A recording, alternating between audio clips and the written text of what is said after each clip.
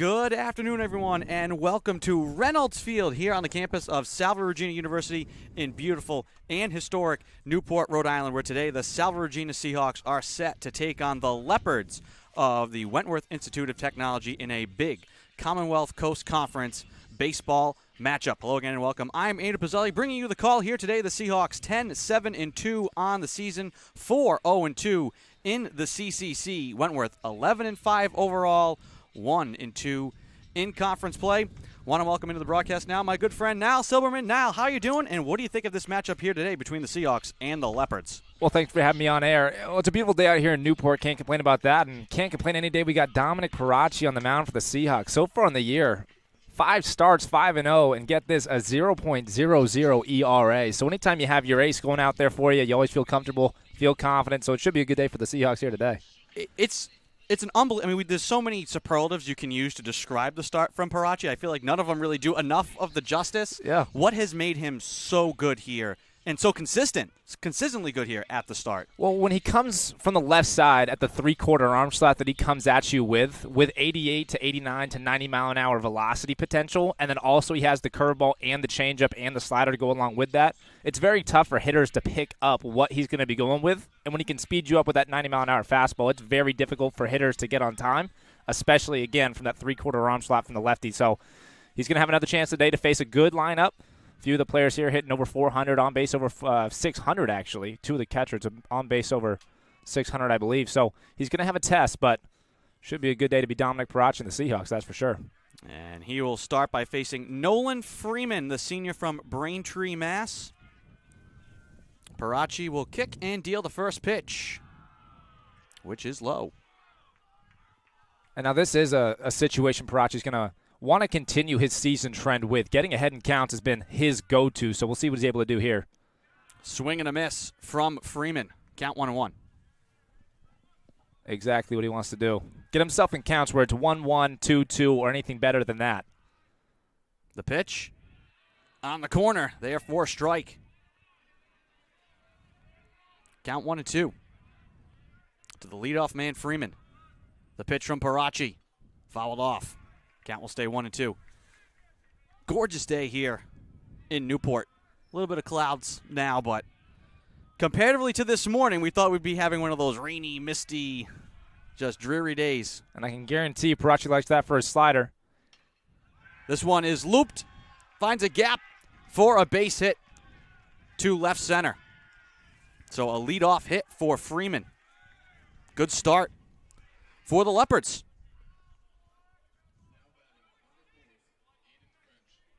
Aiden French now, the second baseman, with one on, and none away. That's certainly something to pay attention to. That was the slider hit for a single into left center field. So Perachi normally basically unhittable with that slider this year. So. And now a bunt laid down by French. Perachi gathers, fires to first for one, but that advances the runner.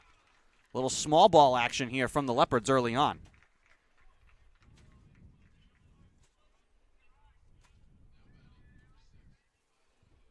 Against a pitcher like Perachi, that's always a good idea. Get guys in scoring position. Now you got two chances where a base hit scores them. Not a lot of base hits are going to be given today by Perachi, so early and often they're looking to take the lead. One down for the shortstop, O'Neill.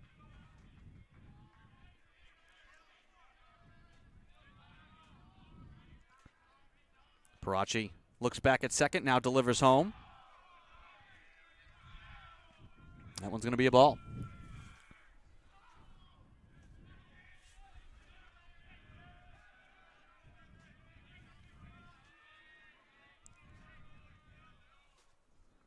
Down in the dirt, but swung at from O'Neill. Yeah, there's that slider again. Just phenomenal pitch shape to it. The warm weather should be in his favor. Be able to get that grip on the ball that he wants, spin that slider in there. Here's the 1-1 from Perachi.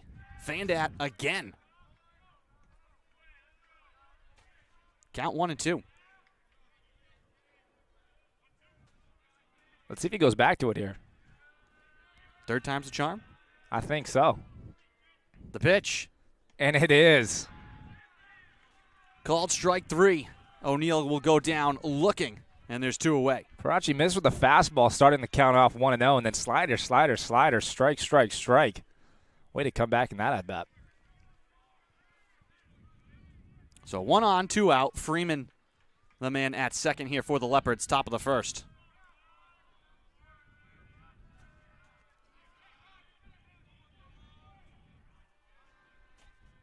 Perachi kicks and deals. Swing and a miss.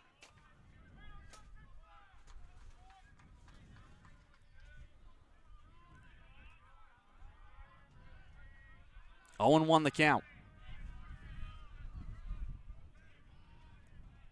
Perachi delivers another swing and a miss.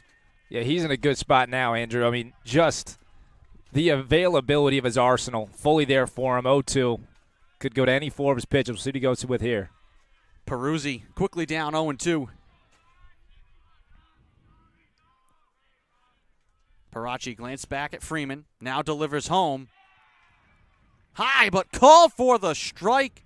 So after giving up the leadoff hit, 1-2-3, Perachi strikes them out. And we will head to the bottom of the first. No score here from Reynolds.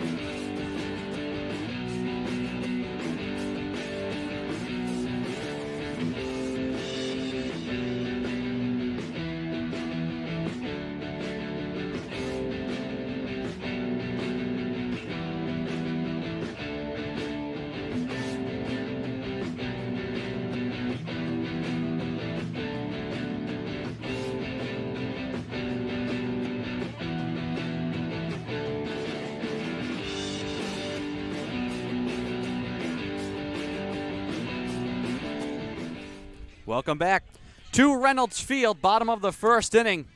No score here between Salve Regina and Wentworth. Andrew Pizzelli alongside Niall Silberman bringing you the call. Michael Breen will lead things off for the Seahawks against Brandon Sullivan, who is 4-1 on the year with 40 strikeouts. Does have a complete game to his record as well. The decision to go here with Breen is a change in the direction from the coaching staff. On-base machine has been what Breen is all year, and they're looking to get guys that aren't going to strike out, get themselves on base, and hopefully get them to second base. Still without an out, Breen does have the ability to steal bases, so interesting decision here. Let's see if it works. 1-1 count.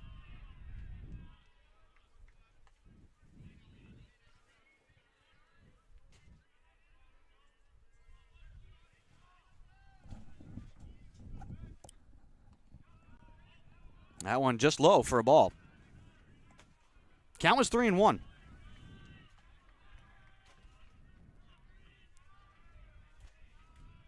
Sullivan delivers high and outside, so a walk for Breen to start things off.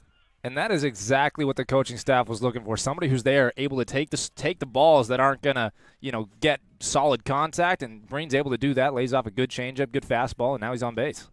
And that will bring up Dylan Ketch, the graduate student from Clinton, Connecticut, who is 2 hits away from tying Zach Smith's all-time hit record.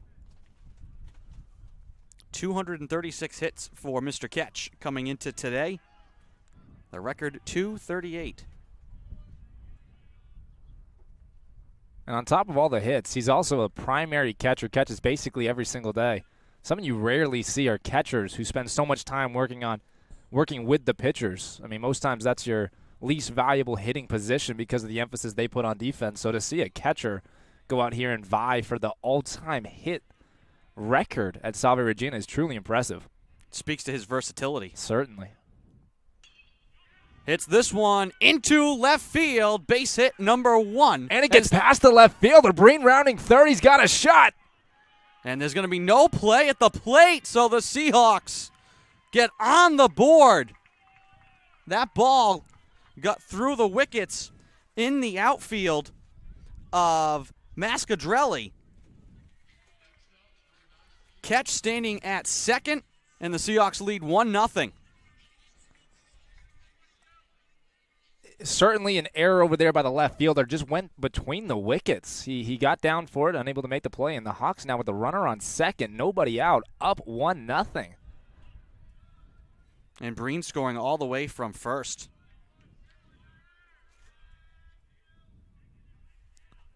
Now this brings up a familiar situation. Tyler Canoe with Dylan Ketch on base in the first inning has been a deadly combination. We'll see what happens here.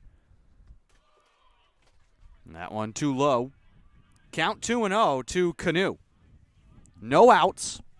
Seahawks already on top 1-0.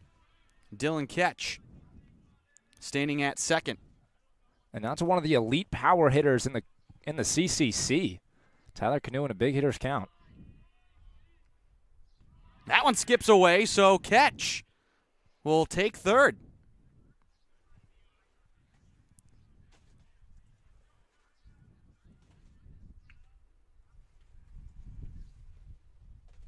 So now Ketch 90 feet away from making it a 2-0 game. And a 3-0 count to Canoe. We'll see if he has the green light here. The pitch. Right down the middle. Good pitch there from Sullivan. 3-1. The wind is blowing out to center field. Canoe will take, and it will be a ball. Good eye there from Canoe. So runners at the corners now for the Seahawks. For Tyler Petrosino, the right fielder. There is something to be said for taking advantage of mistakes, and that is what the Seahawks are doing here today. And now they have runners on first, third, with a runner already having scored, no outs, 2 walks, and an error so far in the first, and the Hawks just taking advantage of it.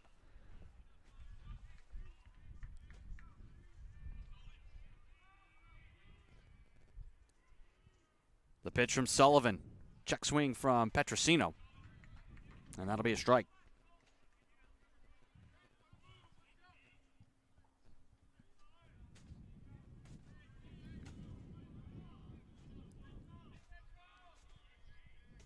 No outs. Runners at the corners.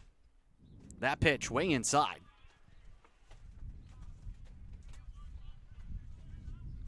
Count 1-1.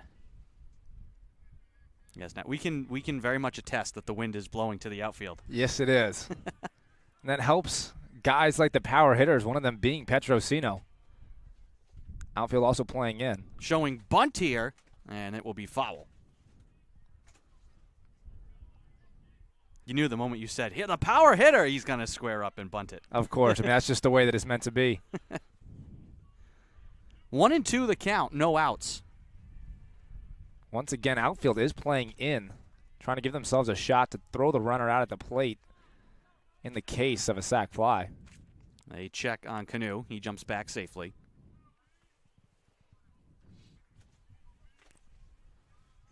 The first true pitcher's count here for Brandon Sullivan today. 1-2. Fouled off.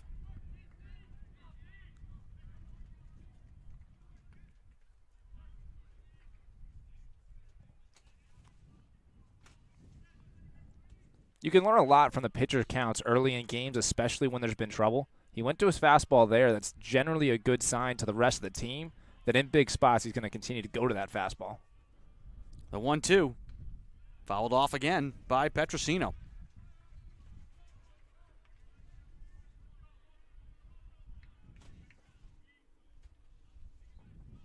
Another fastball there from him.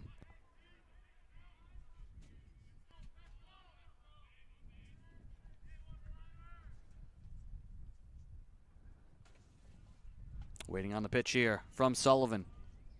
1-2 the count.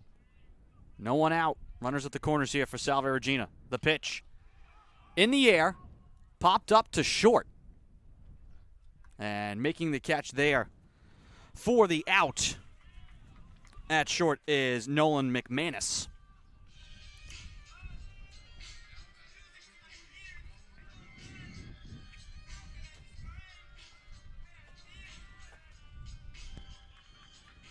Runners have to hold at the corners as that one was not deep enough. And now Will McCarthy playing third base here today. Will bat with one out. And he shows bunt. McCarthy's one of those guys who had an opportunity early in the season to take a job if he played well, and he did exactly that. Wasn't somebody that was starting on opening day, but he took advantage of his opportunities, and now he is the primary third baseman for the Seahawks. Bunts it foul.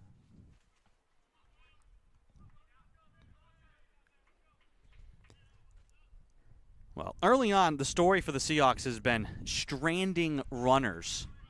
A chance to flip that script here in the first inning. I've already brought home one run, but runners at the corners was no outs, now one out.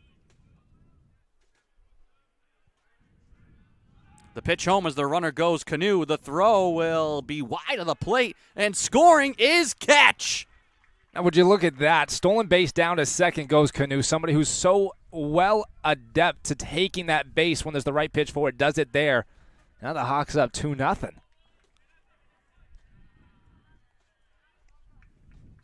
Great piece of base running by one of the smartest base runners on this team. That's just a smart way to manufacture the run, too. Certainly. Send the guy from first. If he decides to throw, Dylan, be ready. Especially when we have situations like we were talking about where, straining those runners has been a bit of a problem so far this season. Manufacturing those runs is such a big deal, and they do it there. 2-1 the count now to McCarthy. With Canoe at second, Seahawks on top, 2-0. Swing and a miss from McCarthy. Count 2-2.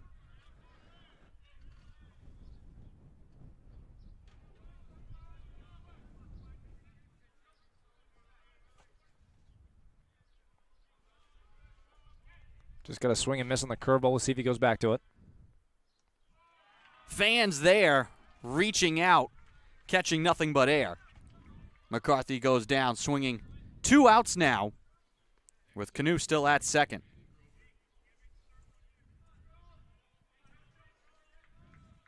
The sophomore captain now steps into the plate, Brandon Grover.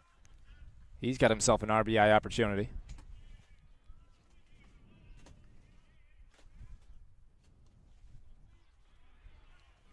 And he will take the first pitch for a strike.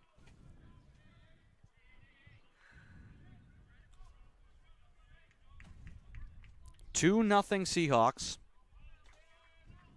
Bottom of the first. Pitch hits Grover. So he will take first.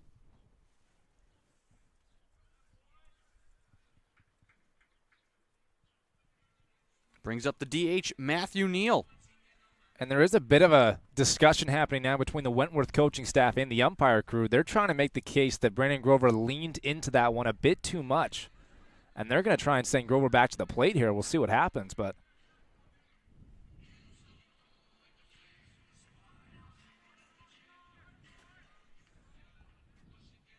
and it appears as if the coach's objections aren't going to account for anything. Grover will stay on first. Steve Studley in his 18th season at the helm of the Leopards. Graduate of Castleton State. Not winning his appeal there with the officiating crew. Very hard to win a he leaned into it battle with an umpire crew. Very difficult. Pitch to Neal is a ball. And this is Matthew Neal's first start of his career.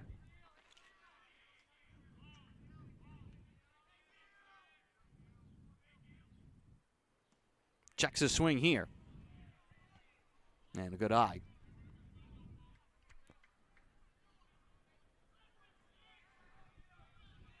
2-0 the count.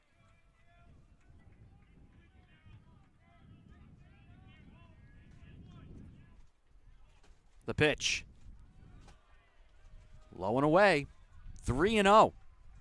Great job by Neal. All these pitches have been close to the zone, and he's able to, as a freshman in his first start, you'd assume that there'd be some jitters, but he's keeping his eye on it. Wanting to get the hit, but for sure. Smart so far. Here's the 3-0. And he'll take a strike there. Grover at first, Canoe at second, 2 outs. Sullivan here trying to limit the damage for the Leopards. That pitch inside, but gets the strike call. Battling back is Sullivan. Count 3-2 now with 2 outs.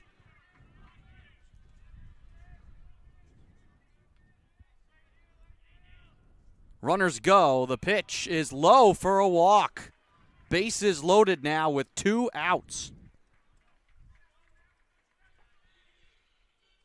That right there earns you the points with the coaching staff, with your teammates. 2 outs, not trying to do too much. Neal stays off of some very close pitches, especially that last changeup there with a 3-2 count. That pitch was starting in the zone, and he had the wherewithal to let that pitch drive and cut down towards the bottom of the plate, lays off, and now there's loaded bases. Coaching staff and all of his teammates must be thrilled to see a freshman in his first start with that type of control. Poise. For sure. Poise and patience. Well, coaching staff out in the infield to chat with Sullivan here. But obviously no action and no players even near the pen for the Leopards, so the expectation here is for Sullivan to go a long way, no matter what. He is the innings leader for Wentworth so far this year.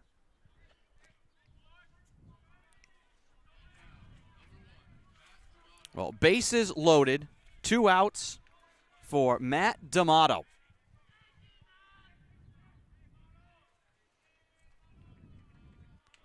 D'Amato, one of the most dangerous batters in this lineup for the Seahawks.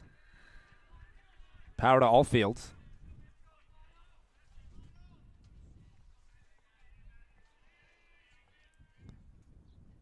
First pitch, D'Amato fans at it. 0-1 the count. Hefty swing from the junior there. If he connected, that ball was going a long way.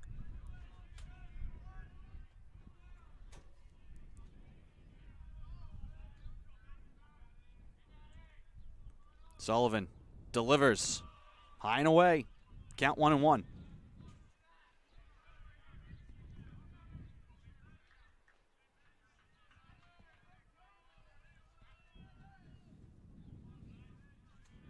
The pitch. Breaking ball. Nice looking pitch, but it can't catch the plate. Count 2-1.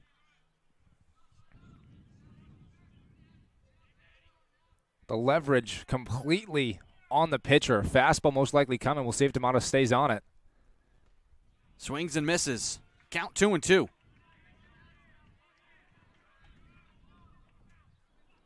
This would be a massive strikeout for the Leopards if Sullivan can get it. Certainly a difference maker in the game, without a doubt. Bases loaded, 2 outs. Sullivan delivers home. Swing and a miss from D'Amato. So a big strikeout for Brandon Sullivan. The Seahawks score 2. They do strand 3 on 1 hit and 1 error. And they'll lead 2-0 as we head to the top of the second here from Reynolds Field.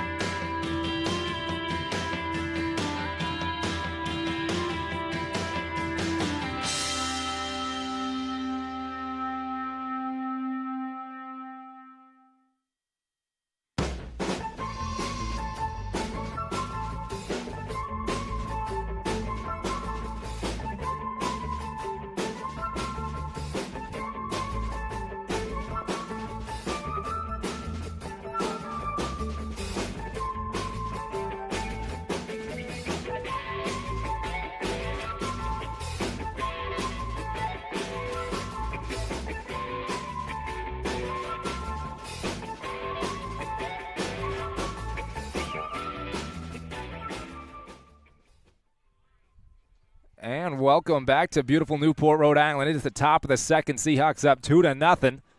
Perachi still on the mound. 2 strikeouts so far in form today. And he starts the first batter off with a foul ball.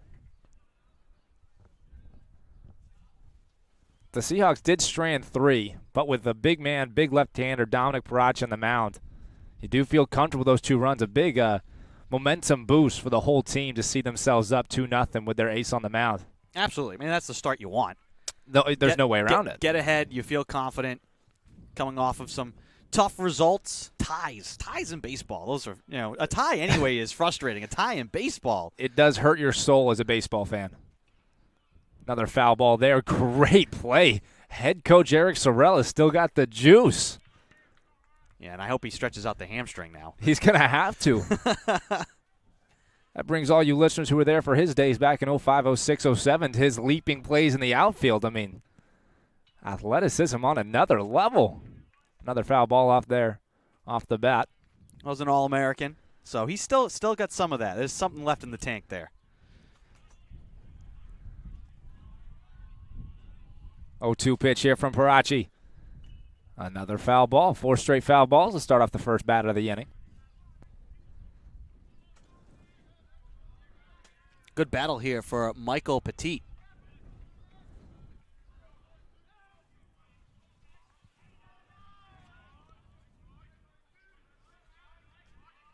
Perachi now with his set. The 0-2 pitch.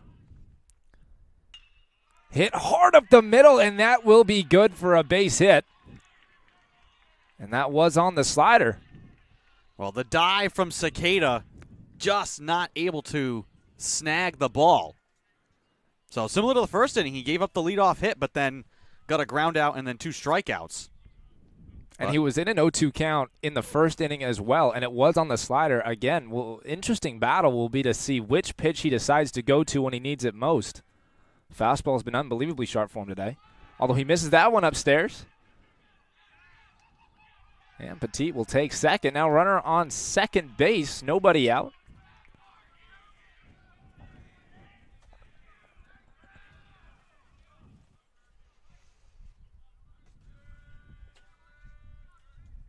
One of the most interesting things in baseball is that a bunt, there's a run matrix that's out there that exists about empirical data. A bunt to get a runner from first to second while sacrificing the first out of the inning isn't worth all that much, but getting a runner from second to third does matter, skimming him out. Looks like they won't try and bunt him across here. Cursed with a big swing. The senior from Boston, New York. Feels wrong to say.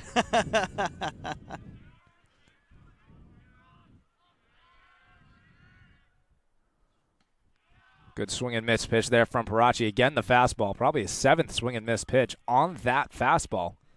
He's now back up in the count 1-2. We'll see what he does here. I mean, his strikeouts generally do come on either outside and away fastballs or the slider, but his slider hasn't been the pitch he'd love to get. And there is the fastball, strike 3. Dominic Perachi, another swing and miss. His 3rd strikeout of the day. That brings up the DH Rice.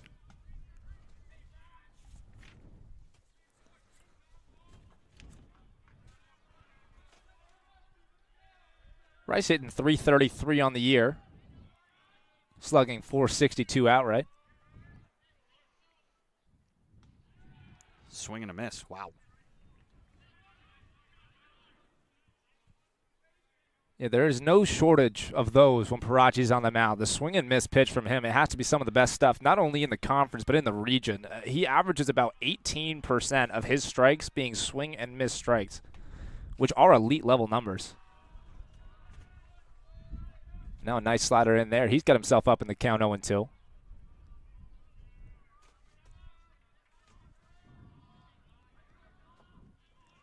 Look for a fastball up in the zone. And it is the fastball up in the zone. Strike 3, another swing and miss. Dominic Perachi now back-to-back strikeouts. And we got 2 outs here. Runner on second base.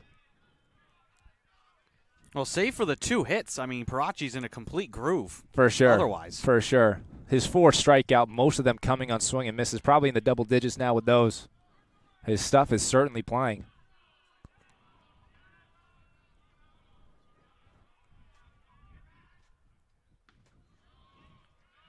Great slider in there, just misses off the outside corner of the plate.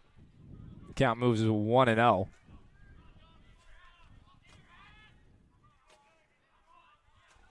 Michael Petit still on second base. They're trying to score him, get themselves back in a one-run game. Strike there from Perachi. Count evens up 1-1.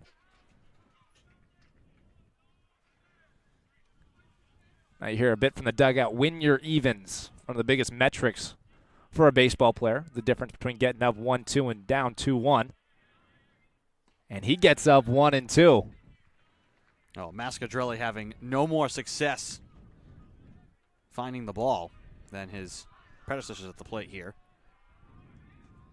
Except for the leadoff man. That's the only guy, it seems, who's been able to find the ball. And he's not able to find it there either. All three strikeouts coming on the swing and miss. What a way to finish the inning. Dominic Perachi strikes out 3 in a row. Strands a runner over at second. We're headed bottom 2. Seahawks still up 2-0.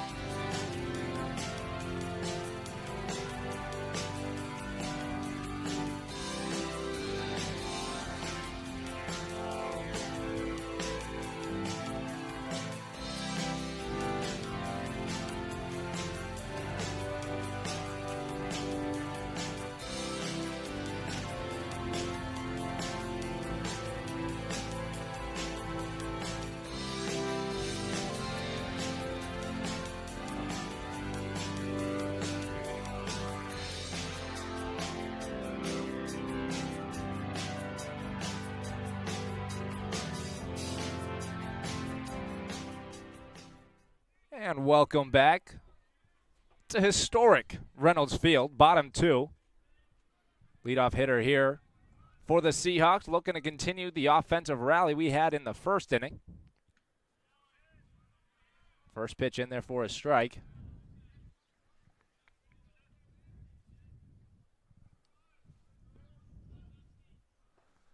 Up the plate now, Dustin Cicada, senior captain for the Seahawks.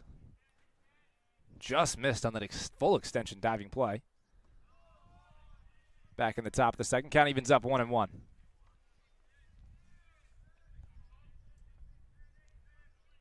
Cicada, another one of those guys that's just part of the lifeblood of this Seahawk team. A captain in every sense of the word. You'll see him in the gym, eating right. Always a character on the field, somebody the team really rallies around, so he's leading it off here for the Seahawks in the second. Another guy you talked about, Dylan Ketch's positional versatility. Ketch starting his career in the outfield. Dustin Cicada's been all over the place. He is. He's a guy that can fill the void. At this point in the season, we have Michael Breen at shortstop, elite-level shortstop. Will McCarthy over at third base, and first base is Tyler Canoe, which opens up that second base role, and Dusty Cicada fills that second base role. If it were third base that were open, it would be him as well, a truly versatile infielder. If it was left field, he could be in left field. He's been all over the place. And that takes repetition and dedication to the game of baseball. He's now down on the count, 1-2. But it takes a lot of time, because if you're playing at second base, you're getting different reads on a ball than you're getting over at third base. So he has to take his reps over at second, and then at third. And then, as you said, he has to go to the outfield, which he does, and take his reads off the fly balls from the machines, from the coaching staff. He's one of the guys that is here from the start of practice for early work and one of the last to leave because he has so much to work on. 1-2 pitch to him. Good take. Curveball down in the zone. Count evens up 2-2. And that's what makes captains. Absolutely. Absolutely. That's what, because captains isn't a role that you are given, not something the coach says you are a captain now. It's something that you earn and the team sees you that way. So, certainly. Hit very hard center field. Center fielder ranges back. He puts his glove up and he makes the catch. McManus had a good read on that. He did. Hit very hard just directly at the center fielder.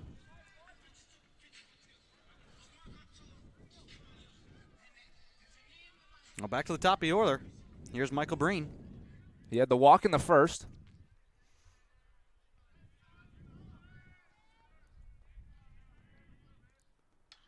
Chop, shortstop. Going to be a play for him. Throws over to first. Good arm, but the ball is missed by the first baseman. And now on first, Michael Breen. Well, Peruzzi just not able to hold on to that one. Looked to be a good throw from short, from O'Neill. Yeah, I mean, you just watched that play. I mean, you watched it all the way until the first baseman had his glove on it, and you thought that's an obvious play. The ball didn't bounce. It just, he didn't happen to catch it. Well, the Hawks have a runner on first, 1 out, and now 1 hit away from tying the school record. Dylan Ketch with a chance here. Curveball inside for a ball. Count moves 1-0. Well, Breen has reached twice now, a walk and an error. For sure. For him. Check over to first. Yeah, don't ask how you got on first base, just how many times you got on first Exactly base. right. And that's a part of Division III baseball. Like, if you're putting they preach, put the ball in play. The fields are a bit choppier. Everything's kind of a little bit different at this level. If you're on first, that is what matters. Put very solid contact in a ball, good runner, forced a very, tough play for the defense, and you can't ask for more than that. Sometimes it works. And always run out. Absolutely. Yeah, he was, off the bat, he probably felt like he's dead to rights, but he's still sprinting over there. Another check. He's still sprinting over to first base as if that ball was hit into the left center field gap and he was chasing for a triple. Another check. That one was very close. Sullivan hopping up on the mound, thinking he had picked off Breen. They're really trying to hold him. Another check to first.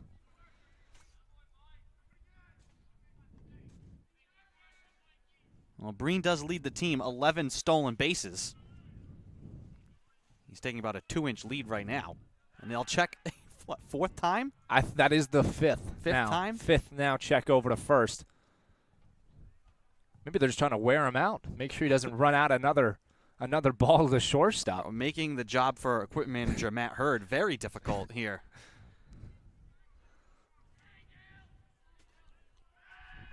Another check. I mean, you tell me, is there a metric? Do we check how many times somebody is checked? I don't know what that record is. But we're approaching the most checks on a runner I have ever seen. Yeah, I've never seen it. That is 6 checks. And now he goes Breen over to second.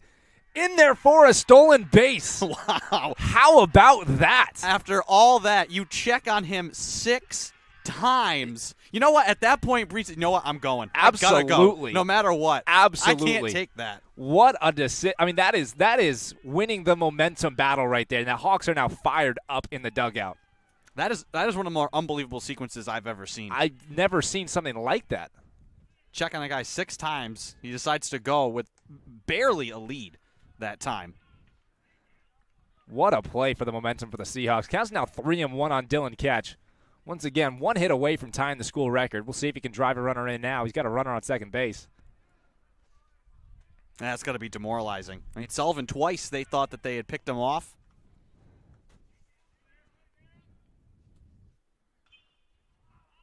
Uh-oh. Dylan Ketch takes a quick walk. Fouled that one off of his own ankle. Appears to be all right.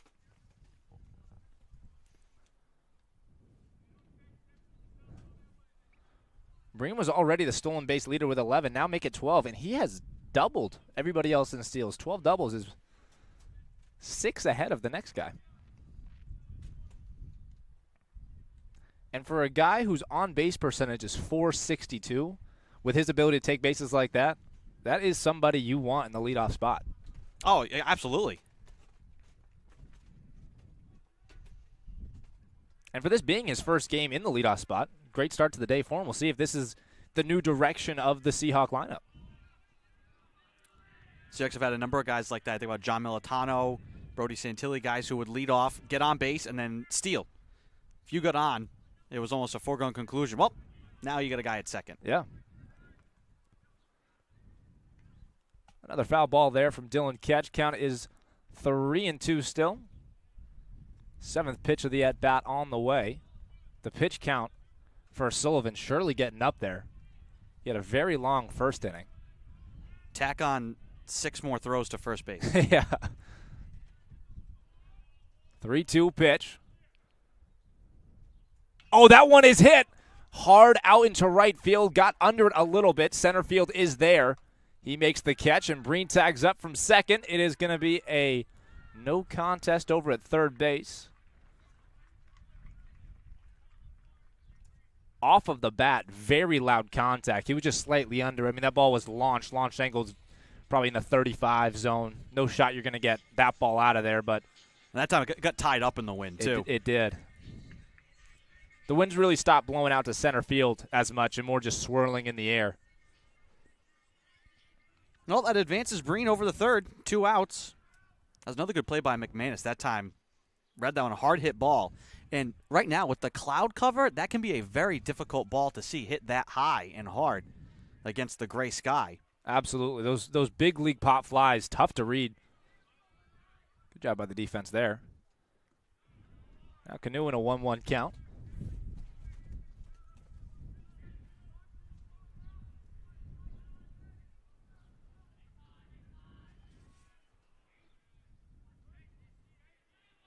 Sullivan takes his set, 1-1 pitch. Hit hard over to third base. Third baseman jumping play, throws first. It is in time. And that'll do it for the Seahawks here in the bottom of the second. Nice play by the third baseman. Leaping to make the catch, throwing to first on a line. Score is still Seahawks 2, Wentworth nothing. Top 3 on the way.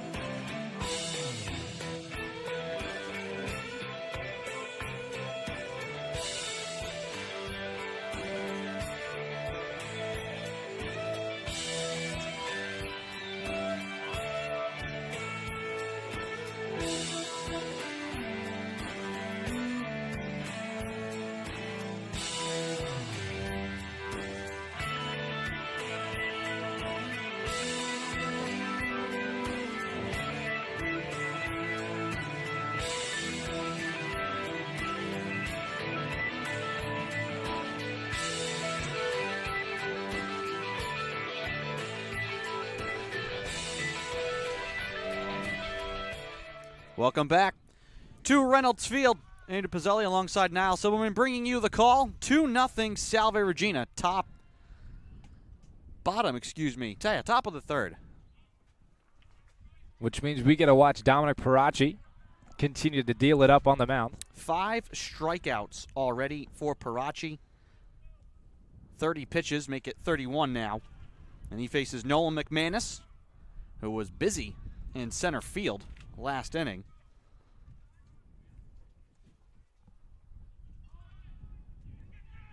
Good bunt. McManus better play Perachi. So McManus trying to go small. Perachi, though, second time he's had to go field the ball and make the play. Good play. Got over the ball, picked it up, span and threw without missing a beat, and beat McManus by a step. And now the right fielder, Freeman. Well, it's the first time the leadoff man has not reached for the Leopards. They'd gotten a base hit to start the first and second, and then Perachi dominated the rest of the inning. That one skips away from Dylan Ketch. Count 2-0 here with 1 out to Freeman. Now that slider, even though it missed, I think that could be a sign of things to come. Great shape to that slider. Big time pitch there from Perachi for a strike.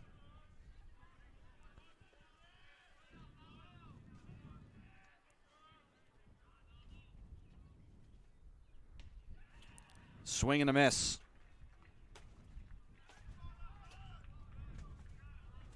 2-2 the count here to Freeman.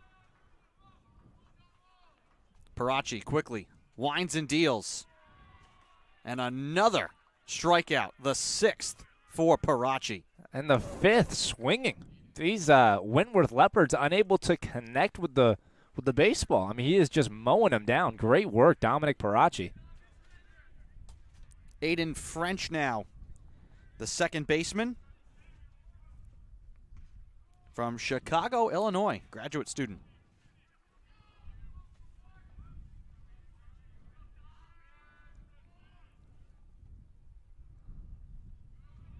That one low and away, skips wide, but no one on, no trouble.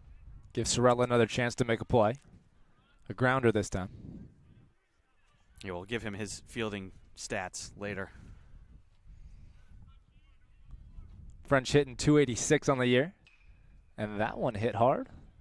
Hard to left field, but drifting back and making the catch for the out. 2 gone. Ends the inning. Don't know where my head is, but Dominic Perachi is in complete control, as are the Seahawks right now. 2-0, we head to the bottom of the 3rd.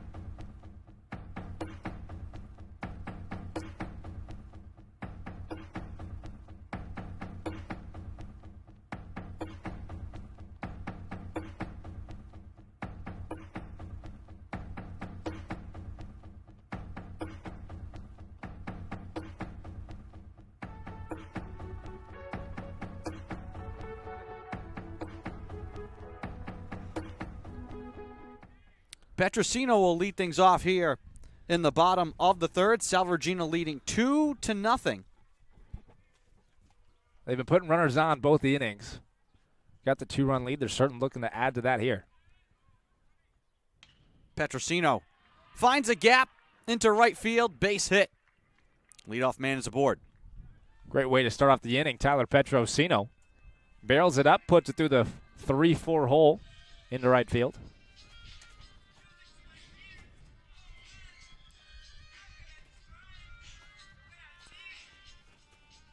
And that brings up Will McCarthy. Ever since he became the starting 3rd baseman for the Seahawks, he's been tearing it up. He's hitting 344 with an outright slugging of 563. Good for an OPS over 1,000, 1.063. Which, if that were a major league number, max contract type number there. Runner goes. The throw is going to bounce high and over the hand of the waiting Aiden French. So a stolen base for Petrosino. And just like that, Will McCarthy in an RBI spot.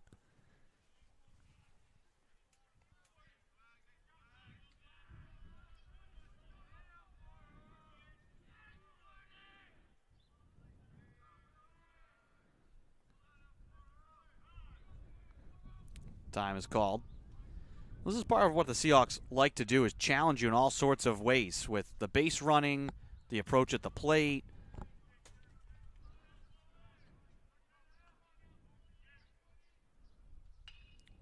hit in the air. That one looped. And it's foul.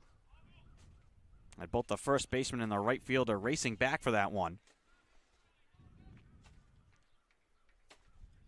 We had the tarp, the tarp out there probably, it's in foul territory. I mean, it's not anything that's affecting the regular field of play, but in foul territory, that definitely made it more difficult for those guys to go make that play. It does. It actually hit the tarp, so even if they had the best possible read on it and they were there for that play, I don't know if they would have been able to make the play. Or it would have been coming at the cost of some pain, that's for sure.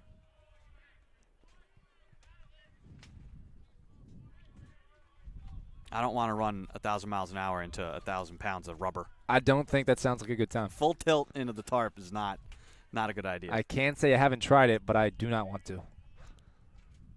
2-2 the count here to McCarthy. And he'll fan low. And they're going to, yes, a strikeout.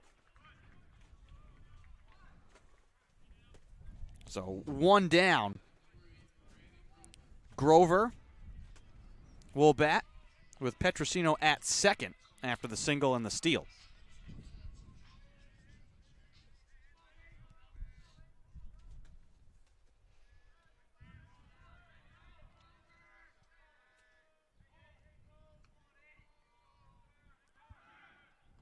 He goes. The throw from home is not in time. So 2 stolen bases for Petrosino, and he has earned his way to third.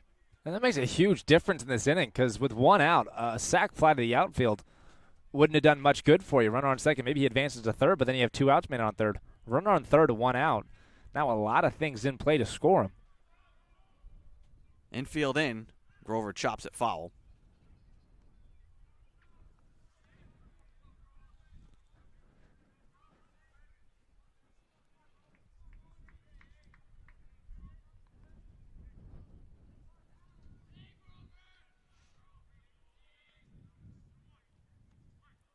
It's one of those instances where you just want to choke up on the bat and just put a ball, just a little blooper.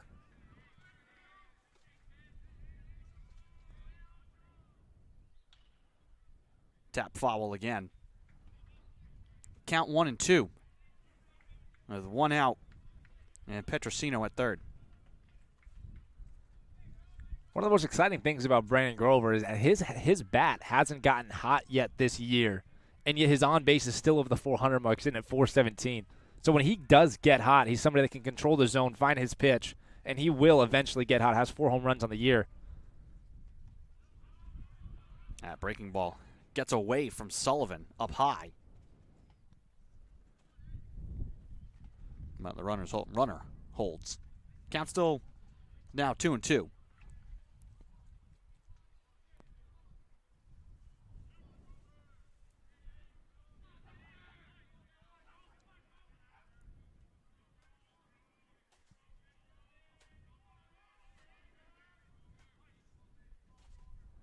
The pitch. Chopped over the head of Sullivan. Bounced to second. The throw to first is in time. But that will bring home Dylan Ketch. And Tyler Petrosino. And the Seahawks lead 3-0. And that is exactly what you're talking about with the little choke up on the bat and get the ball in play, do something productive and score a run. That's exactly what he does there. Chops the ball. Certainly gives Petrosino enough time to get home and score that run. Not trying to do too much. Not trying to send the ball over the wall. Just score the guy from third. Job well done.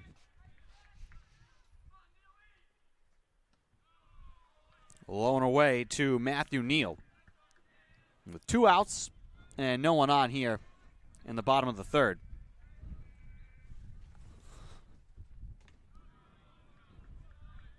Pitch inside. Count 2-0. Matthew Neal is earning his stripes today. Drew the walk back in the first. 2-0 count for him now here. Inside, but getting the strike call this time is Sullivan. Count 2-1.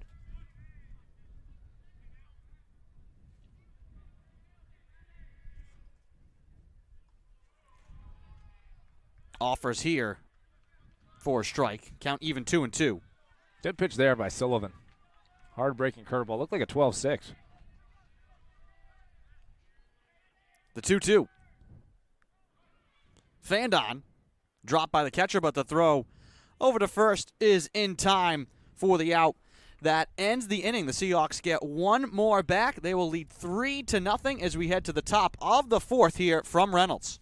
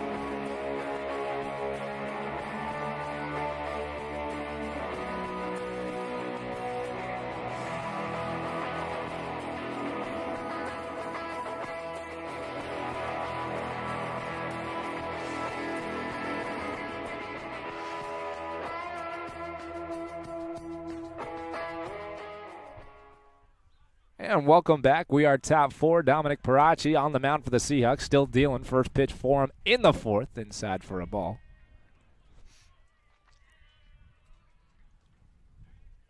Six strikeouts on 41 pitches so far for Perachi. O'Neill already 0 for 1. He throws a slider there. Beautiful pitch. Swing and miss.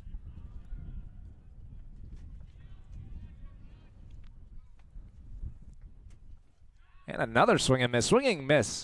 Swing and miss percentage is one of the most important metrics that a pro scout looks at when they determine how good really is this pitcher. Perachi, one of the best in the Northeast. And he gets the strikeout. 1-2, another slider there. That's the second time O'Neill has struck out. I'm sure that list will get longer as the day goes on. But Perachi just so good at being deceptive and throwing pitches that the other team just can't find a barrel, let alone a barrel, just the bat. One out now here, top four.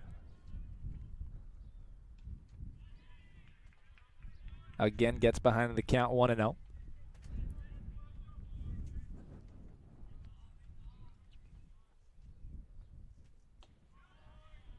But evens himself up. Count moves 1-1 after that fastball in the outside corner.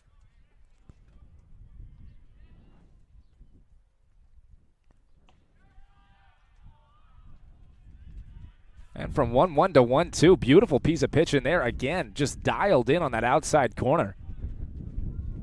Absolutely painting. 1-2 pitch in there for strike three. Another strikeout. Perachi just cruising. Now probably less than 4 minutes into the fourth inning. 2 strikeouts. Both looking this time. For sure. He said, hey, you don't want to swing? Well, guess what? Still going to get you. And this one is swung on, hit right side. Dustin Cicada there. He corrals it, throws to first, and 1-2-3 go the Leopards in the top of the fourth. In a half inning that lasted less than 3 minutes, the Seahawks going to get a bat again. Seahawks up 3-0, bottom four on the way.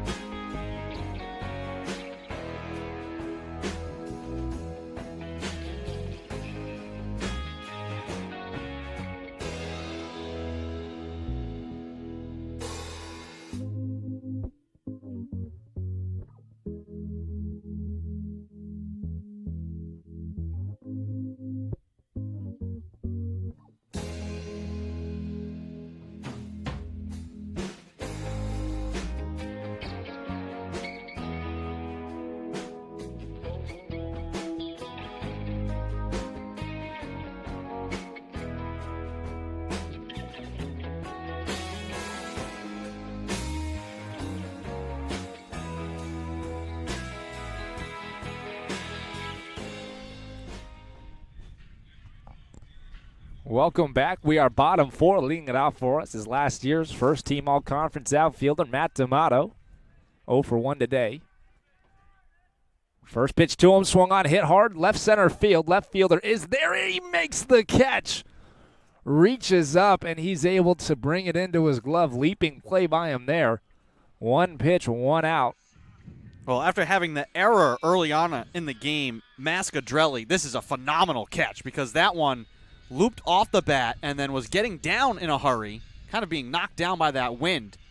He was a little far in on it and then had to reach over behind the head to make that grab. Great play in the outfield. First pitch swinging again. Fouled off the bat of the 9-hitter, Dustin Cicada. If that one got past the left fielder, would have been trouble for sure. D'Amato can run. Would have been up against the wall in left field. Oh, that one up and in. That hits Dustin Cicada on the arm, and he will take first base.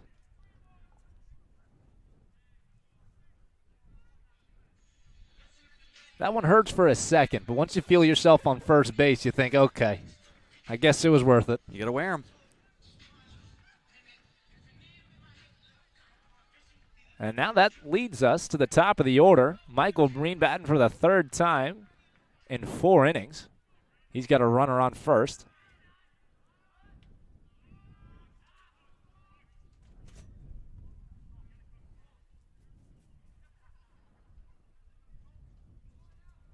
A lot of confusion there. Pitch looked good, called for a ball. Wentworth coaching staff was upset. And then the head coach, Eric Sorella, was telling the umpires that the pitcher has to come set. Strike there. Count evens up 1-1.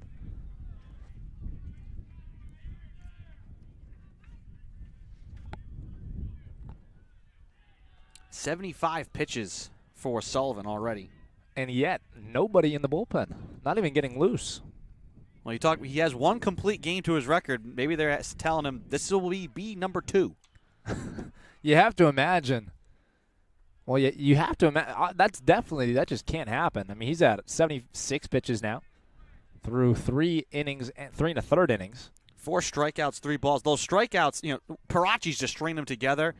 Sullivan's have come in big-time spots. Absolutely. Keeping this a 3-0 game. So it's been timely strikeouts for him, but a lot of pitches. Oh, that one well inside. Almost hits Breen. Bounces away, and that lets Dustin Cicada travel over to second base. So now a runner on second base, just the one out, and a hitter's count for one of the best hitters in that dugout. Michael Breen with a shot to be on base for the 3rd time today in as many at-bats. He's gotten a walk, an error. Maybe it's time for a hit for Breen. I would say so myself. 2-1 count. Sullivan takes a good look over at Cicada at second. And the curveball's inside for a ball. Count moves 3-1. Catcher will come out to talk to Sullivan. Justin Kirst wanting a word.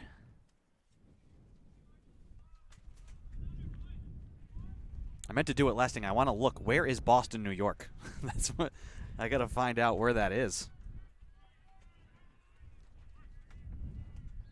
I don't even know how to make sense of that. I mean, it actually feels like it shouldn't be a thing. Like they should just have to change the name.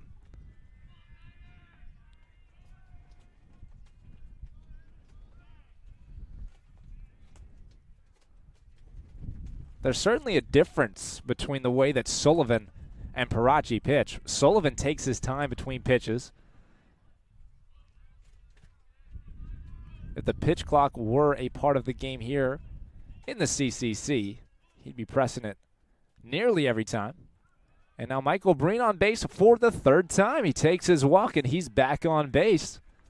Tough to keep that man off the bases. Oh, Boston, New York is up near Buffalo, Erie County.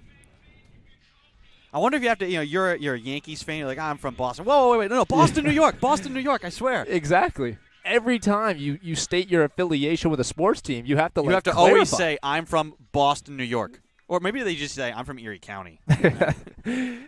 Ease of process. Well, now Dylan Ketch back up to the plate once again. He is one hit away from tying the school record for base hits with a large amount of alumni here today. I'll have to check and see. I wonder if Zach Smith is in attendance to see his record broken.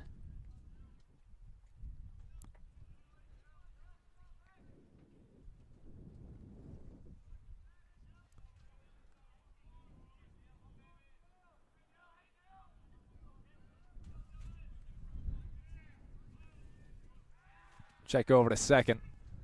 With a record like this, Zach Smith certainly wouldn't have expected to have his record broken so soon.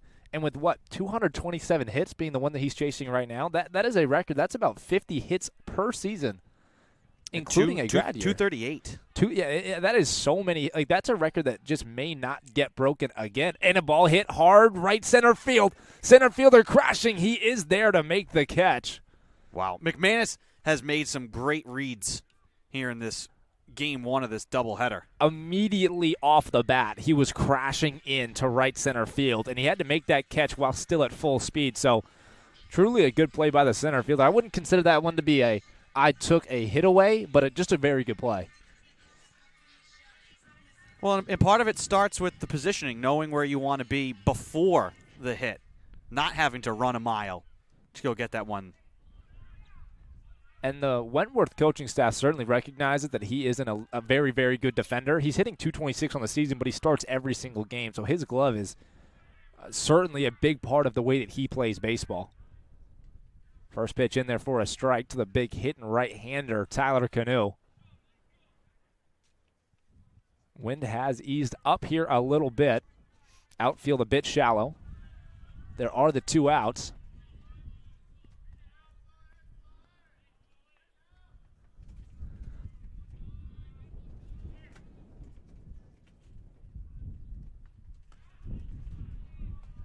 That one off the plate away. A professional zone from the umpire today. Very good zone. These pitches are very, very close, and he has a good distinction of a ball and a strike because it's very, very close.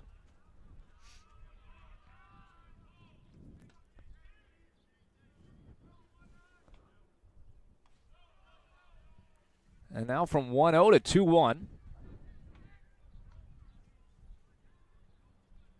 Canoe now in her hitter's count.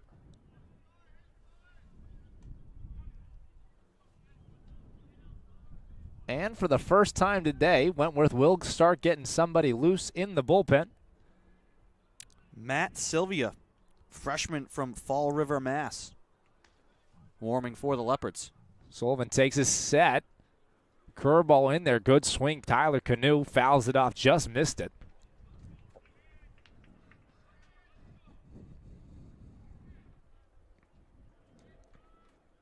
Anytime that you foul the ball off and it goes directly backwards into the net, that just means that you barely missed it. So he's on it here. 2-2 count for him. We'll see if Sullivan goes back to the curveball, what may very well be his last at-bat of the day. That fastball's outside. Count's now full. 3 balls, 2 strikes, 2 outs in a 3-0 game with the 3-hitter. Tyler Canoe at the plate. Sullivan again calls time. Buying a little extra time. He's approaching 90 pitches now. 90 pitches through 3 2/3 is a lot of wear and tear on that arm. 90 pitches through 9 is very different than 90 pitches through 4.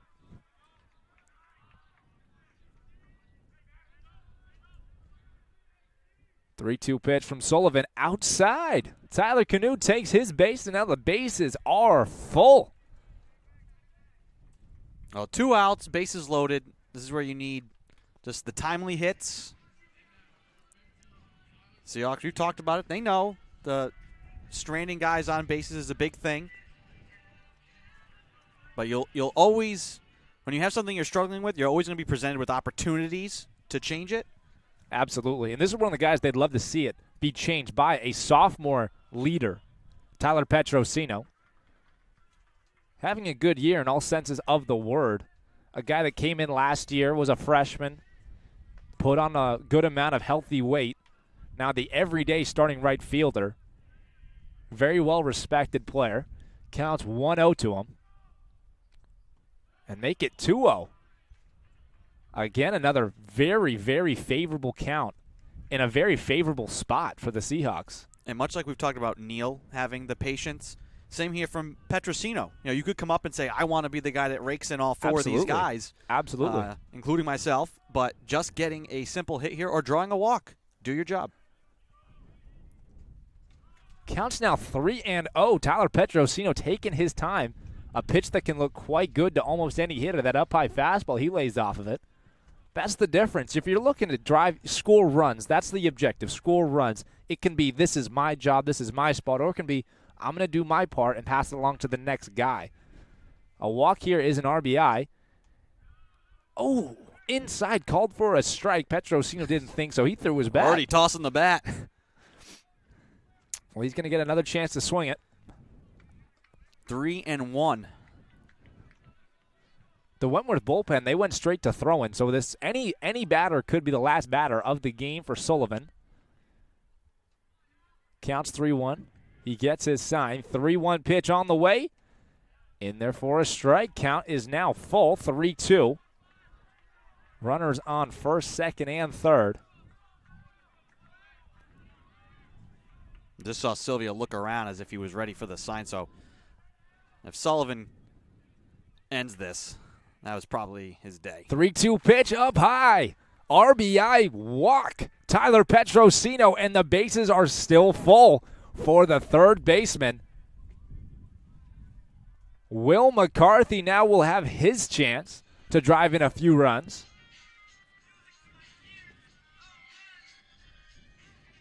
Now leaving Sullivan in. 4-0.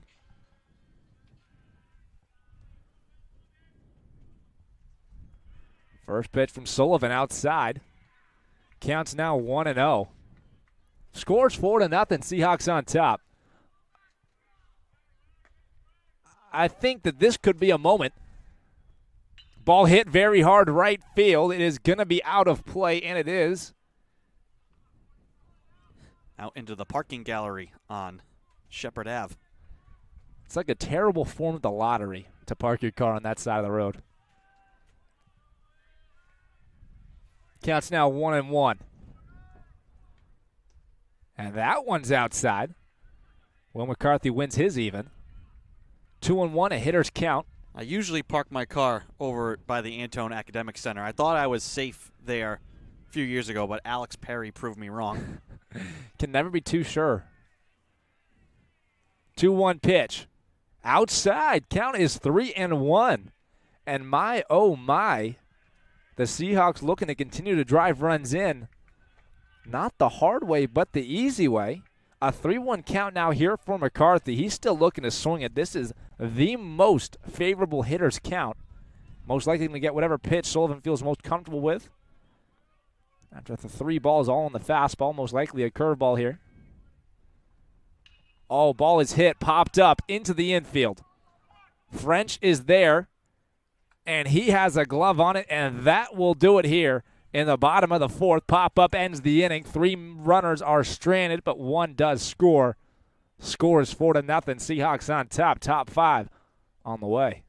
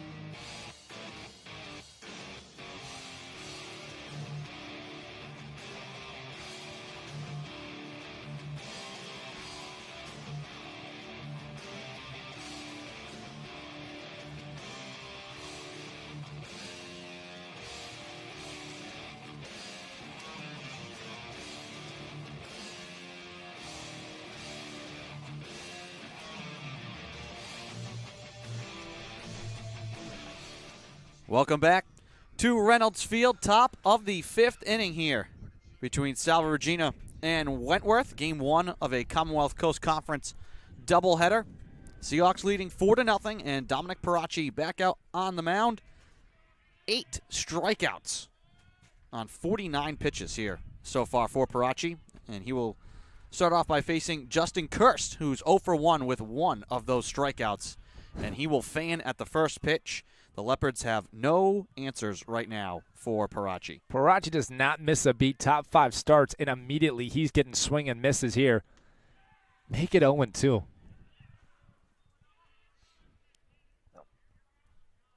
Now, the last half inning for Perachi, about 3 minutes. It felt like it ended as soon as it started. It did. Well, he had an immaculate inning to start off the Seahawks season. That pretty much set the tone. You said, wow, I mean, that's an unbelievable standard. You've set the bar so high. I mean, it's going to be tough to replicate that, except he has. Yeah. Not to an immaculate inning sense, but an incredible start. Yeah, historic start for Perachi. How about an immaculate month? 5-0, 53 strikeouts compared with only 10 walks. Hasn't allowed a run. Has been 3-time Conference Pitcher of the Week. Last I checked, that's pretty good. That's pretty good. Already garnering national attention as well. This one's hit in the air, but loop foul out over Shepherd Ave. Bounced off a roof. Count is 2-2 now to Kirst, the catcher. This one chopped to third. On a bounce, McCarthy will stab it. He'll throw long to first. What a play! Reaching down his canoe, and he makes the grab for the out. Oh, my goodness. Ball bounced twice. As soon as it hit the glove of McCarthy, his hand was there, made the transfer through to first on a line, beat him by a quarter of a step. Wow. Well, it's nice if you're Perachi when the ball is put in play, you have defense like that. Yeah. Come on now. Last home game, McCarthy had 2 outstanding defensive plays. Continues his great defensive start to the season. Here's the DH, Matt Rice. He's 0 for 1 with a strikeout as well. I think we're going to start saying that for about the entire Leopards lineup, unfortunately. 0-2 the count.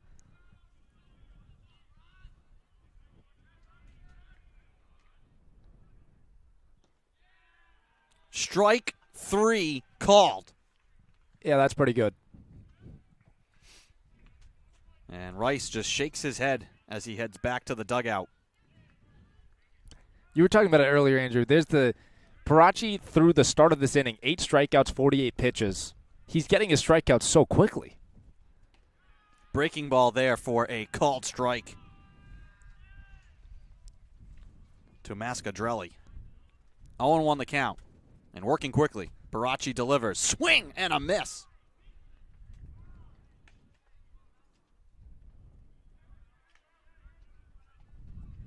Oh, and 2 the count.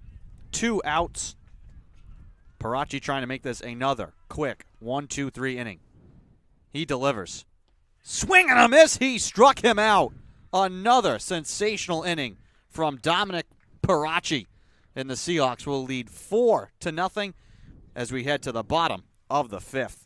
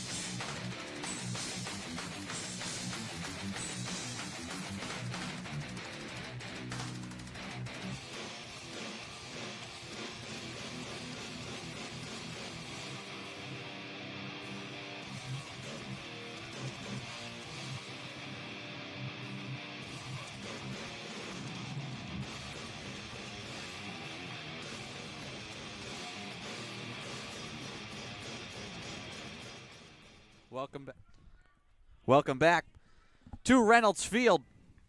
Bottom of the fifth. Kind of surprisingly, Sullivan still on the mound for the Leopards. Maybe giving him a chance just to see how much farther he can go here. Try and get through the fifth if they can. Yeah, maybe the idea is to learn more about their, inning leader. How can you face adversity, battle for us? Yeah, just over 100 pitches now for Sullivan with 4 strikeouts, 6 walks. Grover 0 for 1 in the game so far. The batter here for the Seahawks who takes a strike. And for the pitcher in the bullpen, it's kind of an odd situation because as soon as he came out, he started throwing hot. And now he's been hot throwing for 2 innings. Oh. This one in the air, fly ball. McManus, though, calling for it at center. And then coming in from left field to call that off and make the grab is Nolan Freeman.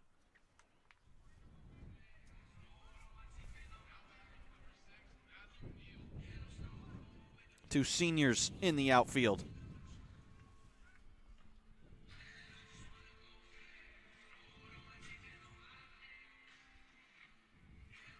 Matthew Neal back in the box trying to get his first hit of his career. He does have his first walk and RBI under his belt.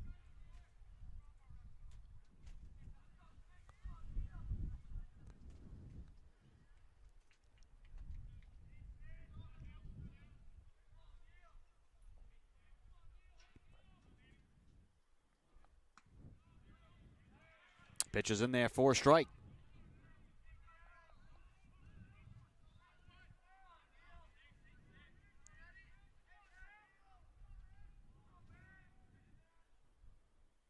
That one is outside. Count 2-1 with 1 out. You're in the bottom of the fifth.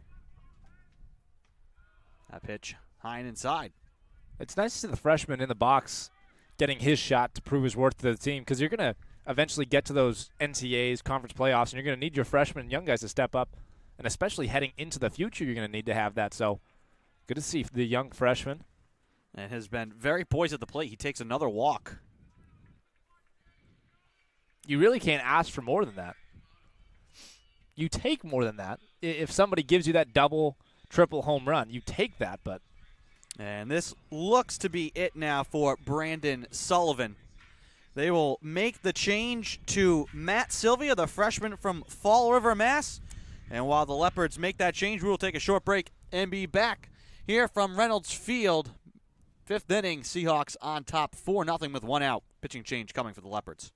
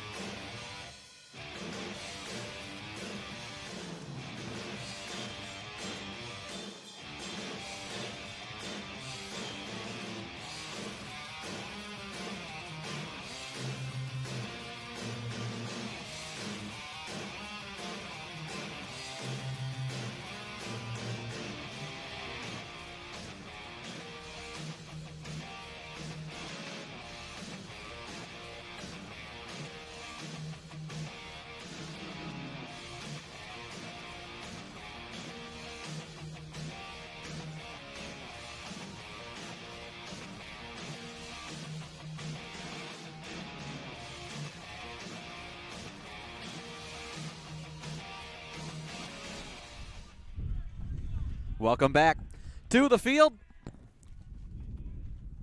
Matt Sylvia. D'Amato lays down a bunt. Called out over first. Well, that's an easy way for the inning to start for Sylvia on the mound here for the Leopards. 0-1 in 3 appearances. 6.48 ERA. The slugging numbers against Sylvia must be high. He's only allowing hitters to hit 241 against him, which is a pretty good number. But there it is. He does have the 2 home runs against him.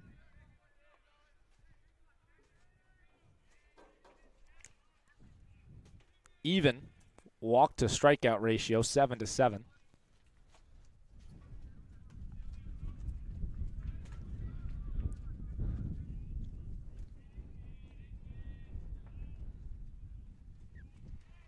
Pitch to Cicada. In the air. This one, again, drifting into foul territory. And no play to be made from the first baseman, Perachi. Again, down there near that car alley. 1-1 the count with 2 outs.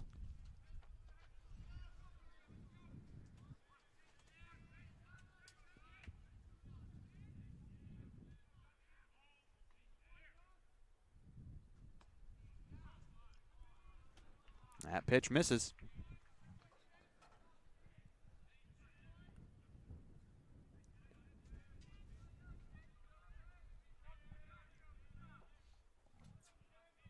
Two and one the count, 2 outs. Bottom of the 5th. Seahawks trying to add to their lead. That one is outside. 3-1 now for Sylvia.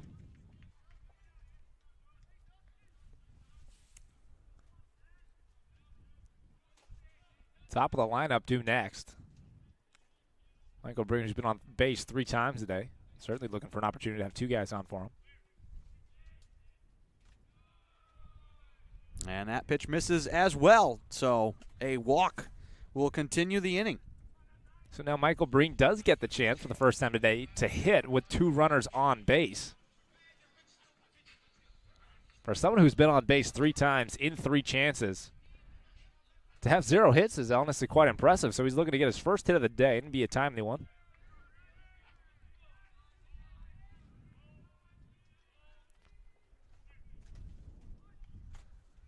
That one bunted again, fielded by Sylvia. He slings it over to first, and it's not going to be in time.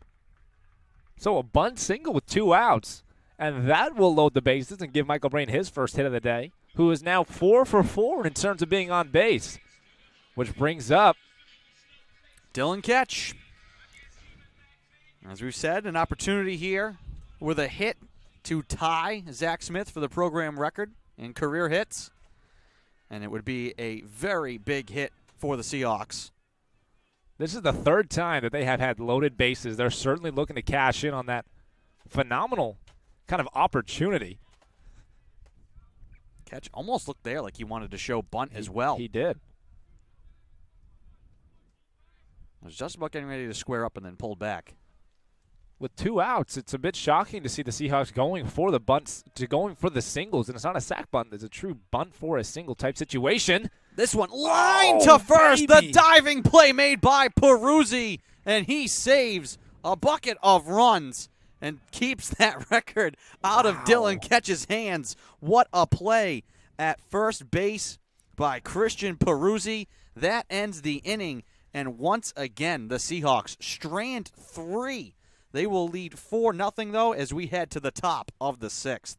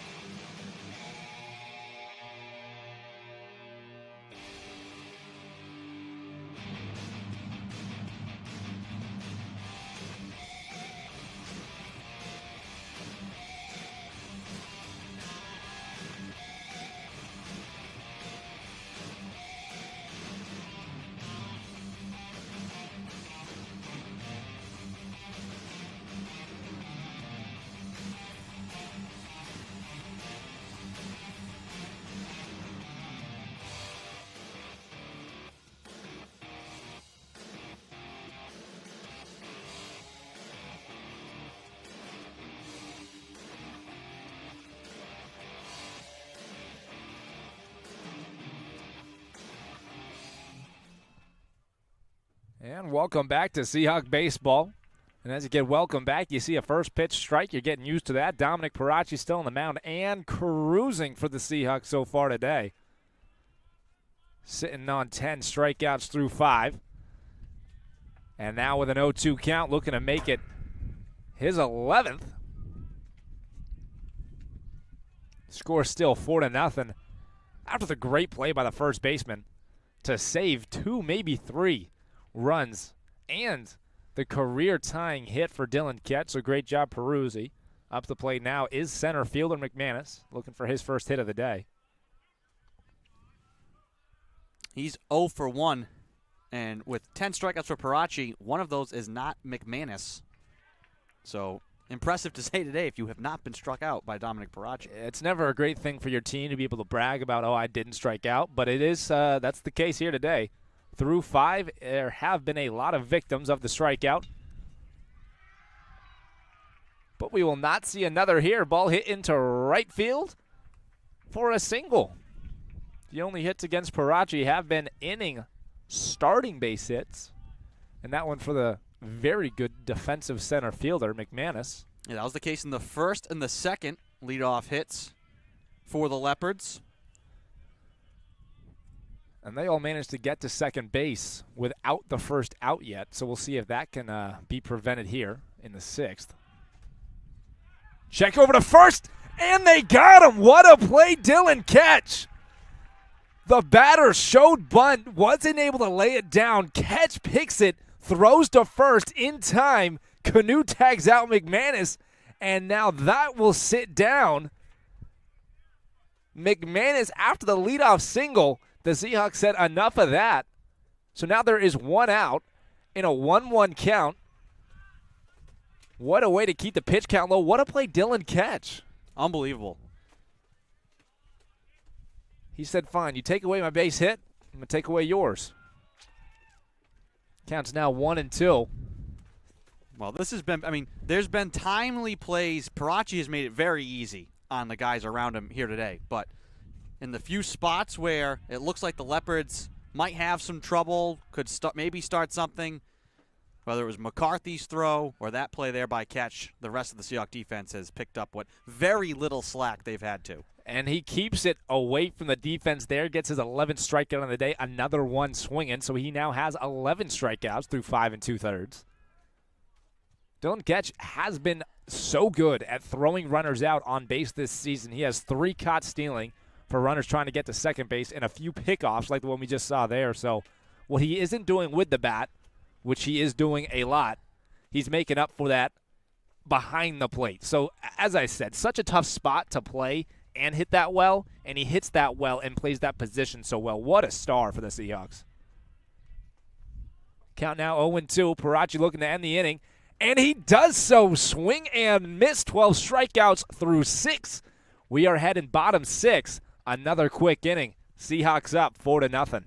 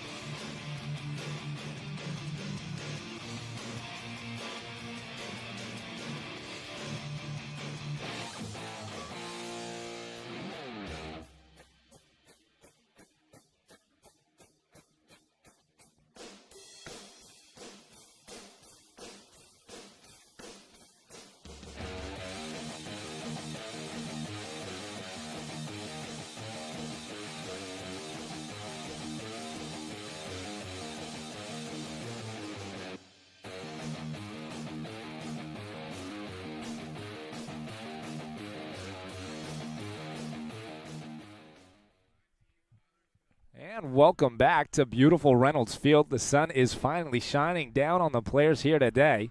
Leading it off for the Seahawks is the first baseman, Tyler Canoe. First pitch to him outside. Up in the zone and away, so he's up in the count 1-0.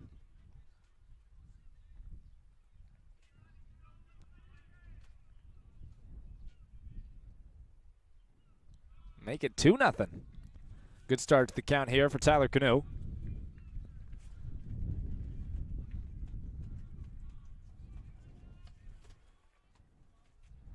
Sylvia been efficient in his day so far. Finally gets his first strike of the inning. Count moves 2-1. Still a hitter's count for Canoe. He's looking to do some damage, looking for his first base hit of the day.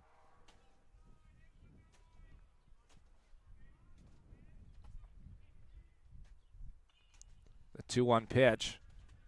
Swung on, fouled back. Count evens up at 2 balls and 2 strikes. We'll see what Sylvia goes with here. He has shown off his slider quite a bit. Although leaving the slider up to a power hitter like Canoe could be dangerous. The one picked up back to center field, just a touch.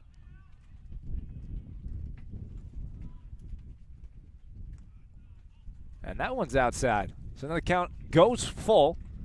3-2 as the ball gets past the pitcher.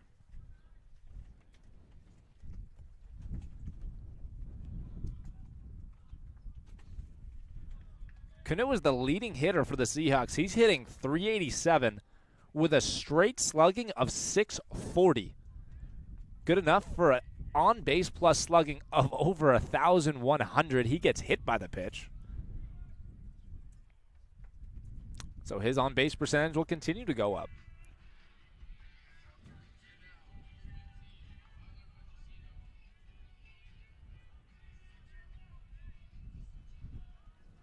That brings up today's right fielder, Tyler Petrosino. He does have a hit today. He has reached a couple of times. First pitch in there for a strike from Sylvia. Count moves 0-1.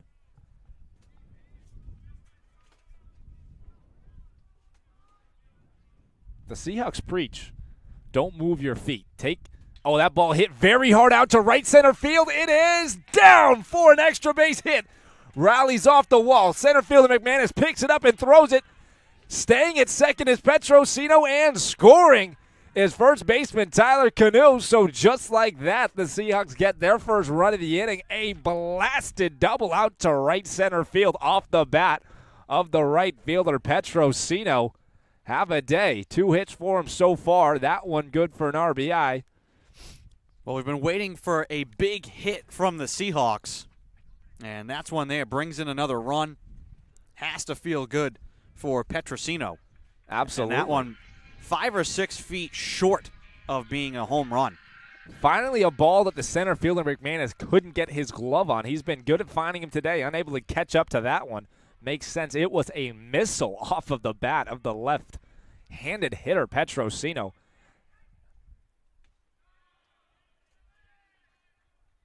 And that brings up what appears to be a pinch hitter. Ryan Gratial, the pinch hitter.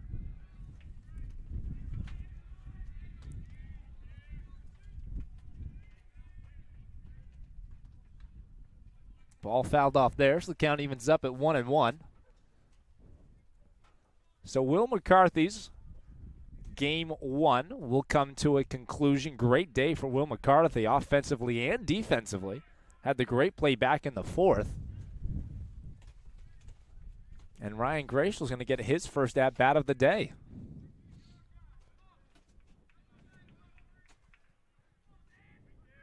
He drew a walk in his last at-bat. He's seeing the ball well, knows his zone. Another one just missed. Foul ball. Count moves 1-2.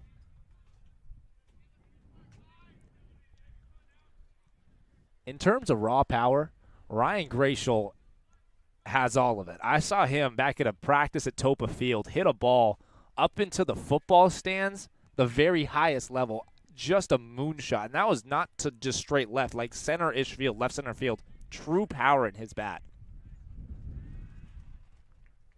Well, he'd have the wind helping him here now, too, as well. Hits are contagious. Petrosino sets it up. Count is 1-2. Make it 2-2.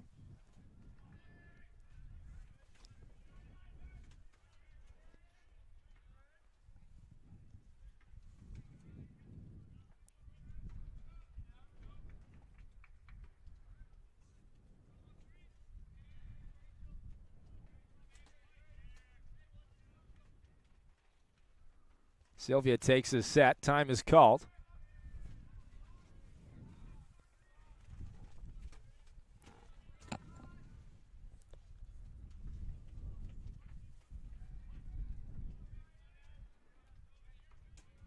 Rachel steps back in the box. Sylvia takes his set. 2-2 pitch on the way. And it is outside for a ball, so that will take the count full.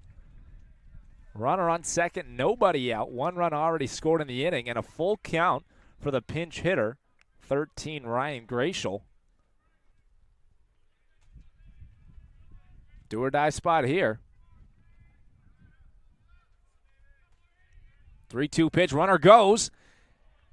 And Petrosino will take third base without a throw, and Ryan Gratial will earn the walk. So that makes back-to-back at-bats for Ryan Gratial, and in a walk. And he will get pinch ran for.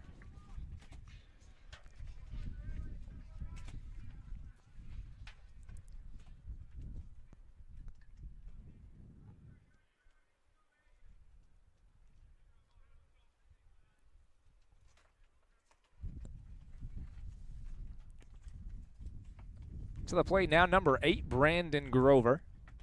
Looks to be Declan O'Hara out at first. Pinch running.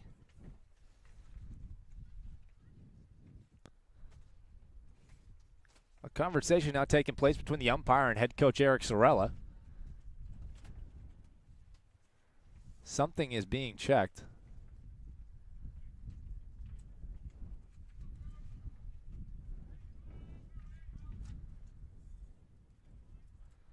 Declan O'Hara, only with a few at-bats so far this season, but his average is .500 in the few at-bats that he has had this year.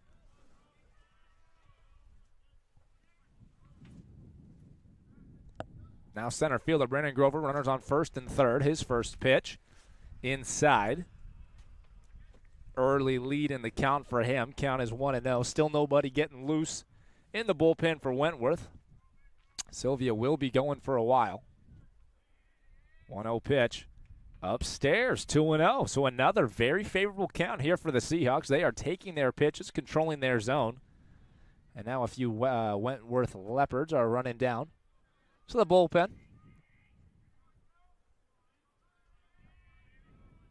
A lot of ways to score the runner from third here.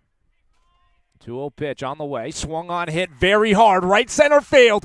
Get going, ball. It is out of here. 3-run home run off the bat of center fielder Brandon Grover. That one kept going. What a shot. What a time for it. The game has now been blown open. The score 8-0 from number 8, Brandon Grover. Moonshot. Well, you talk about hits being contagious and the Seahawks wanting those timely hits with runners in scoring position and runners on base. Petrosino gets the big, loud double, and then a ball hit to the same spot but about 15 feet further from Brandon Grover. Yeah, what a piece of hitting. The lefties really stepping up for the Seahawks here. First it was Petrosino, then it was the walk from Gratial, then the home run. So my, oh my, has this been an eventful inning here for the Seahawks. Wow. Loud contact, ball kept going. Brandon Grover. Now this one hit into right center field. Down for a single. And folks, historic moment, first hit of his collegiate career. Matthew Neal, congratulations. He follows up the home run, double, and walk with a beautiful piece of hit into right center field. He's now been on base 3 times today.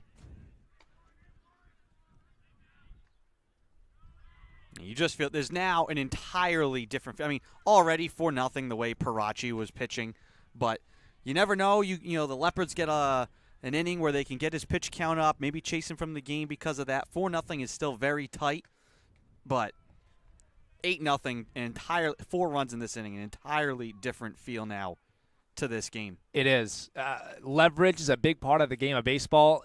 In a 4-run game, you can get that back in an inning. Like that's an inning that you can have. That's like a reasonable inning that could happen. You get a few guys on base, hit a nice home run, something like that. Game's tied. 8 runs is as you're saying, completely different feel to the game.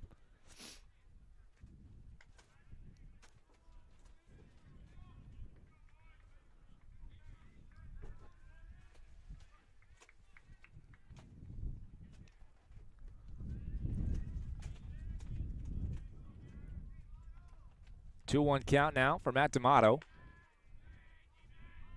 Time is called.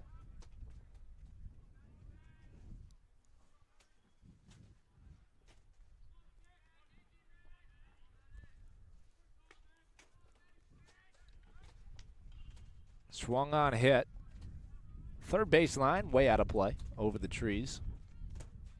Onto the grounds of Chateau Sommer. I wonder if there's a view from their house. Would have been a good time to watch some baseball. There's not many places you could go play baseball in the shadow of Gilded Age mansions. That is a rare place to play baseball. That's fair to say. Yes.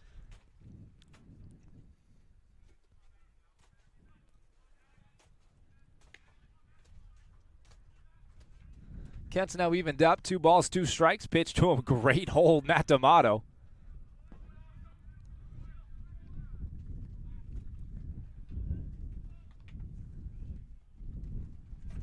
That was an athletic take. All of his lower body went after that ball, but he was able to keep his hands back, not swing at it. Count's now full. 3 balls, 2 strikes. Runner on second. Matt Neal got to second. Swung on, hit right field. It is. Oh, it's caught. Nice play right field. That's a great read by Freeman. Shoestring catch from him. That one was on a rope.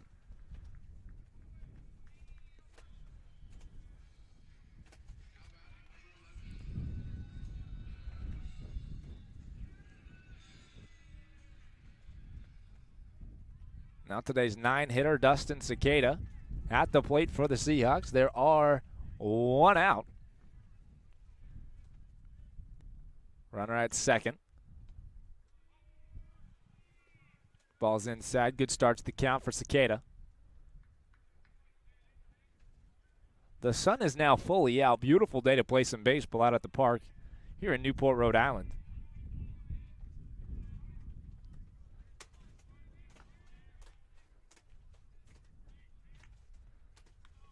Sylvia misses with that one up and away. Count moves 2-0. The bullpen has gone from getting loose to getting hot, it appears.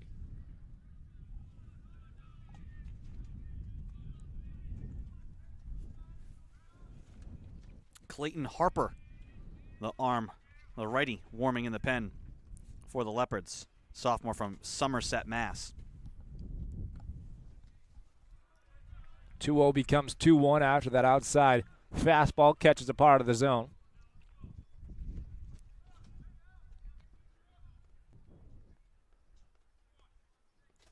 Cicada, as well as all of the Seahawks today, have been practicing patience at the plate, getting themselves into good counts. He's now on a 2-1 count. Good spot for a hitter.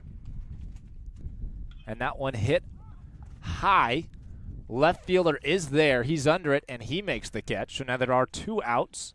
Top of the order, Michael Breen now steps up to the plate. He's been on base all 4 times today.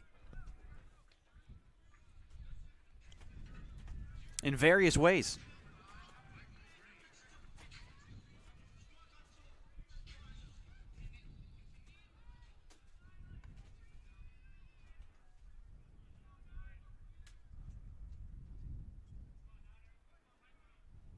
I'm going through it in my head. It's almost like the cycle of ways to get on base. He has reached on error, forced a walk, gotten a base hit. A hit by pitch is really the only other way. Won't happen here. Ball hit left field. Left fielder is under it, and he reaches up to make the catch. So that will do it for the Seahawks here in the bottom of the sixth, but an eventful sixth that was. The double by Petrosino, and then the 3-run shot by the center fielder, Brandon Grover, makes it 8-0. Top of the seventh on the way.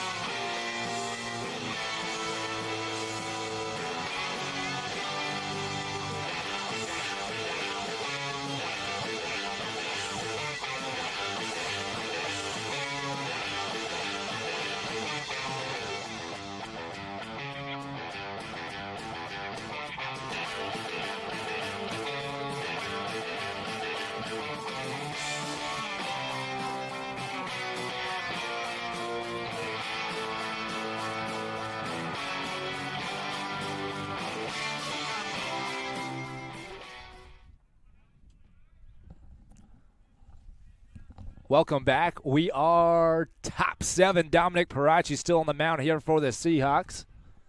Down on the count 1-0. And for the, what feels like the first time in the game, he is now down 2-0. A great thing to say when you're in the 7th inning. He fixes that, gets a strike, foul ball, right field.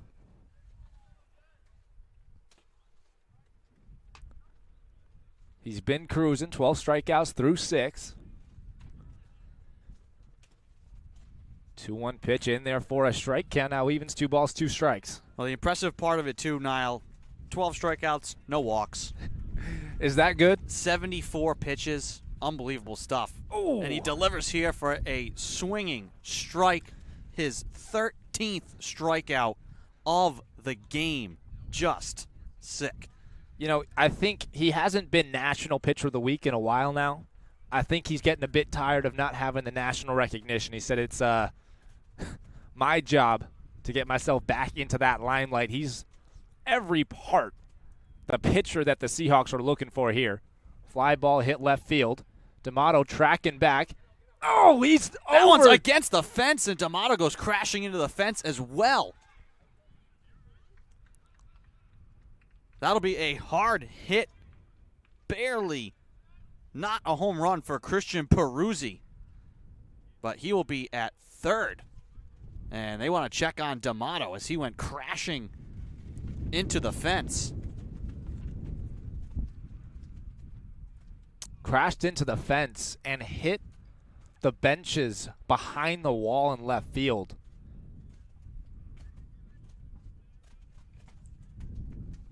Gave everything that he had to try and give that ball a chance. Flipped over the fence and hit the benches back there. It appears to be his chest that got hurt. He's going to stay in the game, shake it off. Best opportunity now for the Leopards to try and get on the board, with Peruzzi at third.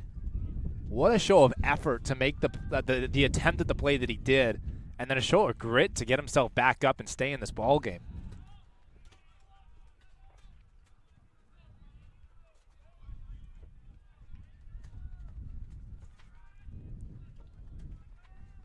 Counts now 0-2. Strike 3, swinging. Fastball up in the zone, 14th strikeout of the day. Much needed strikeout there.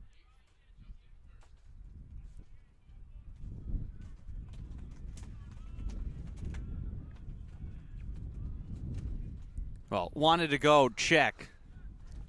22 strikeouts is the most in a game for Salve Regina. Scott Alexander versus Anna Maria back on April 3rd, 2001. So Perachi some work to do, but 14 Ks so far. Yeah, I mean, if you talk about a record, that was before Perachi was born. 2001, that is a long-standing record. That is true. Most strikeouts looking in a game is 9, held by Pat Maybach.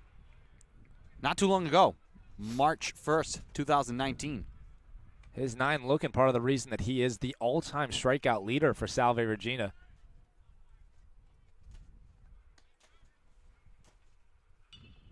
This one hit in the air, but foul.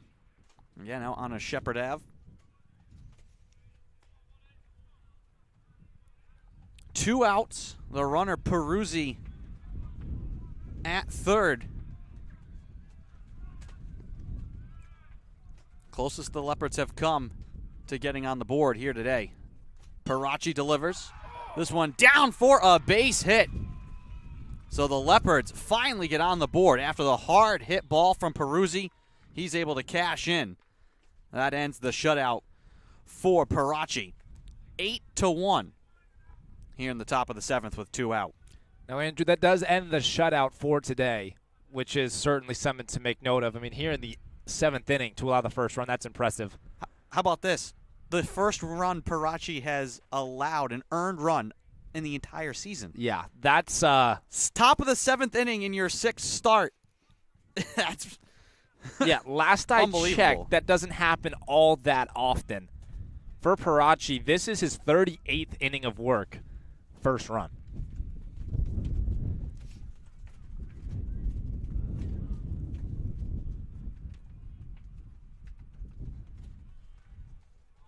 And in a way, you say it's a matter of time. I mean, it's kind of sick to go 5 games without an earned run, which was no fluke.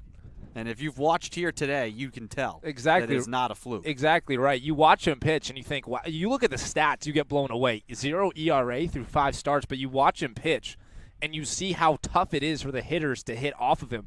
And it all makes sense. I mean, just a dominant left-handed starting pitcher.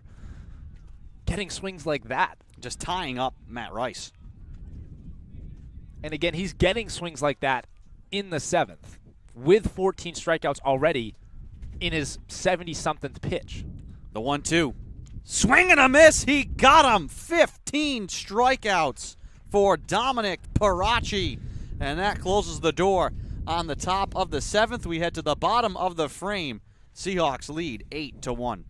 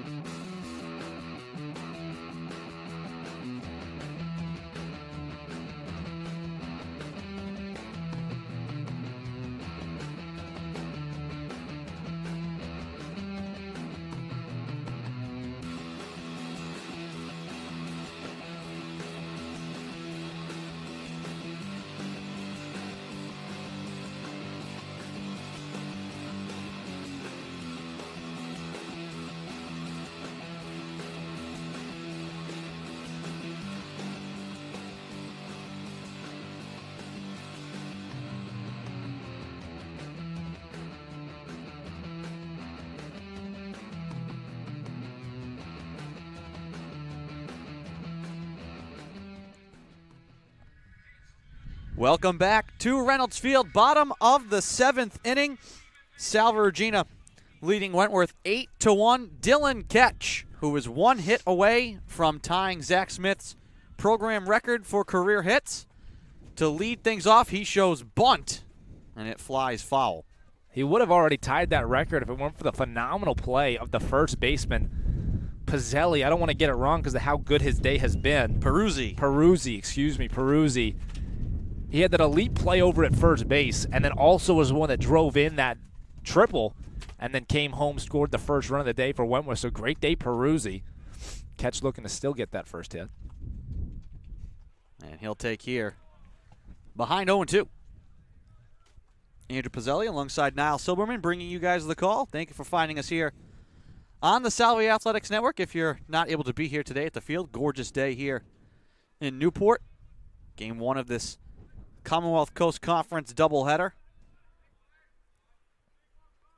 Seahawks finally breaking this one open. Here's the pitch. Hit by Ketch. This time knocked foul down the left field line.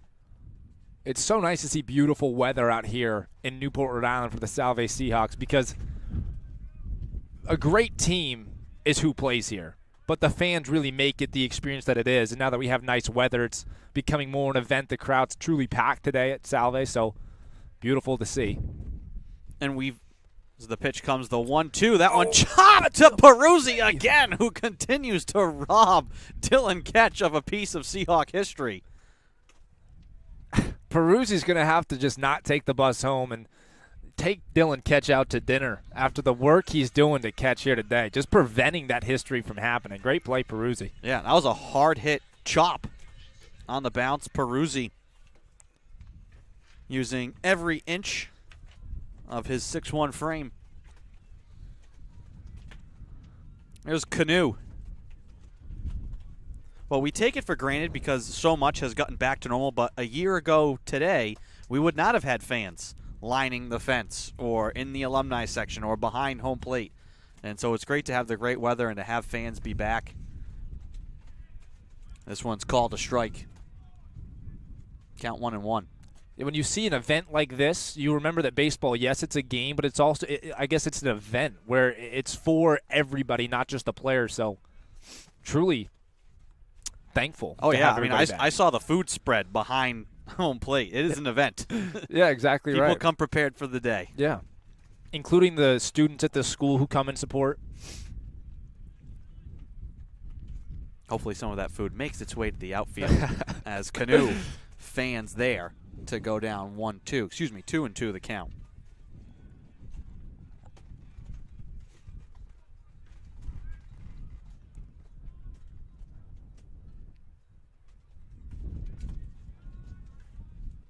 The pitch, that one low, dug out by Canoe. Charging from third, from short, he grabs it. The throw is there in time. You had the third baseman racing over as well, but it eventually is Kyle O'Neill who guns down Canoe. Odd-looking play there.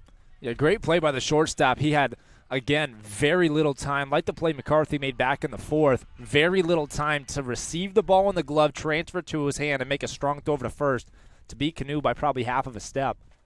Good play, O'Neill. Initially looked like it was going to be Michael Petit to get to that ball. This one over the head of the second baseman for a base hit for Petrosino. His third hit of the day. Just over the arm of Aiden French.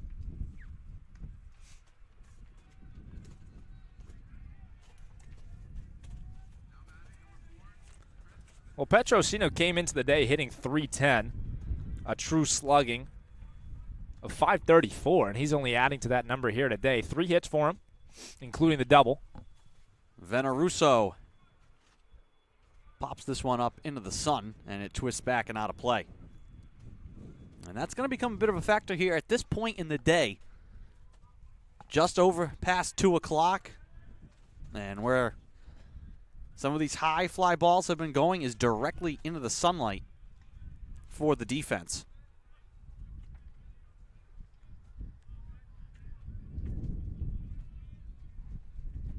Two outs for Veneruso. Count 1-1.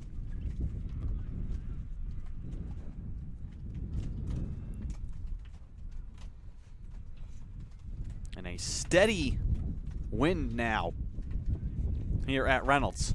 Blowing out directly to center field.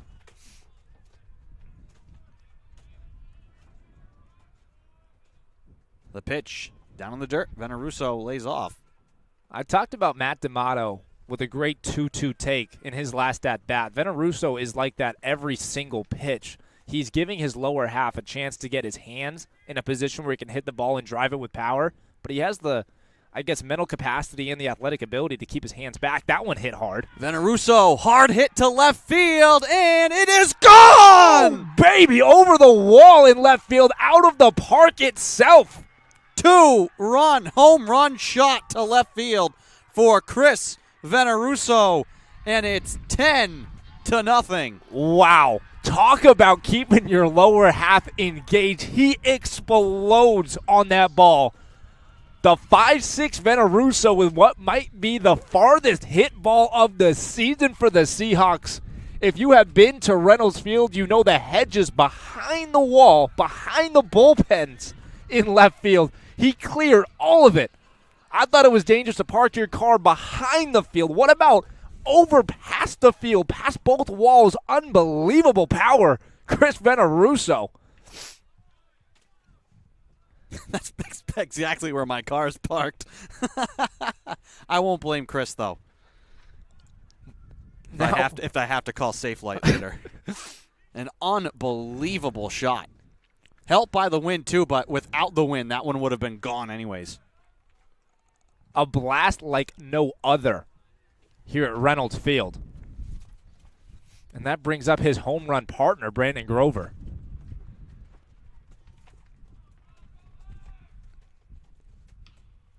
Taps it on the ground. Charging is Petit from third. He'll gun to first. A little bit of a reach there for Peruzzi, but he makes the play that ends the inning. But once again, the Seahawks, back-to-back innings with a home run. They score 2 on 2 hits. They strand no one, and they lead 10-1 as we head to the 8th.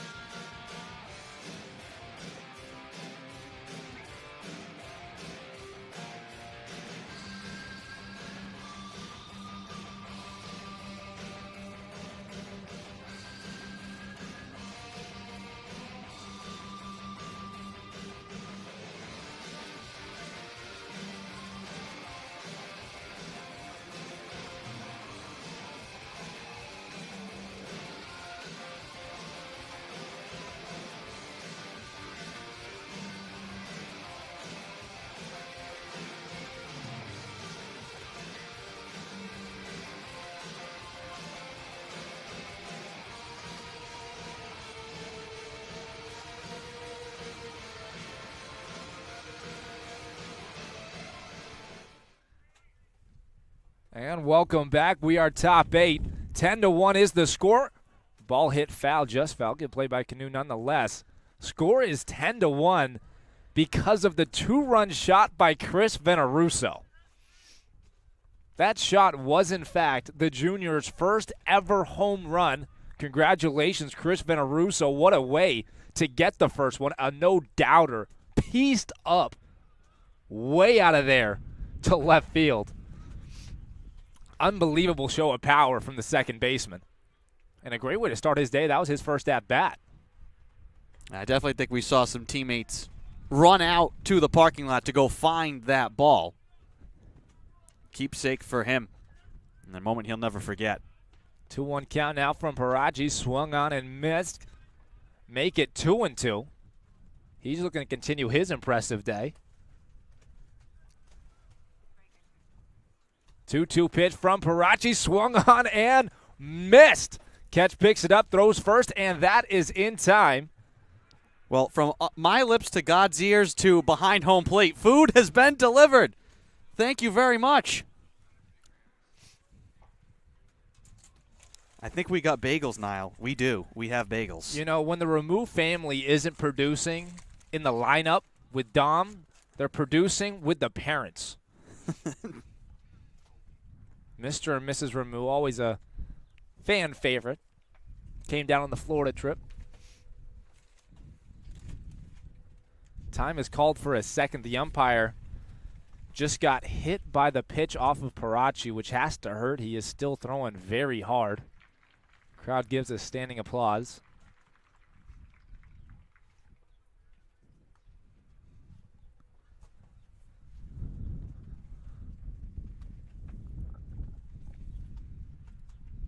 Now 1 out, 16 strikeouts for Perachi. We are top 8. 1-0 count. Make it a 2-0 count. Again, a rare feat. Rarely does Perachi go down 2-0.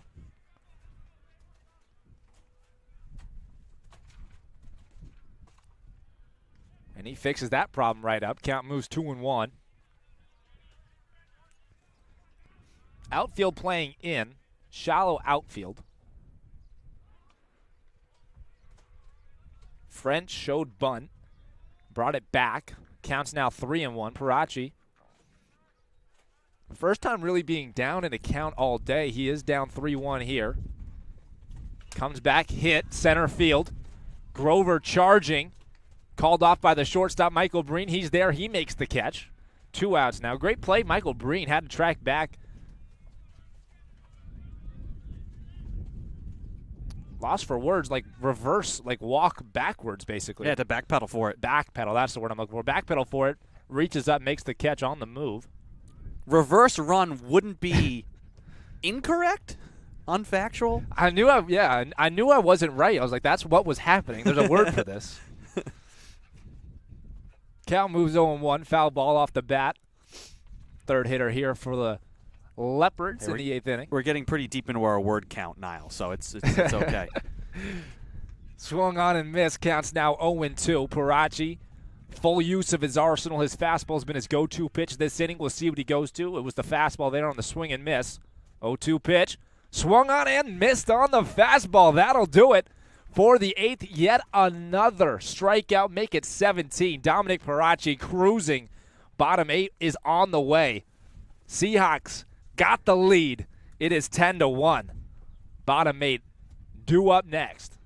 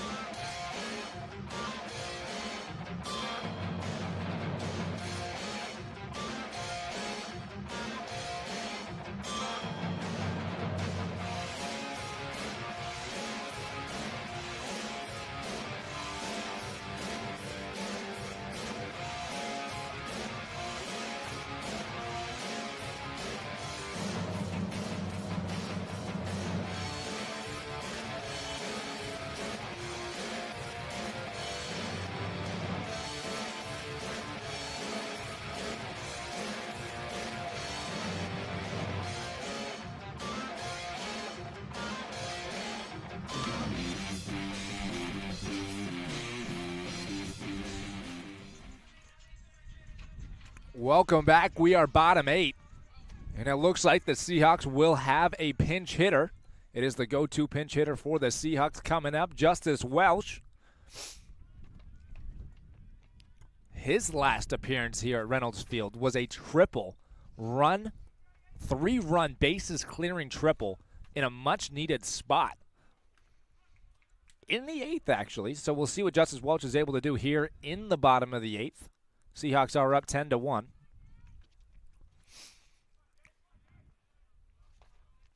Barring the unexpected, this will be the last frame for the Seahawks hitters here in Game 1.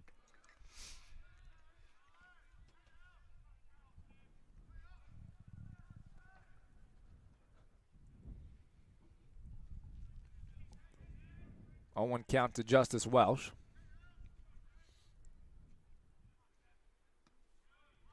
Good hold from the hitter there. Count moves 1-1.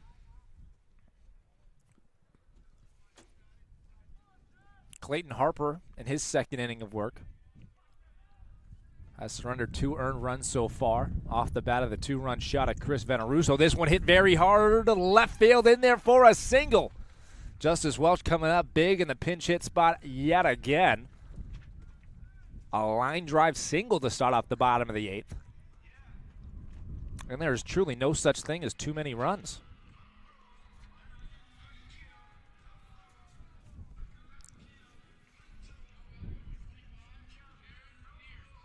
And Beniers, more pinch hitters here for the Seahawks.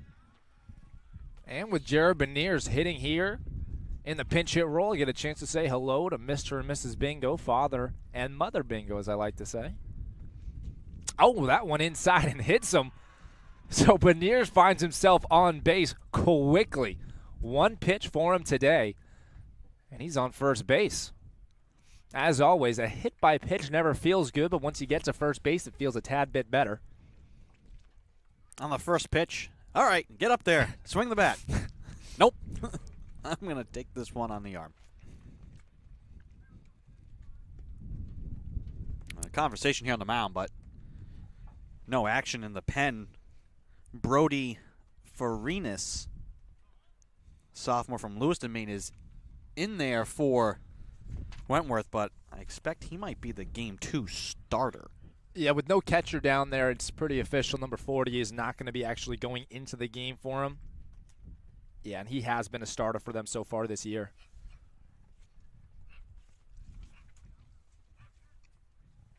So just a quick conversation on the mound with Clayton Harper.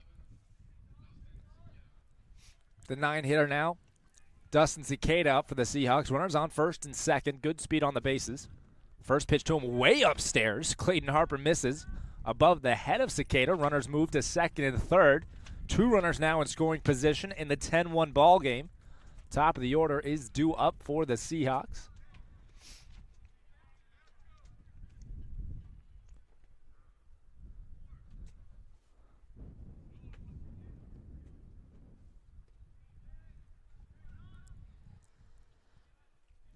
One-zero pitch to Cicada. Swung on. Oh, boy, roped.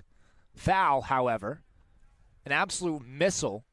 Launch angle of probably about 10 degrees, barely getting off the ground, and still hit probably 300 feet, just lined into the foul territory in left field. Count moves 1-1. Now, for a team like the Seahawks, who coming into the season were thought of as a pitching team, they had the all-time career wins leader, strikeouts leader, ball 2, in Patrick Maybach, and then they had the junior they knew was going to be good in Perachi, and they felt comfortable and very confident with the sophomore Braden Clark.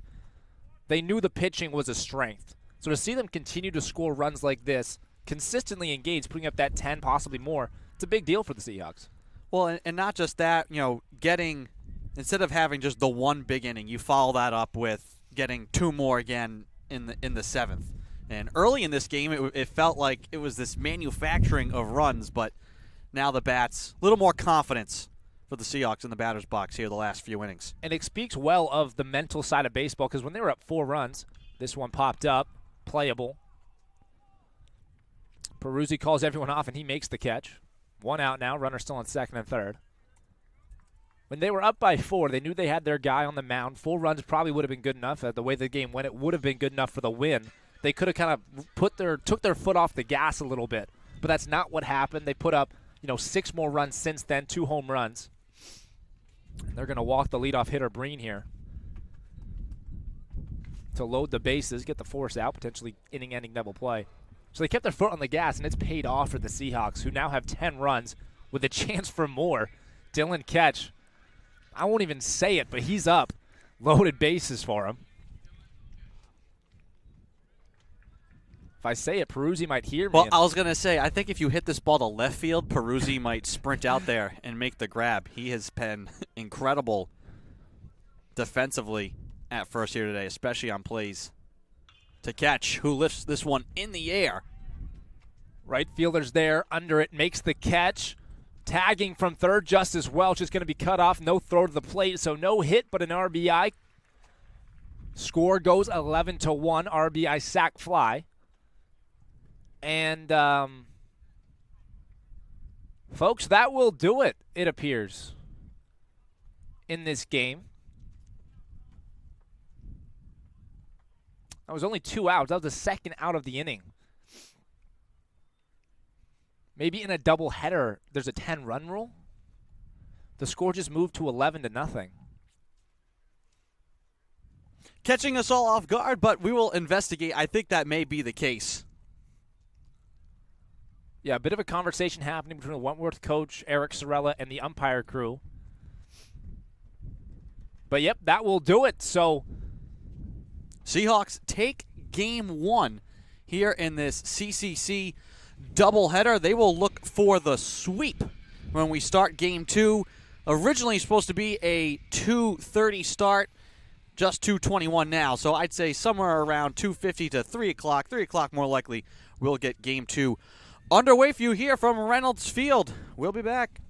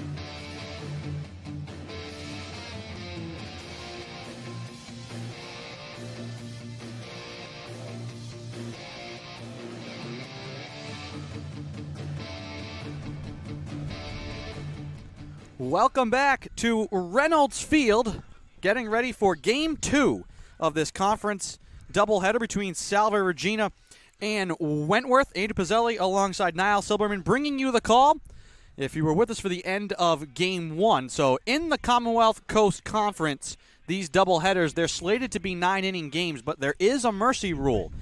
10 runs, if it's after 7 innings, the game is over at that point. So that was what happened at the end of Game 1. That could be the case here in Game 2 if you hit a 10-run lead at any point after the 7th inning or later. So that is a new rule in play here for the CCC. Game 2 here, the starter, after getting another great start, and because of the mercy rule, a complete game from Dominic Perachi, Pat Maybach will be on the mound once again for the Seahawks, and he will look to try and continue what Perachi got started in that first game. Niall, your thoughts on the Seahawks, one of the greatest pitchers in program history? I was going to say, if you didn't like the fact that you were facing Dominic Perachi in Game 1, well, how about Game 2 facing the career leader in wins, strikeouts, and a myriad of other stats, another tall left-handed pitcher that can get after you in a number of ways. Good fastball and a lot of off-speed to work with. And the lefty delivers for the first pitch, which is a strike to Nolan Freeman. Seahawks will have Breen at short, catch behind the plate again, Canoe at first, Petrosino in right field, Grover in center as the 0-1 is on the corner, but a ball. Ryan Gracial will DH, Veneruso at second, Dustin Cicada at third, Beniers in left field. And as we already said, Pat Maybach on the mound. He'll kick and deal here. That one right down the pipe. Count 1-2. See, that pitch right there, absolutely beautiful, and that's one of the ways that Pat Maybach compliments Dominic Perachi. Dom is a bit sharper with his curveball on purpose. Maybach a bit loopier with his curveball. Both effective. Swung on and missed, so the first strikeout of the day for Maybach. And that was the story. Lots of swinging and missing. And that trend in Game 1. Certainly continuing here in Game 2. Pat showing off with some of his better stuff. That Clayton Kershaw-esque curveball from him working for him here in the first.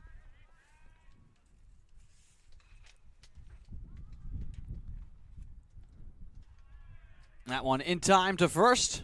Quickly, 2 down. Great play there by the versatile, as we were talking about in Game 1, the versatile primary second baseman, Dustin Cicada.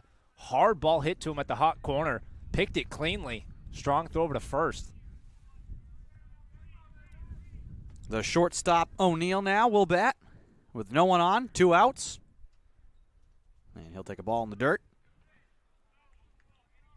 See, that right there is a great sign for today's game for Pat Maybach. That curveball is coming in just how he likes it. He's not going to try and attack you with a late breaking curveball, although he does have one. He's going to try and get ahead with his loop curveball, and it's showing great signs of break here. Yep. Swing and a miss. On that curveball.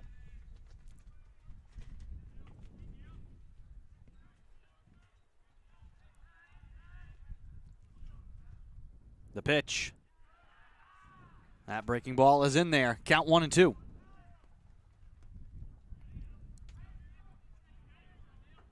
1-2 count, 2 outs, no one on.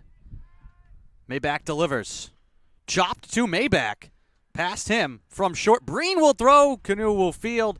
1, 2, 3. Go the Leopards. We head to the bottom of the first. Seahawks due up.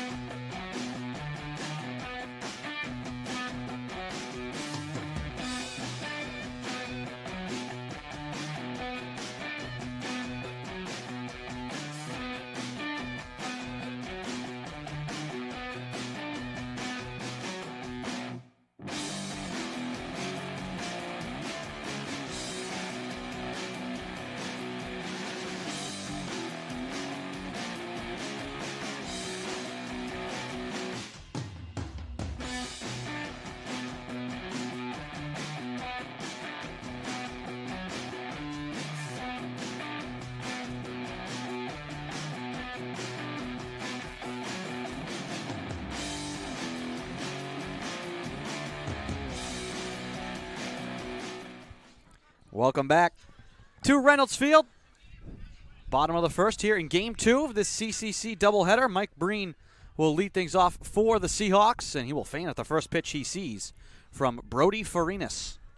The coaching staff staying with Breen here to lead off the lineup. After what they saw in Game 1, they had to feel really confident just putting his name down as the leadoff hitter here in Game 2. Great job Game 1. He'll take here. Count 0-2.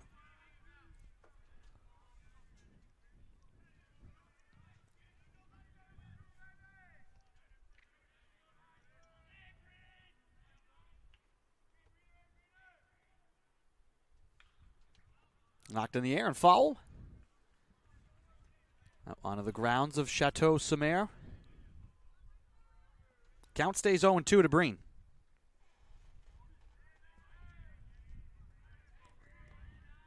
Breen a good two-strike hitter. Goes low for that one, though. Chases it and strikes out.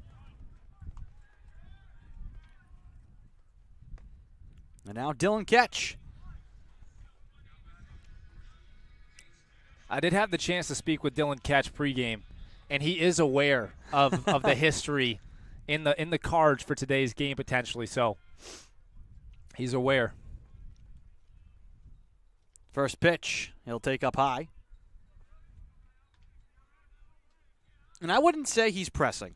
From watching Game 1, you see if he was taking these big wild swings trying to get it, but he's just played the same approach at the plate and just some great plays from Petruzzi at first base. Yeah. Peruzzi, excuse me. Right in line with what you'd expect from him. He wants the hits very badly. His family's here today, so he does want it, but yeah, he's not going to go out of his way to change his approach in order to make some history. He'd rather, play his right side of the field, baseball, get the singles. Chop foul. Down the right field line. Count 2-1 to Ketch.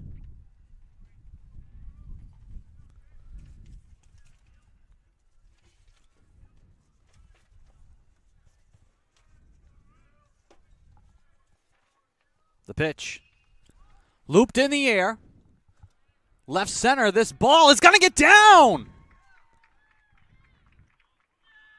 A double for Dylan Ketch to tie the program's all-time hits record.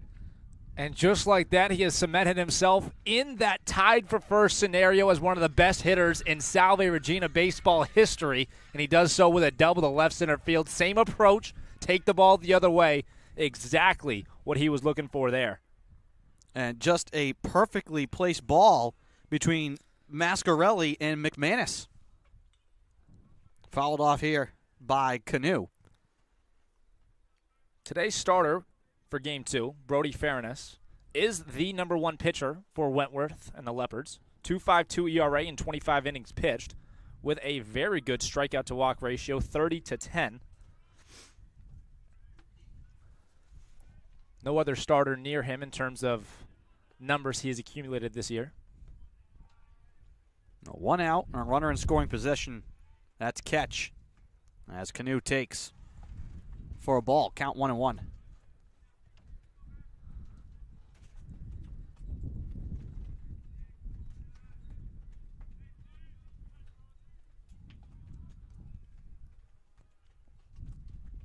A lot of room over at second base for him to play. The second baseman doing a little bit of play with him, but there's a lot of chance for him to get a good walking lead. Fouled off again by Canoe. Some might say Ketch, well, 6th year. Of course he's going to bowl. 12 at-bats total in 2020. And then obviously an abbreviated season last year. So I think Ketch, one way or another, if we had 2 full seasons, normal seasons for him, I think he probably could have gotten this record anyways. Yeah, without a doubt. I mean, he is a career 340-plus hitter. So those numbers alone, ball hit hard. That one smoked to left field, off the fence. And Ketch will easily score back-to-back doubles for the Seahawks, and they're on the board. Wow, right-handed hitter Tyler Canoe in the top of the first, a spot that he likes with his fellow teammate Dylan Ketch on base. That is his 4th extra base hit in the first inning this season with Dylan Ketch on base. The first 3 were all home runs. Now the double. Great work, Tyler Canoe, to drive in the first run of the game.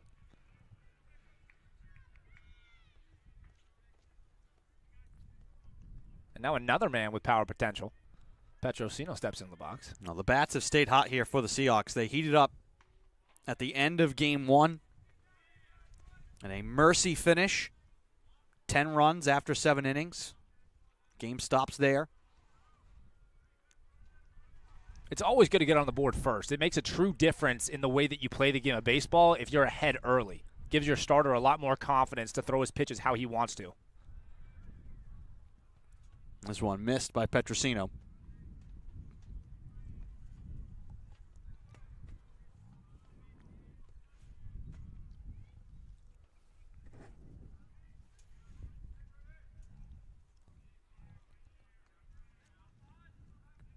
Canoe leads at second. Now he'll step back to the bag as Farinas steps off the mound.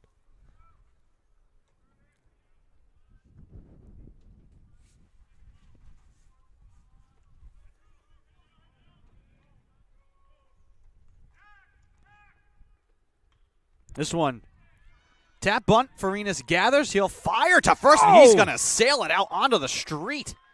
Actually, it's going to hit the wall and stay on the field. They may have to hold.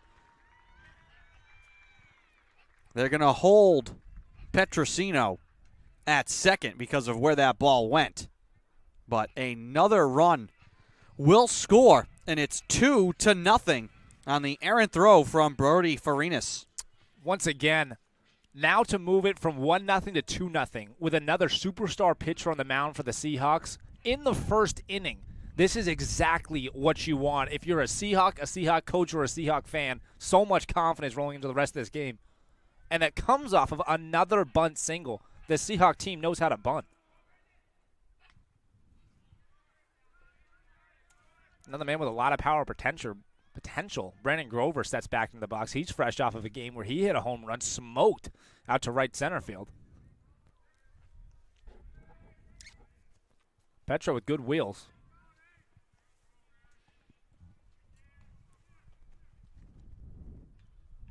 That one fouled off by Brandon Grover.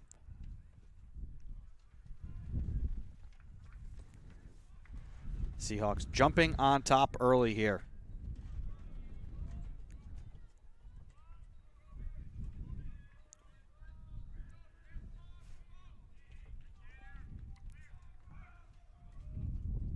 Oh, 2 count. Farinas steps off. Yeah, these runners over at second base are making they're a nuisance for the pitcher, continually making him step off. Petrosino really playing with the pitcher here.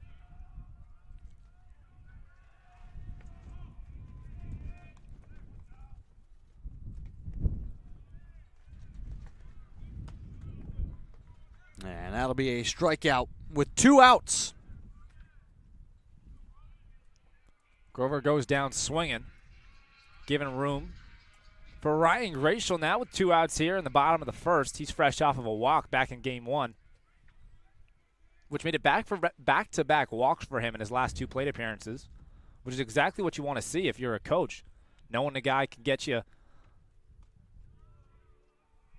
a good amount of opportunities to swing at the right pitches. It's one thing to have power. It's another thing to know when to swing. Gratial certainly showing he has the ability to do both.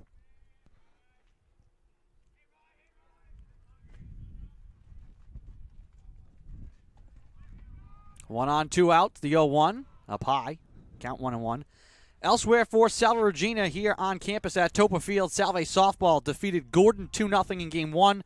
Trails 3-1, bottom of the 6th in Game 2. Women's lacrosse beat UNE 14-10 up in Biddeford. Men's lacrosse will face off at 4 p.m. in that CCC doubleheader. This one chopped on the ground, too short. O'Neal, long throw, but it's there in time to end the inning. And that'll do it, but the Seahawks get 2 on the boards to strike early. We head to the top of the second. Seahawks leading 2-0.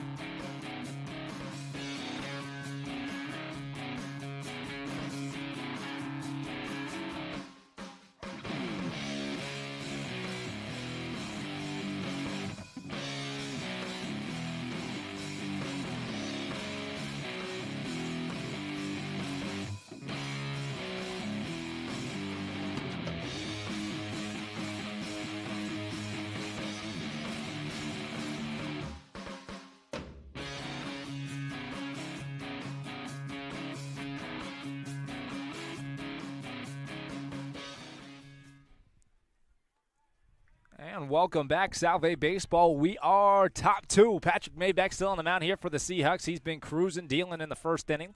He's now got a 2-run lead to work with here in the second. Facing the 4-5-6 here for the Leopards. First pitch from Maybach. In there for a swing and strike. Again, there's that curveball. Boy, oh boy, is it breaking just how he would like it to. Sharp, but also not breaking too late. Early break from it, getting a lot of swing and misses.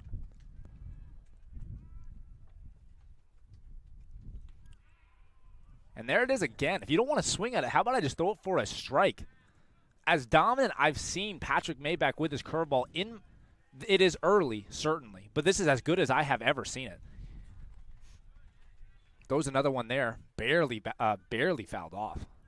And he makes it look so relaxed. It is, yeah. And simple. It's not, he doesn't have a violent delivery, but it still has, he's got that breaking ball, but he also has a lot of power too, but it looks almost effortless. And that comes from weeks, months, years of continually practicing how you throw the ball, because with that repetition comes the muscle memory and building those small muscles and that muscle memory of how you release it, because he does throw 86, 87, 88. But, yeah, it looks like he's not even trying is what it looks like. Which speaks to what mechanics and proper mechanics can do for you. Absolutely. And then not to mention, like, it adds to your velocity, adds to your pitch shape, adds to your ability to kind of throw the pitch how you want to throw it. It adds to consistency with balls and strikes and limiting walks, because you just know your mechanics so well. And he knows his mechanics well enough to get a swing and strike 3. Throw from catch over to Canoe. That'll do it. 1 out now. Swing and strike out to start off the second inning for Patrick Maybach. Another strikeout. And he gets a fist pump from the third baseman today, Dustin Cicada. Quickly running down your out-of-town scoreboard. Other games in action. Game 1, Nichols defeats Curry 10-0. Endicott beats Roger Williams 3-2 in Game 1.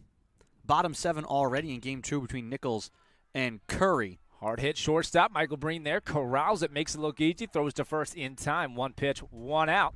2 outs now. In the inning, again, Dominic Perachi was able to get the complete game in Game 1 because of how quickly and efficiently he was working. Patrick Maybach following suit. Easy day to be a bullpen arm, it appears. Now 2 outs. 6-hole hitter. Kirsch, the catcher, up now for the Leopards.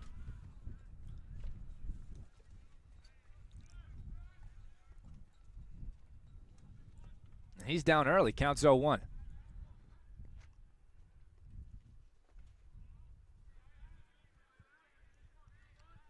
Early breaking curveball. Got inside on Kirsch. He moved his feet, got out of the way, avoided being hit by the ball, also avoided being the first base runner here for the Leopards. Counts 1-1.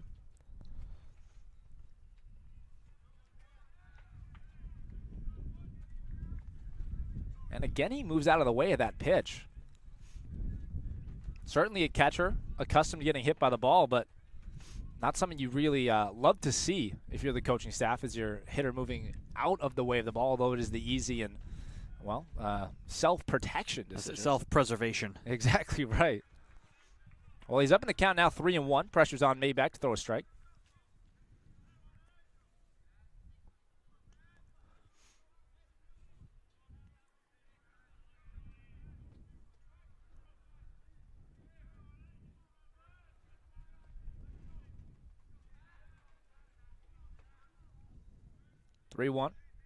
Maybach with the set. Pitch is in there for a strike. So the count goes full. We got 2 outs, 3 balls, 2 strikes. Nobody on. This is the 6th hitter. He's faced the minimum so far through 1 2/3.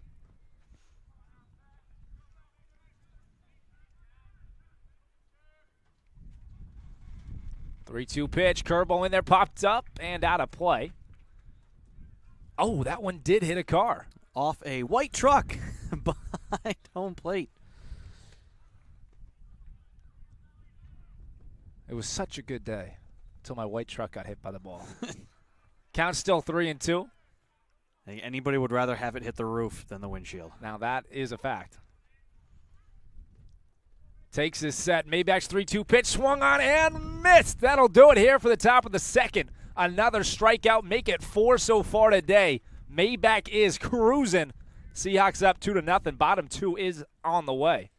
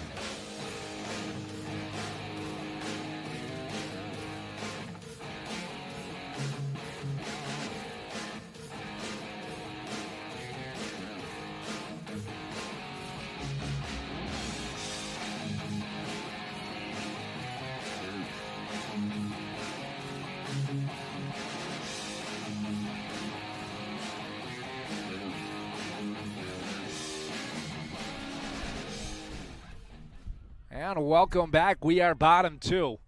If you heard the walk-up song, you knew who it was. It is Chris Venarusso, fresh off of his absolute moonshot blast back in the 8th inning, back in the 7th inning of Game 1. Here for his first at-bat of Game 2. He's down in the count 0-1. 0-1 pitch to us, so hit hard third base. Good block by the third baseman over there. Throws first. It is in time. Great play by the third baseman, number 47, Michael Petit, to block that ball down, pick it up, throw it to first in time, and that will retire Venarusso. There's no stat for that, but that is a great play. Absolutely. That was a hard hit ball. You block that, keep that on the infield, gather it, make the throw. And as you said, a little Tony Bennett, one of the best walk-up songs ever. It doesn't get much better than that, especially in a... Yeah. As old as that song continues to get, it will not get old. He keeps it young, that's for sure. And when that song is associated with a player like Venarusso, that gives it more life. Swung on and missed there by Cicada. Count moves 1-1.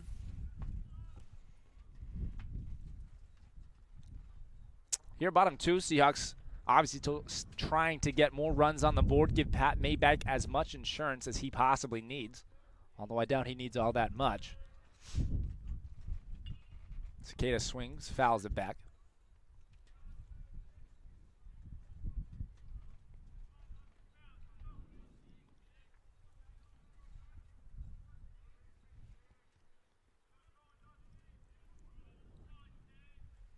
Count now 0-2. Swung on, hit hard, very hard center field. McManus is there, and he reaches up to make the catch. About 15 feet away from the wall in center field, so that'll do it. 2 outs here. Probably the easiest catch he's made all day. He's made a couple of really difficult plays. The whole outfield has.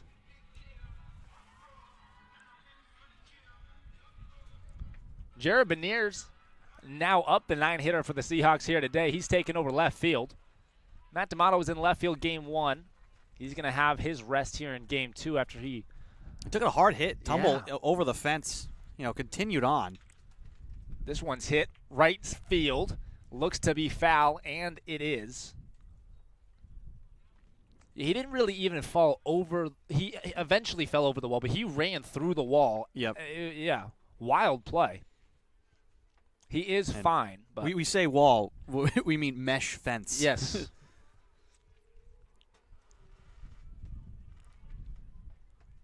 D'Amato's a strong guy, though. He probably could run through a wall. I would never put it past him.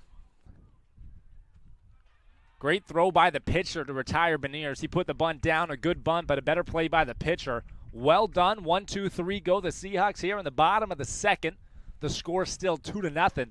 Patrick Maybach and the Seahawks take the field when we come back.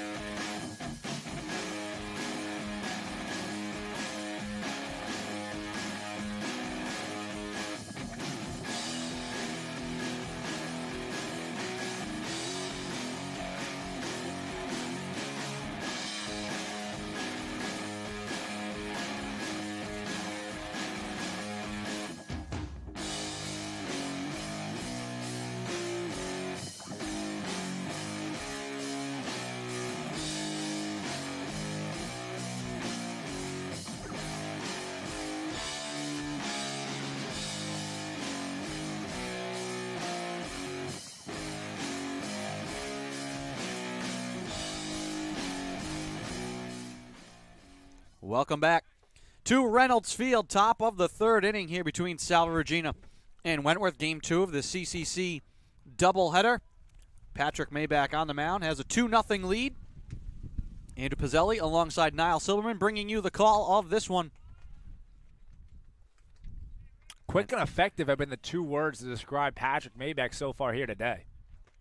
Faces the DH Rice, who knocks the first pitch foul.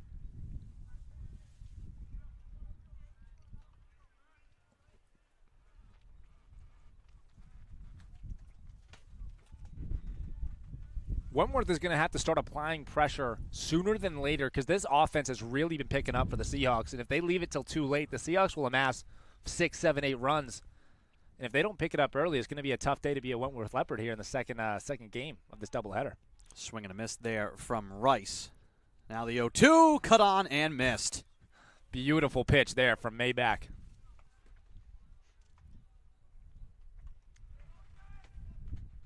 Well, that's the thing, like you said, Niall. If the Seahawks bats have confidence here in this game and stay hot, it's going to be tough unless you can get to Maybach early. But he's locked in, and he'll kick and deal here.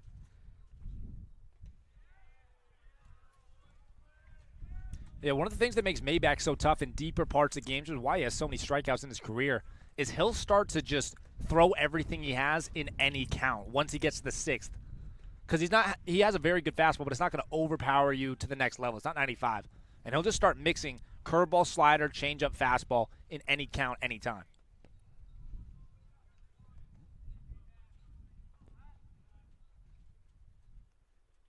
The pitch.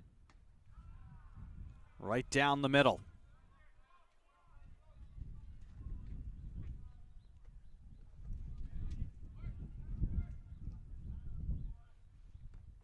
Maybach delivers. Breaking ball chopped.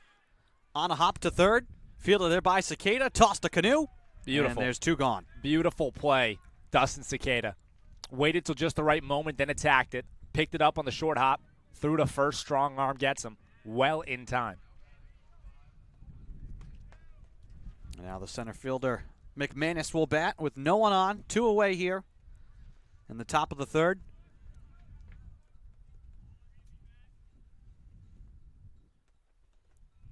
That one's low for a ball. We talked about how Dustin was the second baseman, but he has the versatility to play any position. The play he just made at third is a third base specific play that you play differently than if it were to happen at second base. He has the ability to do both. This one popped up on the infield. Little bloop shot, just finds a gap. between center and short. So that'll be a base hit for McManus with 2 outs. Just a little pot shot. Produces the first runner on base for the Leopards here in Game 2.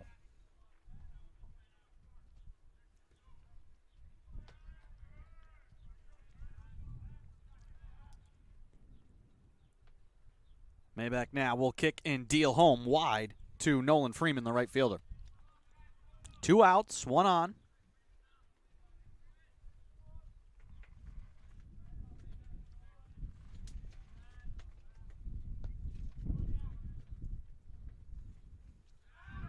They're going to check. Oh, and they got him! They caught McManus leading. He's picked off at first, and that ends the inning. So the Leopards strand 1, and they stay scoreless. We head to the bottom of the 3rd. Seahawks leading 2-0.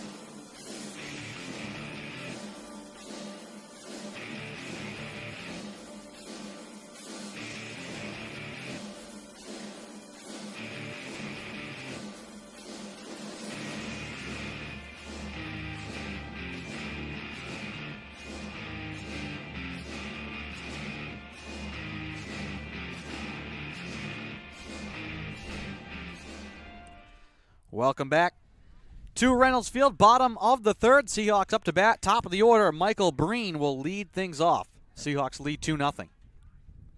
After the first pitch there, Breen, quick shout out to Mr. and Mrs. Ramu for bringing us food back in Game 1. It was a life-saving move that they made. Thank you to those parents. Part of what makes Salve Baseball not only good baseball, but a great time. The Salve Baseball family. Amen to that. And Breen gets hit by a pitch, and he will be at first base. And for those counting about the unofficial cycle, he now has it. He has been hit by a pitch, has been walked, reached on an error, and has reached via the base hit. The only 4 ways to get on base. I don't know if that's a stat he'll be bragging about, but he has it. Catch now showing bunt. And I think Breen's used to that. The pick back over to first. Oh, gosh. Game 1 checked on 6 times by Brandon Sullivan. And then stole second. Exactly right. They check on him a second time.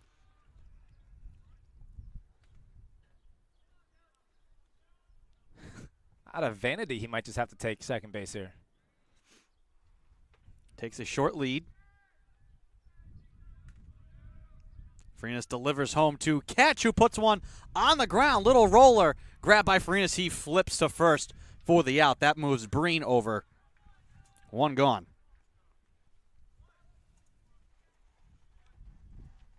Well, Tyler Canoe liked this situation back in the first inning. Runner on second base, 1 out. Drilled that double down to left field.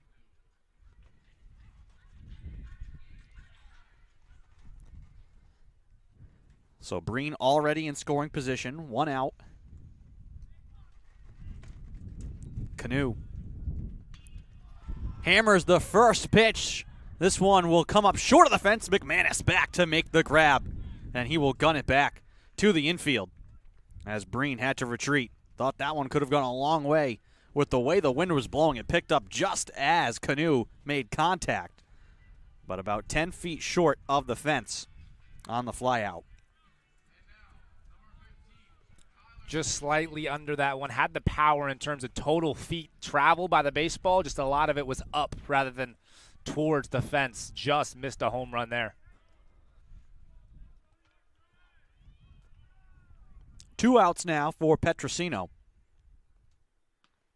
And he will check his swing and take a strike.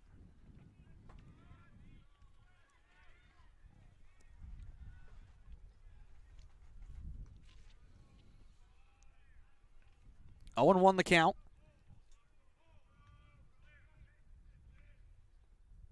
That pitch outside. Count 1-1. Breen taking really lengthy secondary leads here. We'll see if he's able to take third. Probably had 30 to 40 feet on the secondary lead on that last pitch. We haven't seen the Leopards try and run any games and try and pick anybody off at second so far here today. O'Neill faking for a moment and then retreating to his spot at short. That one outside. 1-2 the count now.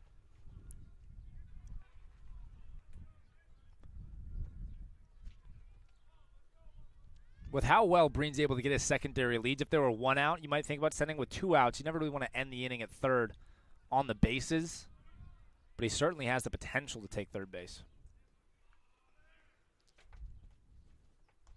That pitch is away. Count 2-2.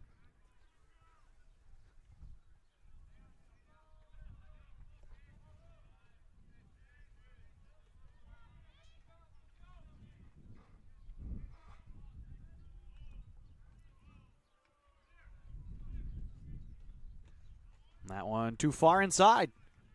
Count now full, 3-2. With 2 outs. And Breen ready to run. Base hit should score him from second. The pitch. Ooh. In there for a called strike. Petrosino can't believe it. A big strikeout for Brody Farinas. Seahawks strand 1, and we head to the top of the 4th. Salve Regina leading 2-0.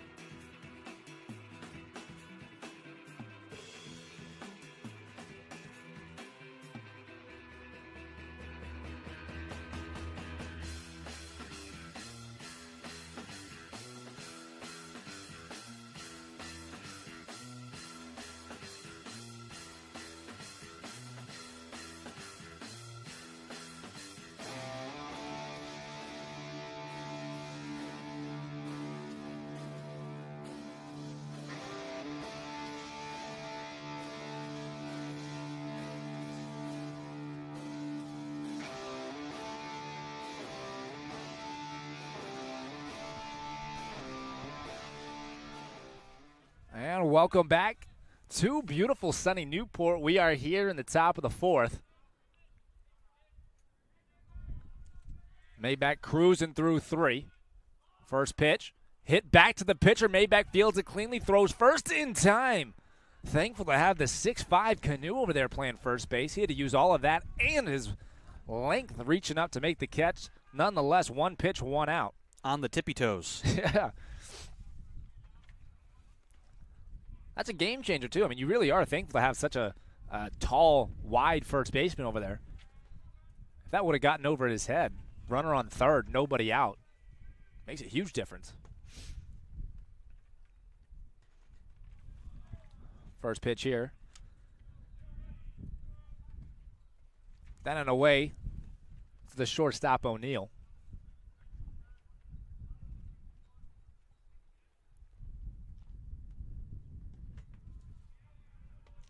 And Maybach evens the count back up at 1-1 fastball outside half. Quick work, takes his set. 1-1 pitch on the way. Beautiful curveball in there, misses. Called for a ball. That is the thing about his curveball, is it'll get to such a high apex on that pitch that if it is going to be breaking the top half of the zone, it can be tough for the umpire to give that one to him. But you can't take that away from him. Swing and miss there.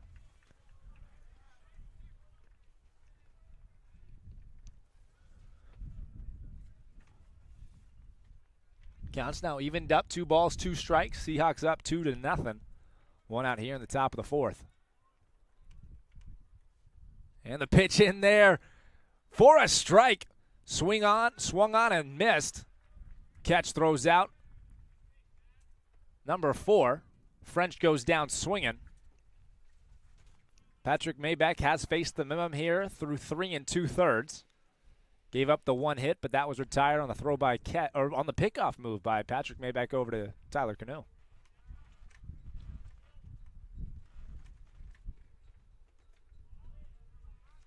But he starts off the 3-hitter with a ball. This is shortstop O'Neill.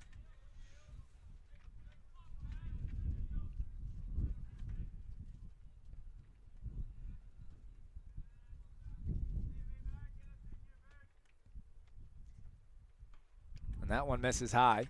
Count now 2-0. One of the few favorable hitter counts here for the Leopards in Game 2. Maybach has been early and often with strikes in the zone, getting a lot of swing and misses, as well as a lot of called strikes. Now he's down 2-0. He takes his set.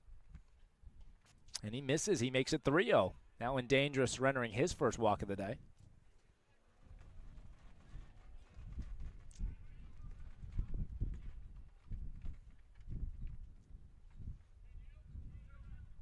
Two outs, counts 3-0.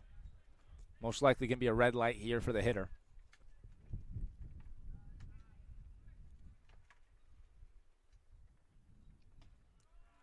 And it was a red light, but the pitch is in there, down the middle, strike 1. So counts now 3-1. Infield playing normal depth, outfield a little bit in. Again, outfield today, right field Petrosino, center fielder is Brandon Grover, and in left field Jared Beniers. That one hit. Fouled off right side, so now the count runs full. 3 balls, 2 strikes. Maybach with a threat to end the inning here.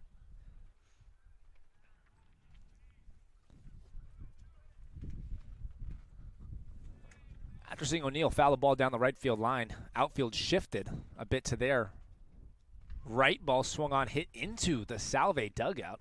Heads up. Always got to be paying attention. And that would prove it. Line shot directly into the... Wonder if everyone's all right. They appear to be. If they didn't get your 2 o'clock coffee, you don't need it now. You are wide awake.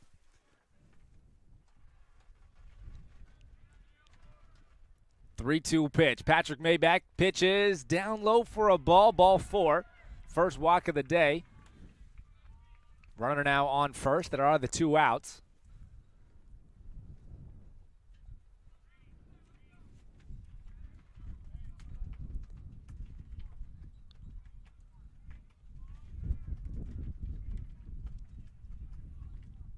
Peruzzi now the batter, 0 for 1 with a strikeout.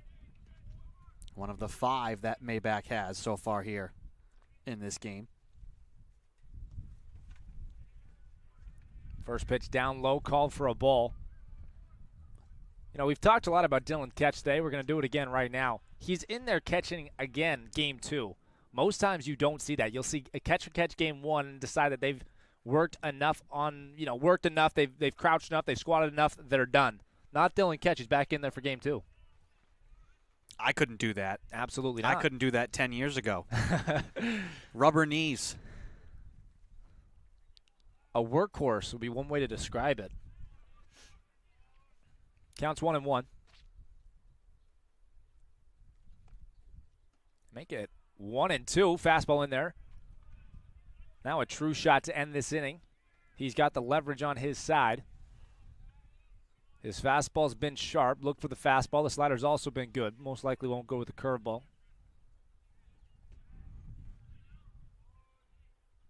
Check over to first. Good move. Runners back safely.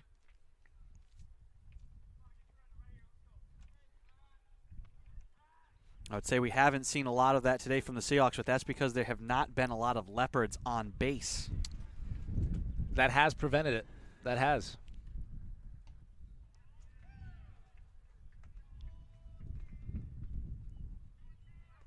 Close there. It was the slider away. Hitter was able to check his swing. Good work by Perachi to keep his hands back. Counts now 2-2, even. That's going to be so hard for the lefty to see that ball coming outside and then as far outside, inside to him, but almost behind him where it starts. Well, he can't keep his hands away from that one. Doesn't even try. Strike out, the 6th of the day for Maybach, and that will do it here for the top of the 4th. 6 strikeouts now, just the 1 hit surrendered and 1 walk to go along with it. Seahawks up 2-0. Bottom 4 on the way.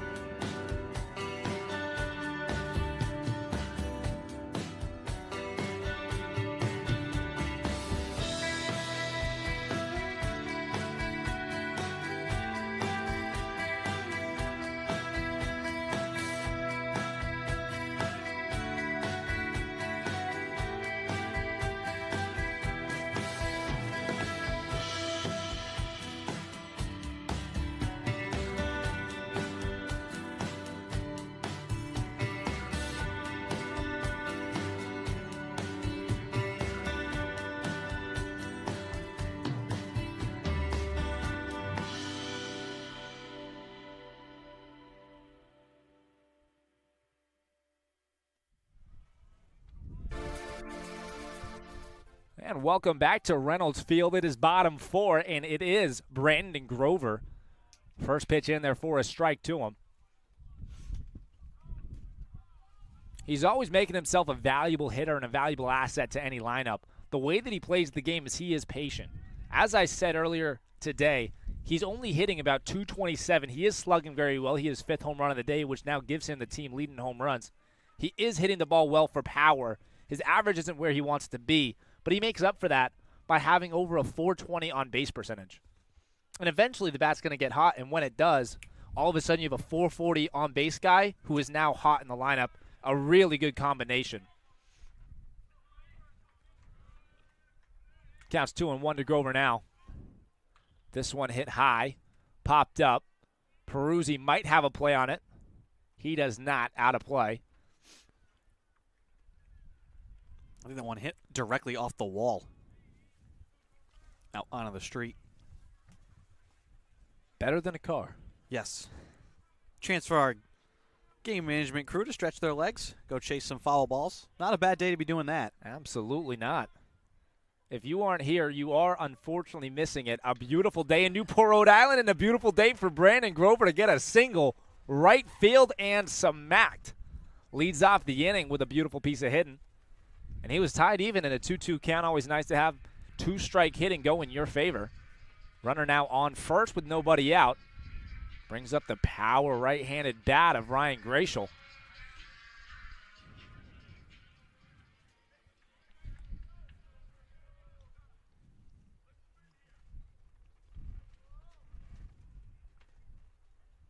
Oh, big swing. Fouled off. The power in his bat is working for him today. It was a foul ball, but the contact, the sound of that contact was very loud. If he connects, watch for this ball to go flying.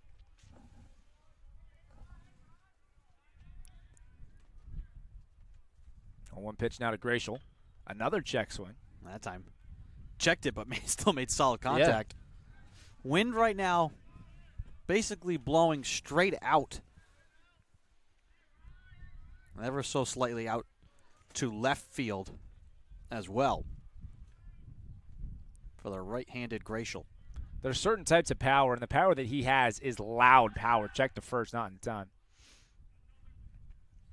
There are certain players that have that, mostly generated by swing speed.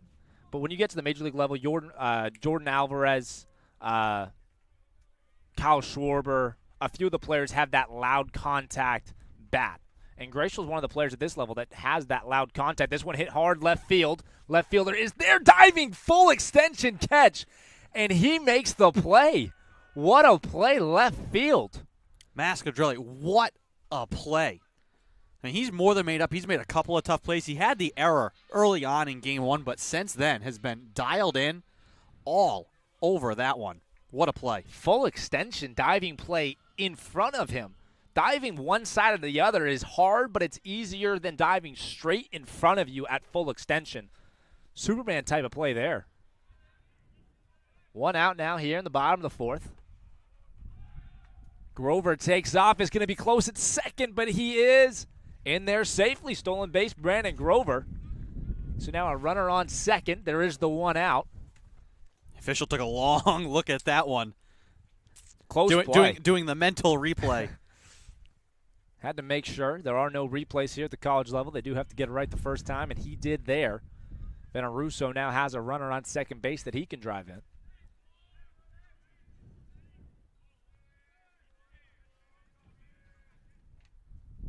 He lays off the high fastball.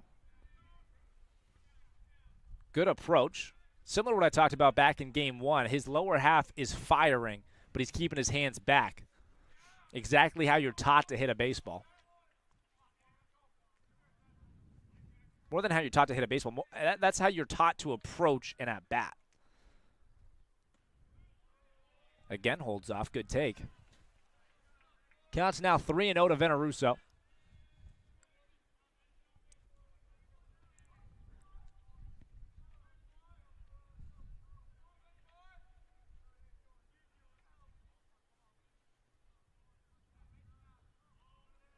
Fringus takes his set.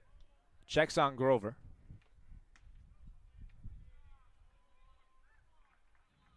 And the 3-0 pitch is upstairs, called for a ball, so that'll do it. A 4-pitch walk for Chris Veneruso. He finds himself on base. Now runners on first and second. And we have Dustin Cicada coming up to the plate for the Seahawks, the senior captain with a chance to do some damage. A lot of speed on the bases, just the one out.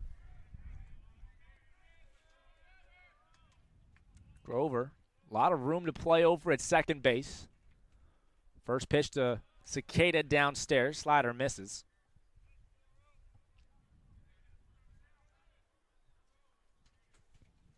With the speed of Veneruso at first, the ball hitting into the gap could score two here.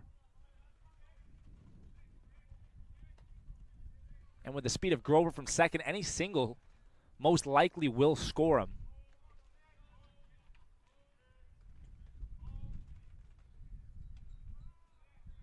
And that one is called for a strike. So the count evens up at 1-1 strike. Here in the bottom of the fourth, the Seahawks certainly looking to tack a few more runs onto the board. They put up 2 in the first. Certainly a great way to start the day, but they are going to need a few more than that to feel really comfortable about the way that they're playing. They are up easily. Patrick Maybach is dealing. They always want more. This one hit hard center field, but the center fielder is there. Grover's going to attempt the tag. Holds over at second. Good throw by the center fielder. McManus, another good play. Had to come in for that one. That was a perfect throw back in from center field to third base to stop Grover from advancing. Yeah, a bit more of a shorter fly than some of the other ones. And easy for McManus to run under and be in the position to make a quick throw. Also a sign of the Seahawks that on a ball like that, you shouldn't try and tag up anybody, realistically, at any point in the game. First pitch here to Beniers is upstairs.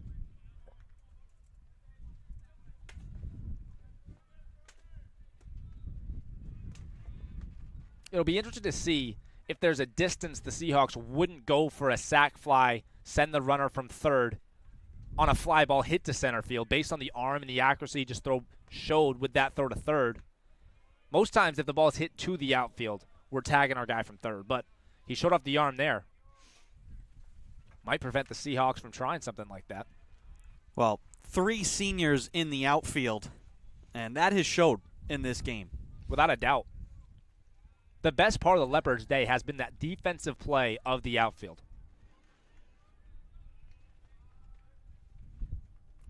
2-0 pitch to Beniers is in there for a strike. Counts now 2-1. Beniers still in the driver's seat. We'll add in Perachi at first base. For sure. He has had some spectacular plays. He has. And he's had the offense to back it. He scored the only run so far for the Leopards today. To go along with, multiple defensive runs saved. This one popped up. Looks to be playable. Perachi is there. Under it. And he makes the catch. Made it look tough, but he makes the play. So that'll do it for the Seahawks here in the bottom of the fourth. They strand 2, score none. We are going to head to the top of the fifth with Patrick Maybach carrying a 2-run lead. Top 5 is on the way.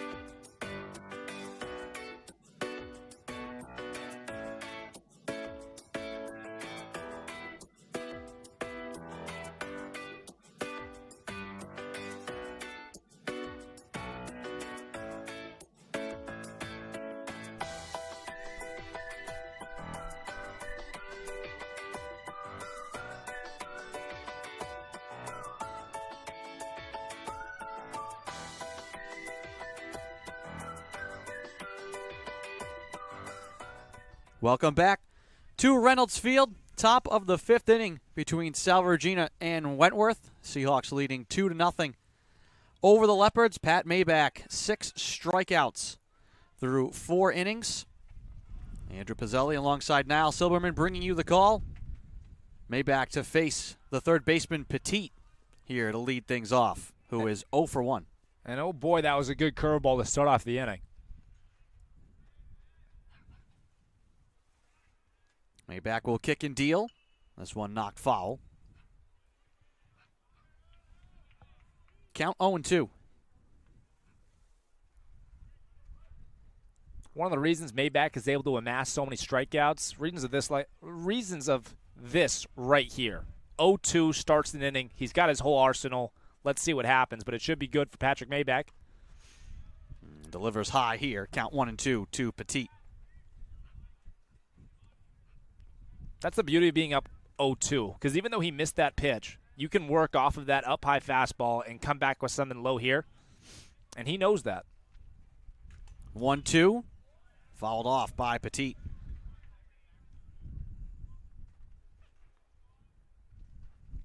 Yeah, that 0-2 pitch high just kind of changes the eye level a bit.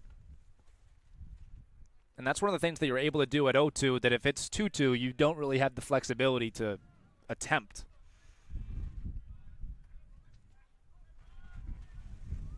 Count still 1-2. So the leadoff man, Petit, Maybach, delivers. This one fielded on the hop. Maybach spins and guns, and he got him. Wow. That one a long way away from the mound. Maybach with his back to the bag had to snag that, turned, had no time to hesitate, and throws out Petit at first. What a play. Da-na-na, na-na-na. Top play, Patrick Mayback. Wow. Looking like a shortstop. Pick, turn, transfer, through, all simultaneously. Phenomenal play.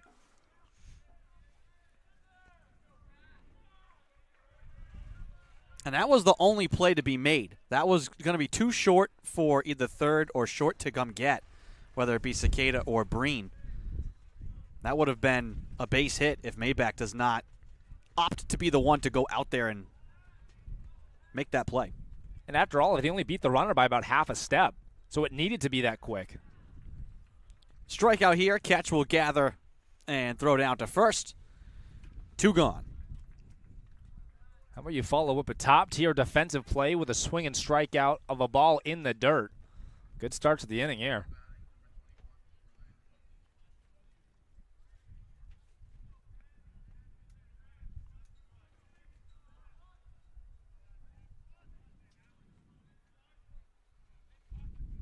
Matt Rice, the designated hitter.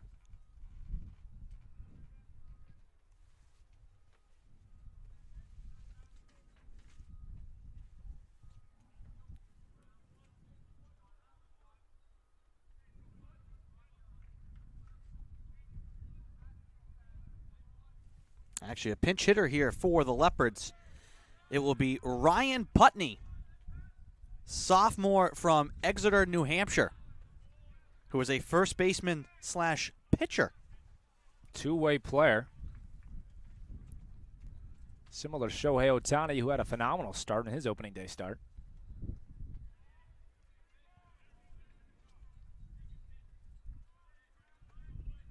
Shohei went 4 1/3 with 9 strikeouts, looking like a Patrick Mayback or Don Perachi, just making batters look foolish. This pitch just a bit outside. Count 2-1.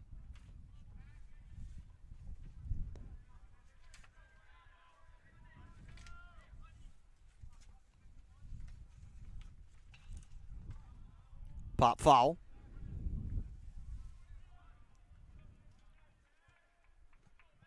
Count 2-2. Here to Putney. Well, he's looking for strikeout number 8 as well as the 5th clean inning.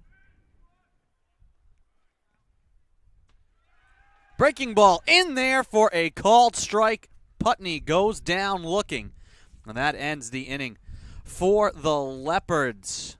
No runs, no hits, no errors, no one left. That ends the 5th. We head to the top of the 6th. Top of the 5th. Bottom of the 5th coming up. Seahawks leading 2-0.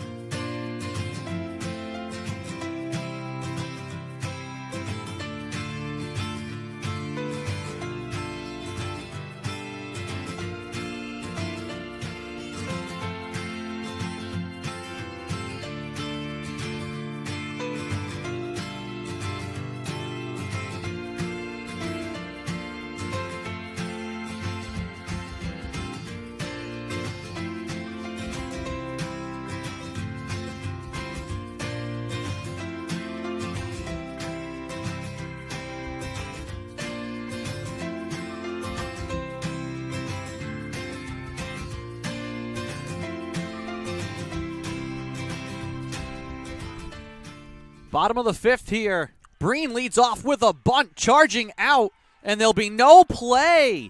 as both the catcher and the pitcher for Reynolds and Kirst basically both ran for the ball. Neither could get to it as they were in each other's way. And so a lead-off bunt for Michael Breen. Well, Breen now has 2 base hits in today's doubleheader, both of which have gone less than 30 feet. 2 bunt singles for Michael Breen here. Good way to get your bat going hot. If you can't swing it, drive into the gap, you're looking for that single, might as well lay it down. Breen runs it to perfection. And here's Dylan Ketch. The pitch. This one lined up the middle for a base hit. And Dylan Ketch has now had the all-time record for hits in Seahawk history. Welcome to the show. Welcome to history. Dylan Ketch is now the most accomplished hitter in the history of Salve Regina Athletics. With his 2 hits today, he is now number 1 most hits, Salve Regina University. Hit number 239 in his career. He knew it. The crowd knew it. The players on the bench knew it. Michael Breen moved to second out on that play with a round of applause as well. What a moment for Dylan. Unbelievable stuff. A record that may not be broken for years to come, decades to come. 239 hits, and he's not done yet. With plenty of games left. Unbelievable. As a catcher, what an icon here for Salve Regina baseball.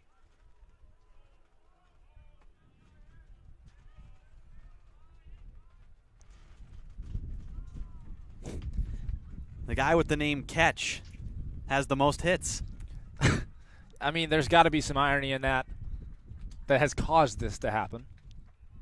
I mean, his freshman year, he played the outfield. He was named Clutch Catch. He'd made some big plays in the outfield, but also clutch hitting. And then it's just become a steady presence. This one on the hop, right back to Farinas. They gun to second for one, on to first for the other, and they turn the double play. So now we got 2 outs, runner on third. Big hitter, number 15, Tyler Petrosino, is stepping into the box, looking to add some runs to that scoreboard here for the Seahawks. Still 2-0. The score is 2-0, but the moment in this inning is owned by Dylan Ketch. Once again, the career historic record of hits leader at Salve Regina University. Unbelievable.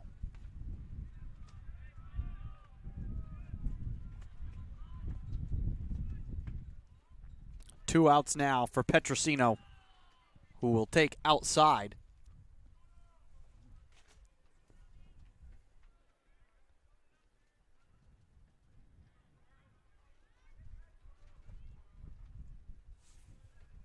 Hitter's count. We'll see what he's able to do with it. Most likely a fastball. It is. In there for a strike.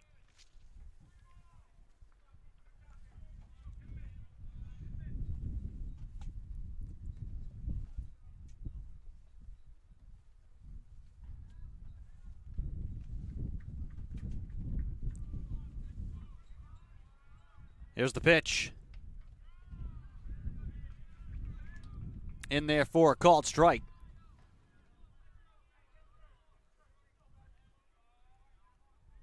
Two outs, one on.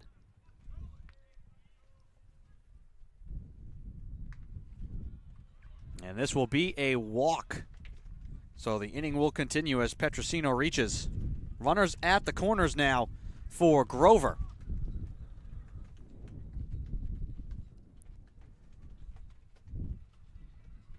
Well, Brandon Grover's going to get another chance to hit with runners in scoring position. Last time he had 2 on, he sent the ball over the right center field wall. And then his last at-bat was the single. Shows bunt here and then takes. It's so funny because this team is power bat after power bat. Breen can drive the ball to the gap. Both his hits today are bunts. Brandon Grover, home run today, leads the team in home runs. Runners on first and third. He still shows for bunt. Runner goes Petrosino, and he'll be in there with the stolen base.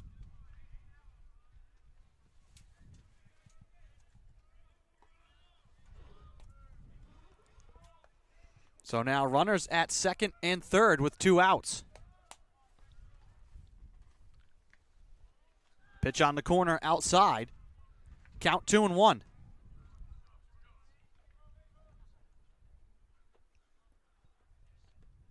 The Farina's pitch count is getting up there. Nobody in the bullpen. He certainly has the rest of this inning.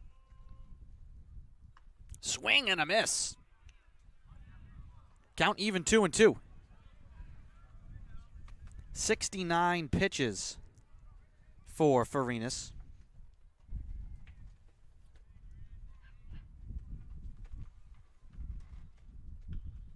Fouled off by Grover.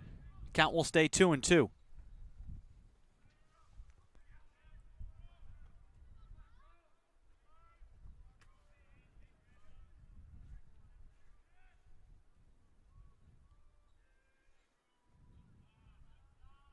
That one bounces in. Count full, 3-2 with 2 outs.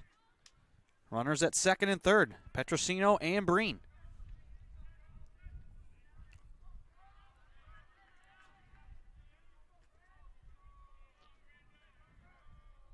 The 3-2 from Farinas.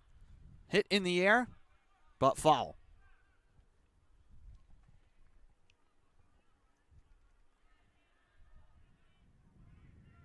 Grover's been on the ball. A lot of foul balls in this at bat.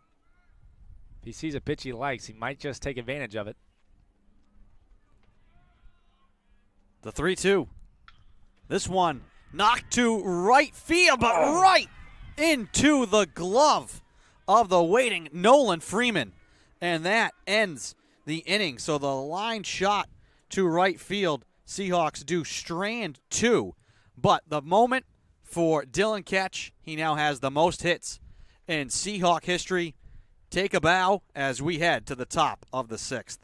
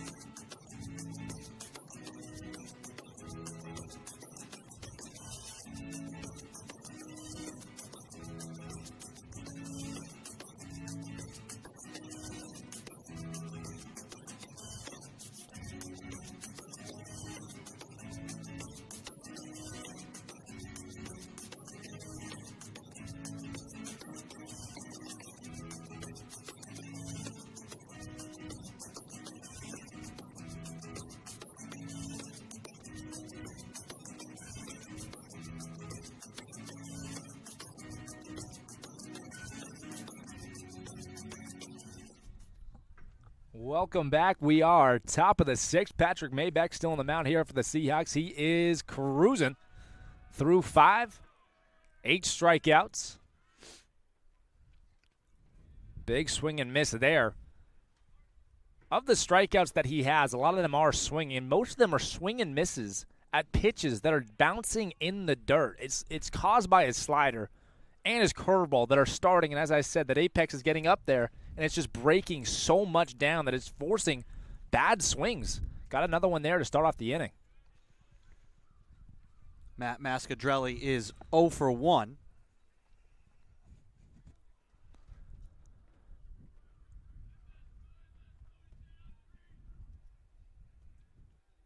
One pitch here from Maybeck. Outside for a ball count, moves 2-1.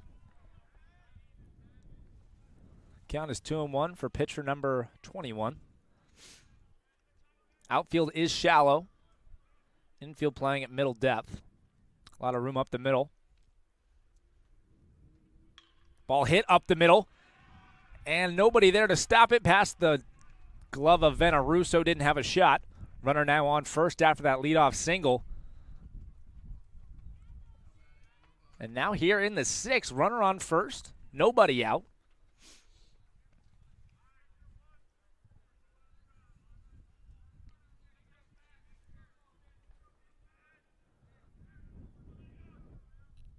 And again, second base playing well off the bag. Infield not in a double play depth. Center fielder shifted a bit towards left center field. Check over to first, and they got him again. Make it 2-in-1 game, baby. You got to be kidding me. When they need it most, they are getting it. Number 3, absolutely frozen. Mascadarelli caught at first, second of the game. When they need base runners so badly, the coaching staff must be, well, what a job by Patrick Maybach to eliminate the base runners that pose a threat to the 2-run lead the Seahawks have. 2 hits, and both guys have been picked off. Wow. That's one way to eliminate base runners. One way to do it is be a great pitcher, which Maybach is, and then when they get on, he just takes care of it that way. Incredible.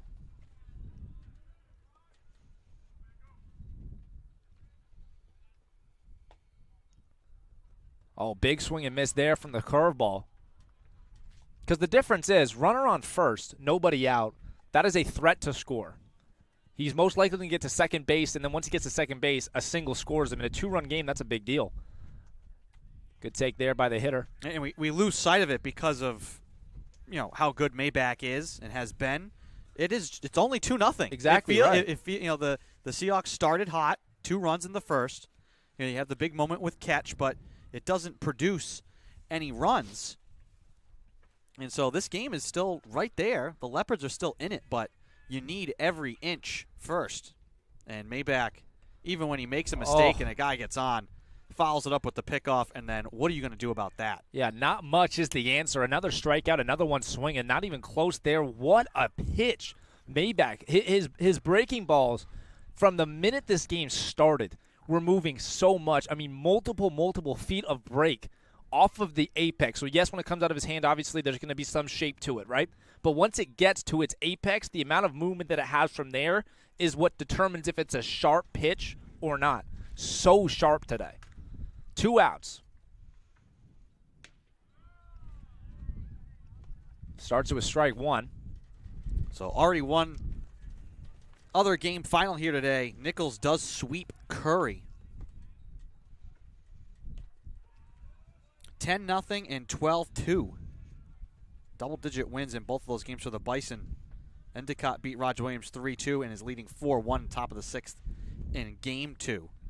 Endicott looking like a good conference foe. This one hits center field. Hard, but not hard enough. Brandon Grover is there. He's under it. He makes the catch. 1, 2, 3 go the Seahawks. Another pickoff. Really good job, Patrick Maybach. We're headed bottom 6th. Seahawks up 2-0.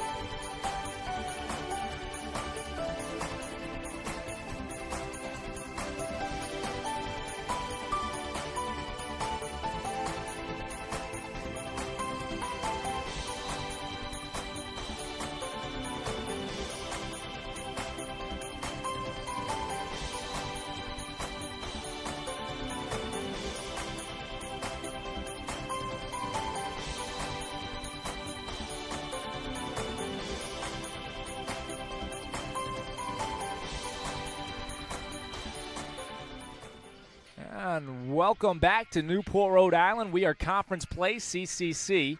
Niall Sermon joined by Andrew Pizzelli, bottom 6th. We got Ryan Grayshall up to bat here for the Seahawks. First pitch to him, called for a strike outside corner. Last at bat, he was sitting on a curveball that he hit very well to left field, but just an incredible diving play by Mascadrelli out there prevented it from being a hit. So Gratial has to feel good about the contact he's made so far here in this game. That is what can make baseball such an interesting game to play as a player, because you feel like at the end of the day you feel like you didn't do your job well enough because you're going back to the dugout after an out. But, you hit the ball hard. You did everything right. You just don't get the result. You got to sometimes just tip the cap to the other man. It is. That is, yeah. Like you said, this senior outfield here for the Leopards has played very well here today. So good today. 2-1 count here for Gratial. Oh, swung on and missed. Thankfully for the Leopards, would have gone a country mile if he connected. 2-2 is the count. Farina still on the mound here for the Leopards. Nobody in the bullpen. And the 2-2 pitch swung on and missed at the fastball. Strike 3. Gratial goes down swinging. 1 out now. 78 pitches now for Farinas. Efficient. And now some Leopards will make their way down to the bullpen. And I hear that song. I know it means Chris Venarusso's back up to the plate for the Seahawks here, 1 out in the 6th. First pitch to him outside for a ball. I never associated Tony Bennett with baseball, but now forever. It has to be. Linked in my mind now, thanks to Chris Venarusso.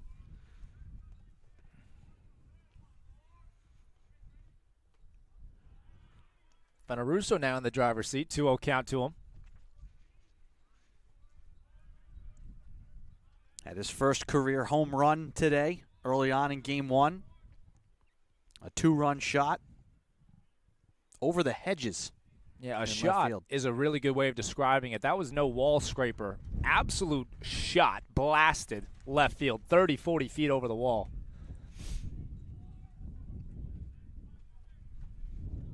Count now 3-0. Venarusso, most likely the red light, only up by 2. It is. Down the middle, strike 1. Counts 3-1 now.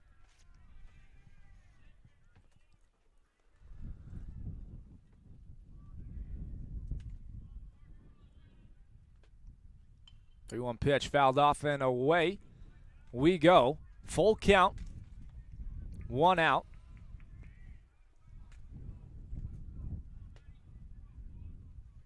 For as well as Maybach has been pitching, because it's been lights out, dominant, obviously dominant. Farinas is throwing a heck of a game for his squad. Hit right side. Gets past the second baseman. There's going to be a play. No, there will not be. The speed of Venarusso gets him in there safely. Very hard hit. It was gloved. Must most likely go down as an error, but a very hard hit by Venarusso. That one it just scraped off the infield dirt and kind of tied up the second baseman French, who lost it and then could have had a play, but I think opted instead of trying to rush and fire that ball out of play, just take the error and live to play another day. And there goes Venarusso swinging right side, base hit. Cicada moves over the running Venarusso. He's going to stop at third. Little hit and run. Hit and run works to perfection. Was hit right to where the second baseman would have been, but he was over covering the bag for the stealing Venarusso. Leaves a gap in the 3-4 hole. Ball squeaks by. So now runners on first and third. That's how you draw it up. When you call the hit and run, that is exactly what you want to see happen. Yeah, ran to perfection, that is. And again, that's what makes you, in my opinion, that's what makes you a captain. That's going the other way with the ball. That is intentional. I mean, he is taking that ball to second. And now Cicada goes. Pitch is fouled off, though. At the plate now for the Seahawks, number 25, Jared Beniers. And this is, the Seahawks have gotten guys on to be able to try and play these games. Unfortunately for the Leopards, they haven't been able to put this sort of pressure on the Seahawks defense because of how good the starting pitching has been. Yeah, we're going to get a shot to see if Maybach will go the distance here. Perachi obviously went the distance in Game 1, and Maybach has been just as efficient here in Game 2. Yeah, the mercy in Game 1, there was a little bit of action in the Seahawks pen. We never got there because the Seahawks ended up just closing the game out by getting the double-digit lead. Although they have been stretching Perachi. He was up there in pitches. Swing and miss. Fake steal by Cicada over at first. We have seen the Seahawks stretch out Perachi, most likely looking to see how far they can take him in a playoff game or an NCAA regional game, like how long can we count on you to go for. His pitch count was getting up there, but he was looking to potentially get pulled there for the 9th. We'll never know. We will never know. This one hit right side. May be playable. It is playable. Fair ball. And it gets past the right fielder. Over to third goes Cicada. RBI single. Jared Beniers, his first RBI of the day. Second time being on base. Just what the Seahawks needed. A little bit more insurance run for starting pitcher Patrick Maybach.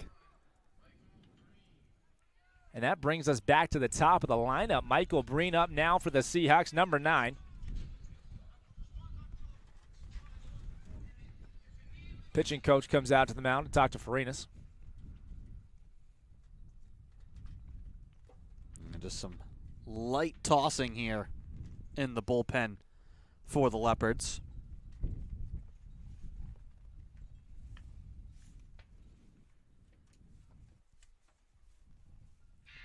To be able to string across runs or hits, as the Seahawks just did with their 7, 8, 9 hitters, is not only part of what's going to make today's game as good as it was, it's important if you want to get to the next level and win these playoff games, these NCAA regional games, and eventually hopefully get yourself to the College World Series and start winning some of those games. You need that type of production from 7, 8, 9. And the way that Veneruso, Cicada, and Beniers were able to string across hits, get each other going, play the hit and run to perfection, and get the RBI single, a huge deal.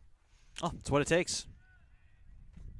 Because that gives you leadoff hitter Michael Breen with 1 out, and he's got himself a runner on third base. Runners on first and third, just the 1 out.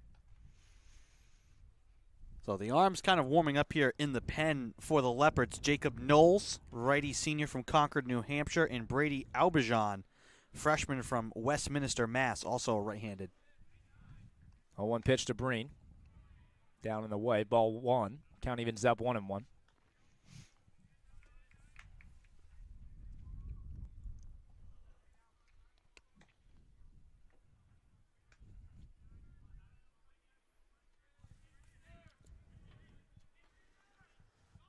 Runner goes. There goes Beniers. Throw down to second. Not in time. They ran a play. Had the shortstop cut the ball off before it got to second base, just in case Cicada was going to try and steal home on the throw. He didn't. Ball was cut off. Now runners on second and third. And the infield's going to move in.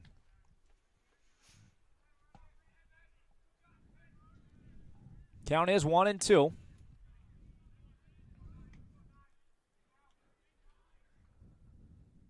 This one hit right field, down for a base hit. Rounding third base is Jared Beniers. There's going to be a play at the plate. Throw home is not in time.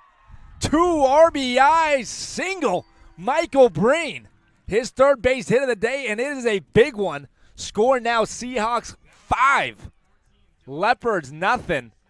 Much. And Dylan Katz was just recognized over the home speaker. Nice moment, standing ovation from everybody. Dylan Ketch gets his moment.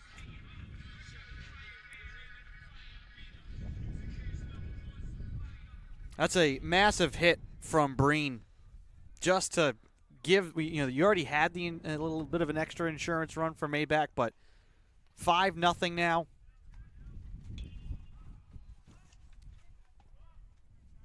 Ball hit left field. There's a long run. Not able to make the catch. The left fielder called off the center fielder. Gave it a full dive. Not able to come up with it. Certainly interesting for the center fielder not to take the ball, but nonetheless, that will go down into the scorebook as a hit. Diving play attempted by the left fielder. Yeah, when you have to make that sort of effort, that is definitely a hit for Ketch. Absolutely. And that adds to his all-time career hit record. Now at 240, he's not chasing anybody. He's setting himself up. Every hit he gets is setting the record. What an effort, though, from Mascadrelli. Yeah, full-on extension.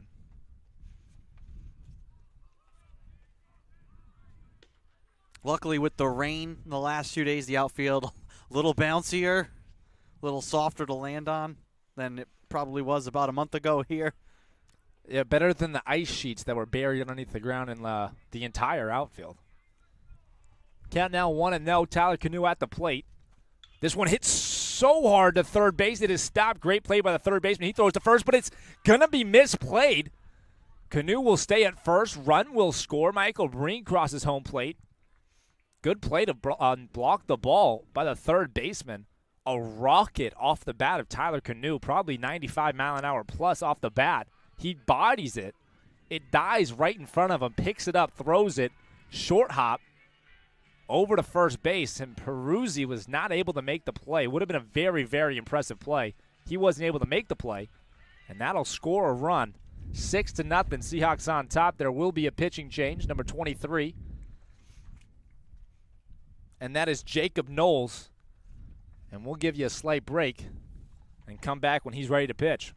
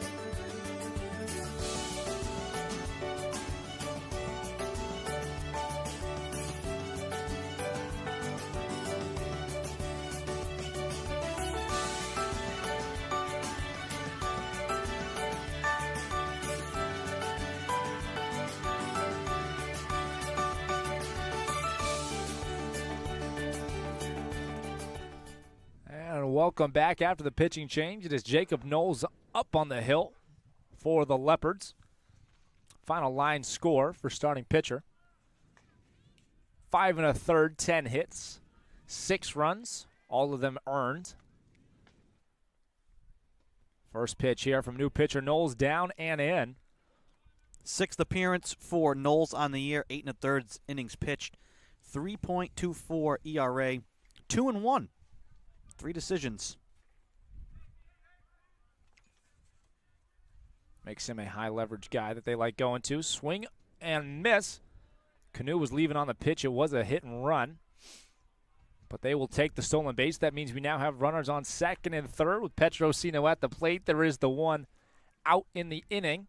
Count is 1-1.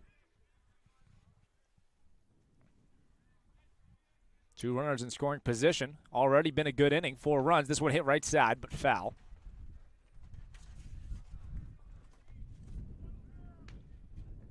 Skips past first base coach, Stephen Phillips, which gives me a chance to say our defense has been very good this year, and he's a huge reason why. A phenomenal infield coach. Came over from a Cape Cod Baseball League team. Lucky to have him.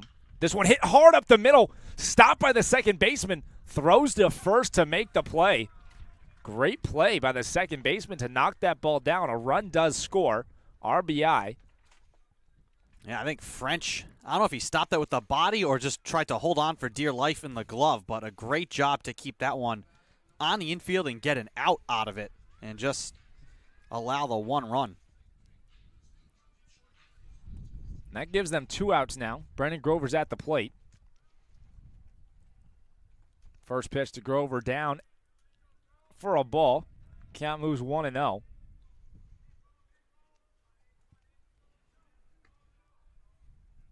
Grover having himself a nice day. 3 hits on the day for him, looking to make it 4.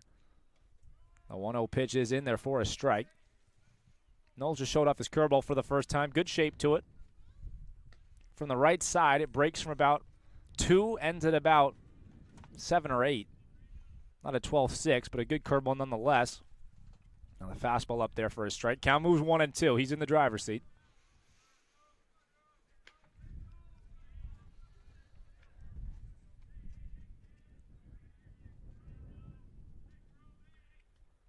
One-two pitch on the way from Knowles. Good hold by Grover. Fastball just above the eye level.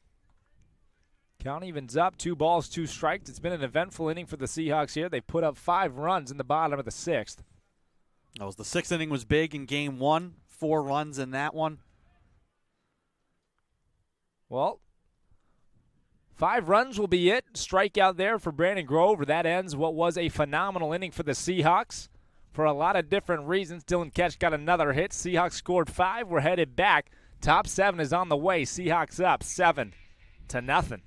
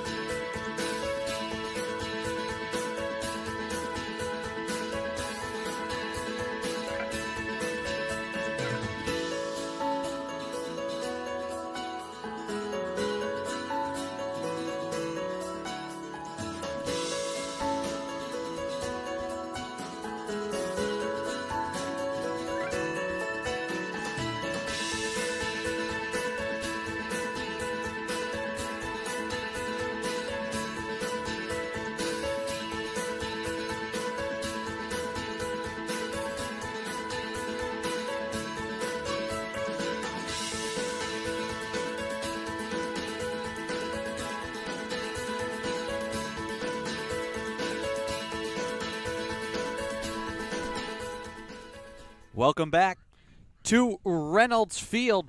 Top of the 7th here between Salve Regina and Wentworth. 7-0. The Seahawks lead here in Game 2, trying to sweep the Leopards here in conference play. Patrick Maybach still on the mound, and he will start off with Aiden French, the second baseman. And he will take up high. Andrew Pizzelli here alongside Niall Silberman, bringing you guys the call. Thank you for finding us here today on the Salve Athletics Network. Gorgeous day here in Newport. Gorgeous day to watch 2 Seahawks starters tear it up on the mound. Yeah,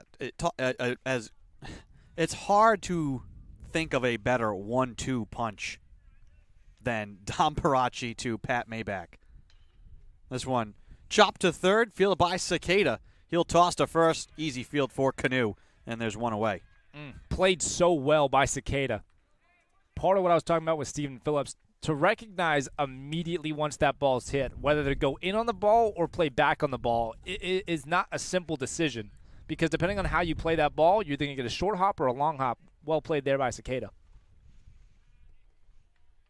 For the guy, especially that we said that plays all over the place, playing a lot at second, but being able to retain that recognition at all spots on the field. Maybach delivers. This one fought off.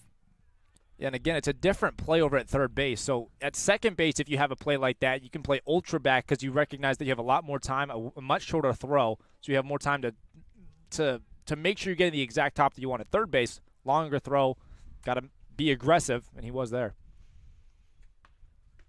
That pitch up high. Count 1-1 here to the shortstop, O'Neill.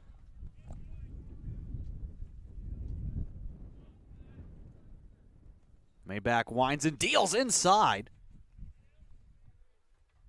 And somehow that did not connect with O'Neill,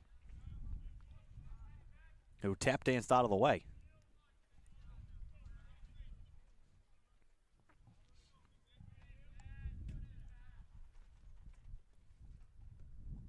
The pitch down low. Count 3-1 now. There are pitchers in the bullpen with their jerseys off. Nobody's getting hot yet. A few players getting loose, playing with bands.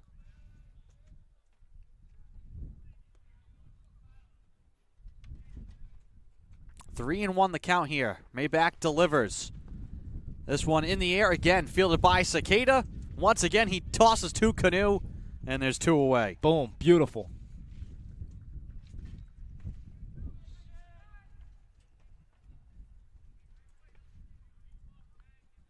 Back-to-back ground outs to third. It's hard to pick one thing that has stood out to me over the course of the season for the Seahawks. There's been a lot of things to choose to be my favorite part of the season, but the defensive play of the infield has been really spectacular.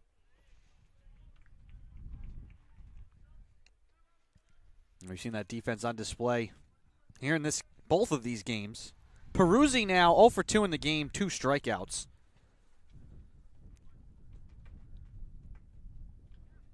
We'll watch this breaking ball in there for a strike.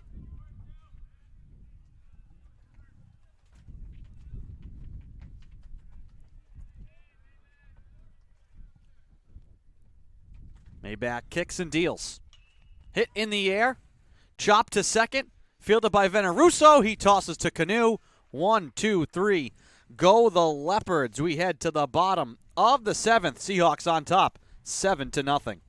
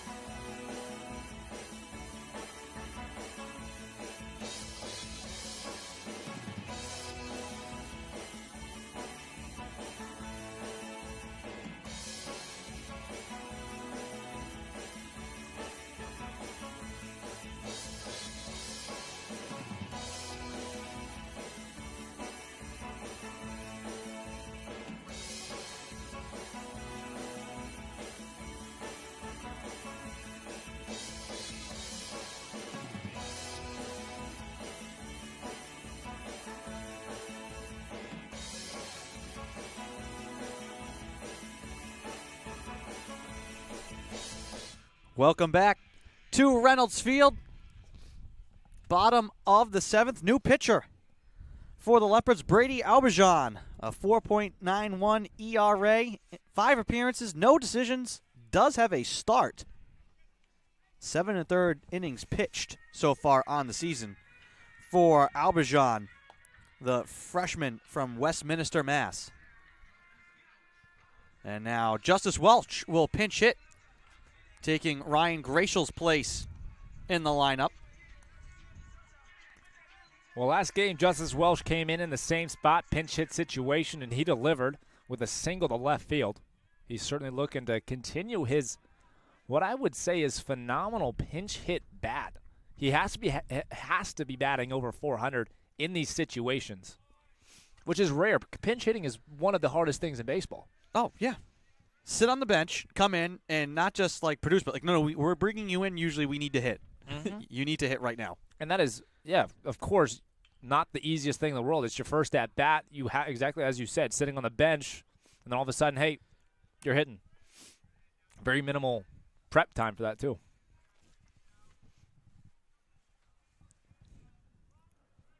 Count 0-1 as he fouls off the first pitch from Auberjon. Now follow the second one off as well.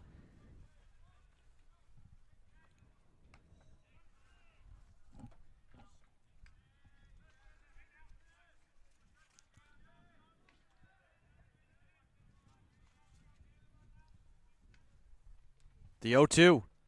Swing and a miss. So 3 big swings from Welch. 2 fouled off, missed the third, and he goes down swinging. That brings up Veneruso.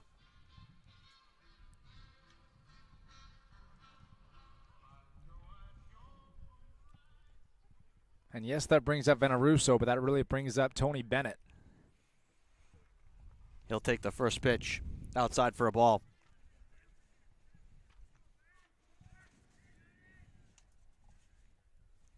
One out, no one on here in the bottom of the 7th. Game 2 of this conference doubleheader.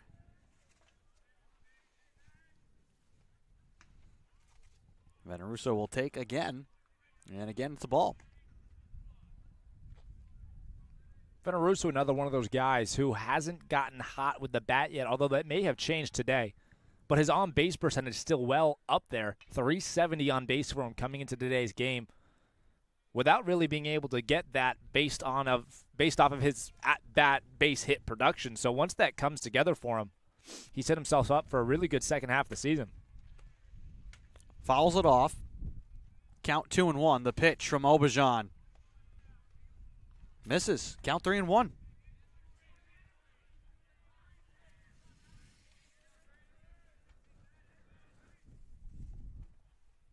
The 3-1. Oh. In the air, left field, drifting foul and out of play. Off the batting cages. Off the bat, very loud contact. Well under it. Big league pop-up went foul.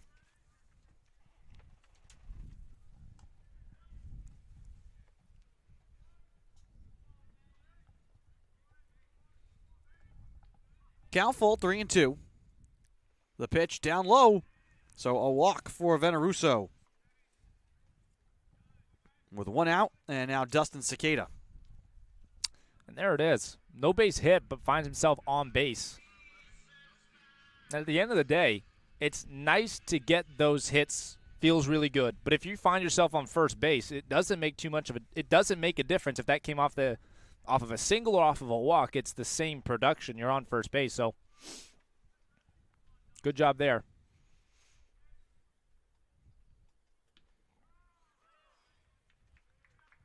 That pitch in there for a called strike.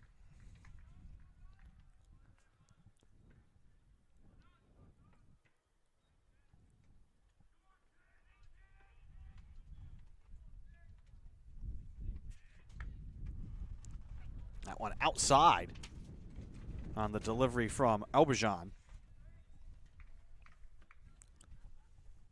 So Cicada, who was fresh off of the top of the 7th elite defensive place, made 2 of them. Now finds himself in a 2-0 count.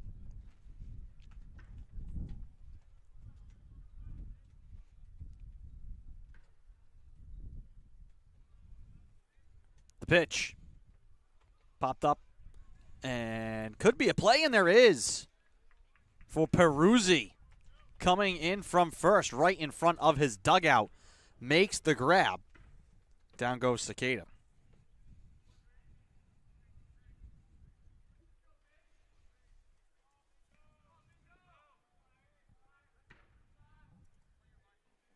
Dugout calling out flashes of bingo. Jared Beniers, commonly referred to as bingo.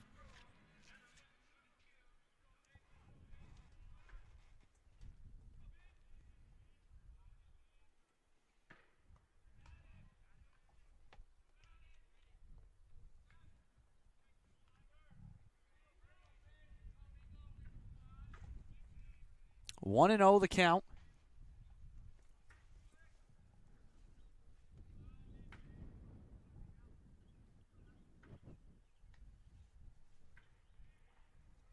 Long look here.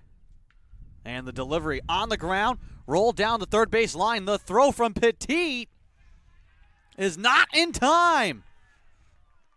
And over to third goes Chris Veneruso. What a way to recognize the situation. The third baseman was one that fielded that ball, threw it cleanly to first base, not in time. Beniers was in there safely. Nobody was covering third, and off he goes to third base. Pick up a very valuable 90 feet.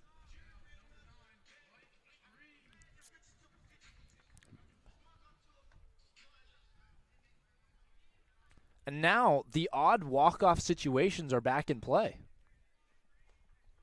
Yeah, if Breen were to launch one out of the park here, that would do it.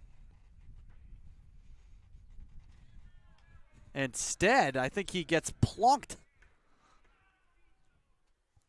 And he does. Well, as was previously said, he is getting on in every possible way today. And now, who else? Dylan Ketch, who could send us home. Well, he had an odd walk-off in Game 1. He broke the record in Game 2, and now again he's in with a chance to end the game because it's always being up by 7 with the potential for a walk-off hit is just an odd situation to find yourself in, but it's one we find ourselves in. So he lines this one into right field for a base hit. That could score 2, but a great throw from left field gets in. Seahawks do score 2. Runners at the corners. Well, Dylan Ketch, have a day, my guy. Another RBI for him. Count at 2. He finds himself on first base, and it's worth mentioning the new hit record is once again being set. 241 there for him. So that makes it 9-0. So Canu with the base hit, as we've been told, can send us home and end this game right here. I mean, that changes the intensity of these moments. This is a big moment. Walk-off chance here for the Seahawks in the bottom of the 7th. The pitch to Canu. He drives it but foul into the Seahawks bench. There are 2 outs.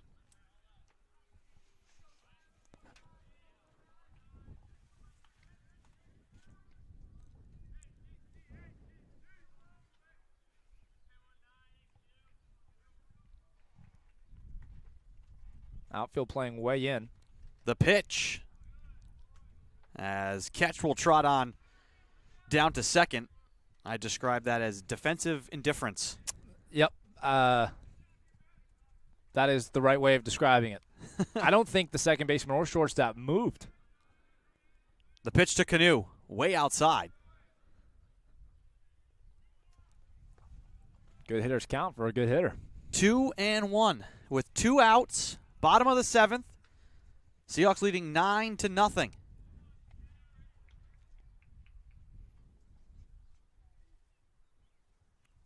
The pitch. Outside. Count 3-1.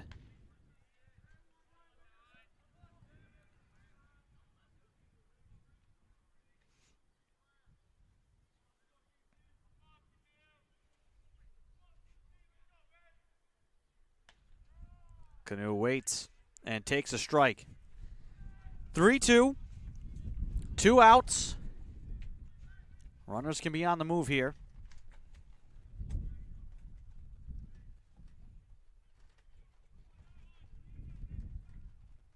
Auberjon kicks and delivers that one up high. That hit Canoe, I believe. Yeah, that caught him on the elbow pad. It made a funny sound. It sounded like it hit off the bottom of the bat. It did not hit off of his elbow pad. He is all right. Sting you a little bit, but Evo Shield makes a very good product. Hit him on the elbow. I bet he doesn't even feel it. That'll load the bases. So Tyler Petrosino with the bases loaded, 2 outs. Trying to deliver the Seahawks the sweep here today of the Leopards. The pitch from Auberjon on the corner for a strike.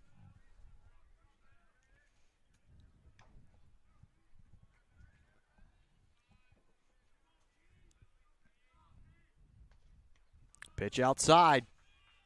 1-1.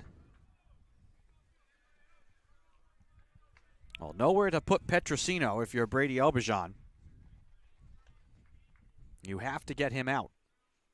The pitch. Inside. Count 2-1. A walk-off walk is always a funny thing that happens very rarely. What about a walk-off walk in the 7th up by 9? Just a weird situation for baseball. The pitch. Down low, count 3-1. Well, I don't know if the fans recognize the situation that this is. This is game right here. Could be game right here. The 3-1 in there for a called strike. Well, now the moment is just becoming too much for anybody to really fully understand. 3-2 count, 2 outs, bottom 7, chance for this to be it. Runners go. Fouled off. 3-2.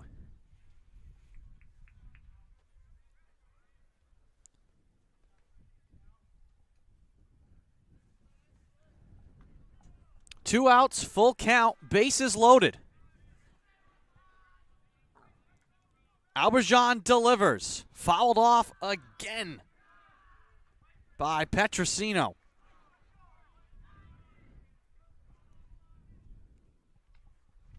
I'm just smiling ear to ear. Just you got to love baseball. I mean, this is just too much. Runners go. The pitch.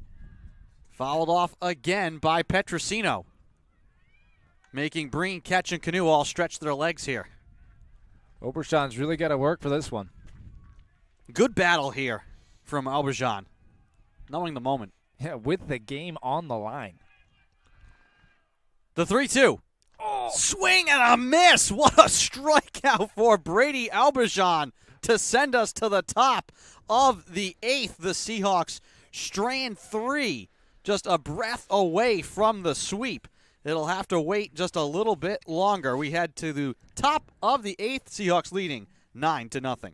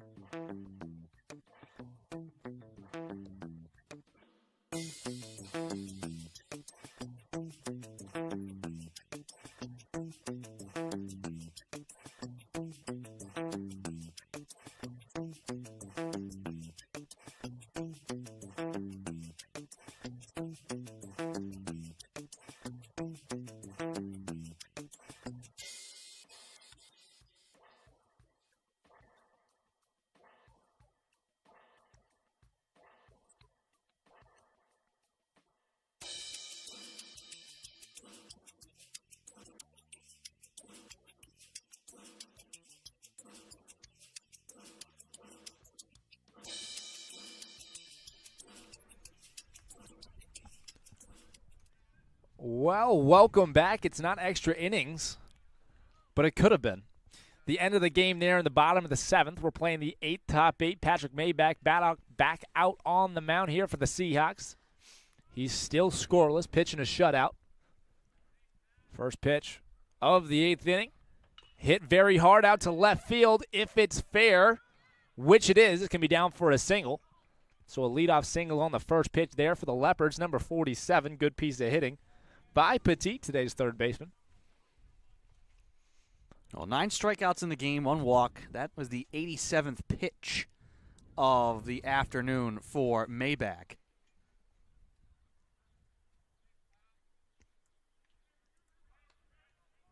The third hit of the game, the first 2 base hits, ended up getting retired on first base by the pickoff. So we'll see if that happens again here. I've never seen that. 3 times? I'd never seen twice. So to see 3, I'd feel like that's like seeing a whale. We'd never seen somebody checked on 6 times in a row, and then that happened in game 1. And I've never seen a game have a chance to end on a walk-off in the 7th. So really a game of first here. I like the mercy rule. With the doubleheaders, you want to play 9, but if the game feels in hand, it's a double-digit lead, 10-digit lead, that would be truly absurd. But a double-digit lead, and you're after the 7th inning, you know, no sense in playing on and just having to run into darkness anyways if that's the case. Yeah. With conference play, you're not playing baseball for the sake of playing baseball. It's, you know, you're trying to go out there and win a conference. When a team's up by 10 after the 7th, you feel pretty comfortable saying, I think this game we know how this game was going to be decided, so let it end early. Good swing and miss pitch there by Mayback. That's his 10th strikeout of the day. Another one swinging. So now 1 out, runner on first. We may be late in the game, but that curveball is still breaking like crazy for Mayback.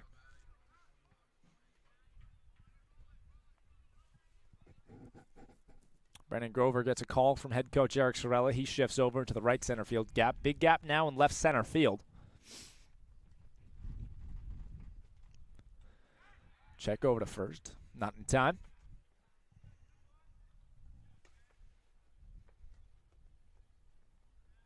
The designated hitter Rice is now up for the Leopards. Matt Ferrara warming in the pen for the Leopards. Freshman from East Taunton, Massachusetts, right-handy. And as that happened, another swing and miss pitch. This time on a fastball from Pat Mayback. He's ahead in the count 0-1.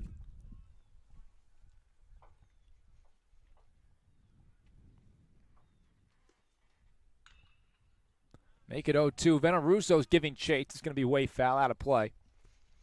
Counts now 0-2. Mayback looking for strikeout number 11. He got the swing and miss on the fastball to start the inning. Start this at bat off. Fouled it off on the curveball there. We'll see if he goes to a fastball inside.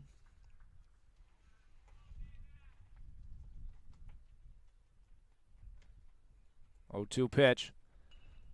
Fastball inside, fouled off right over the first base dugout.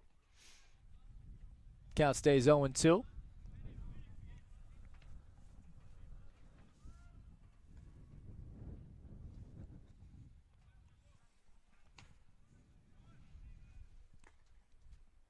And again, the 0-2 pitch from Mayback. This time hit right side and foul again.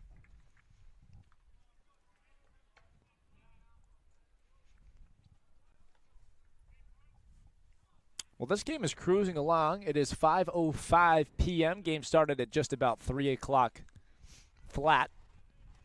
Had a chance to end the game in less than 2 hours. We'll still get done in less than the designated 3 hours it takes to play a baseball game. This one in there for a strike. Late strike call by the umpire. Still a strike nonetheless. No chase. He goes down looking. Strikeout number 11 now for Patrick Mayback. And we talk about the hit record being broken by Dylan Ketch and how he continues to extend that record. While Mayback continues to extend his strikeout record, he's been extending it not just this season with his multitude of strikeouts, ever since about the midway point, maybe even less than that last year. So really impressive stuff. He's racking up strikeouts, looking for number 12 here.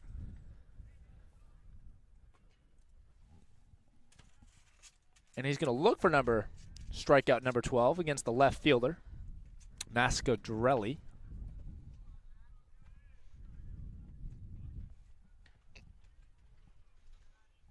Counts even to the left fielder, 1-1.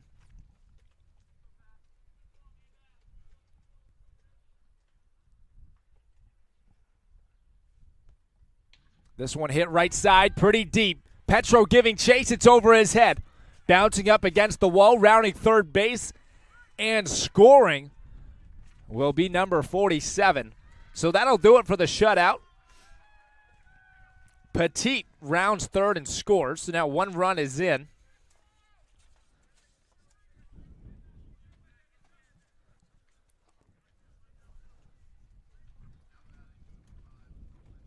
The Seahawks will not have to score 2 if they want to end this game early.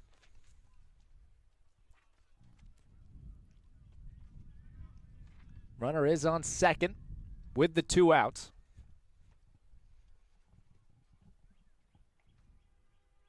First pitch in there. Called for a strike. Good curveball. The center fielder, McManus, up for the Leopards. 1 for 2 in the game with a strikeout.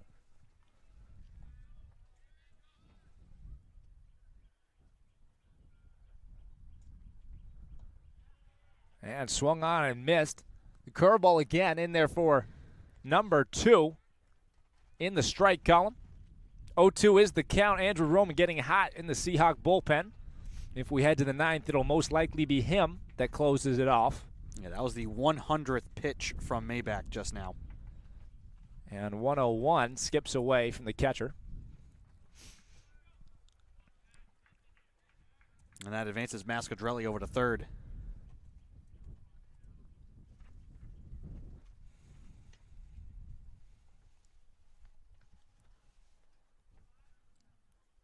What's a 1-2 count?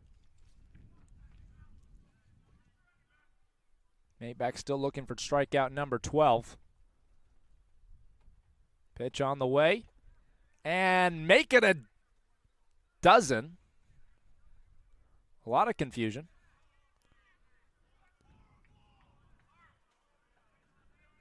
Well, a lot of confusion to say the least. The entire field thought it was strike 3. I think that's what was happening. Even McManus. Yeah, headed back towards the dugout. Well, it's a 2-2 count. 2-2 pitch in there. That is definitely strike 3, and it is a baker's dozen. Well, really 12, but I like to think that it's 13. Nonetheless, that'll do it for the Seahawks here in the top of the 8th. Bottom 8 is on the way. Seahawks on top 9-1. See you in a minute.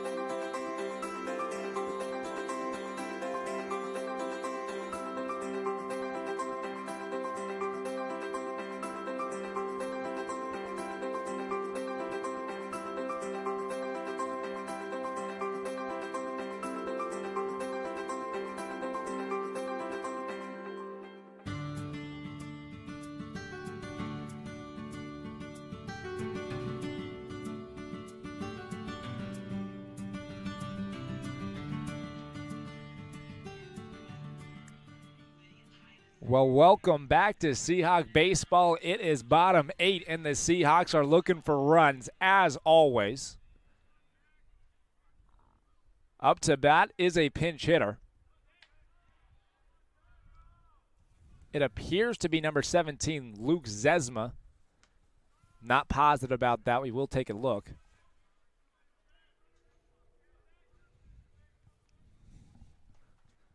Nonetheless, the count starts off with a curveball from the new pitcher, number 45, Matt Ferreira. Count now moves even, 1-1. From my strained eye here in center field, that looks like Declan O'Hara again. Well, it is the other freshman, Declan O'Hara. Good swing there from the freshman. Declan O'Hara had his first hit of his career in the first at-bat of his college career down in Florida, a double that added to a 6 consecutive base hit streak that the Seahawks had going. A heck of a way to start the career for Declan O'Hara. This one chopped. Pitcher's going to have it play at it. He fields it, throws to first in time, and that will retire the leadoff batter here for the Seahawks. O'Hara goes down 1-3. One out now in the bottom of the 8th. And that brings up another pinch hitter.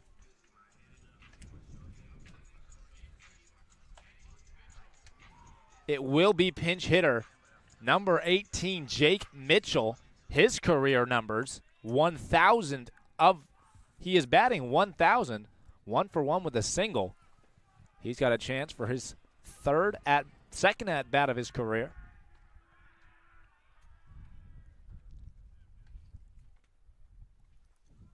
First pitch to him. Called for a strike, curveball, nice pitch there by Ferreira. Curveball looking sharp from Ferreira. Compared to some of the gas we've seen today, that pitch looked like it took forever, but had to freeze Mitchell in your first at-bat. For sure. You know, his delivery, curveball down there, his delivery is different from the pitchers that we've been seeing today. Not a guy that's going to blow it past you, but his curveball does seem to have some pretty sharp break on it. High apex break. Not necessarily sharp, but certainly a lot of movement. This one hit center field. Hard, not hard enough. The new center fielder is there. He reaches up, and he makes the catch. 2 outs for the Seahawks here in the bottom of the 8th. It will be another pinch hitter. And it will be number 2, Kyle Platt.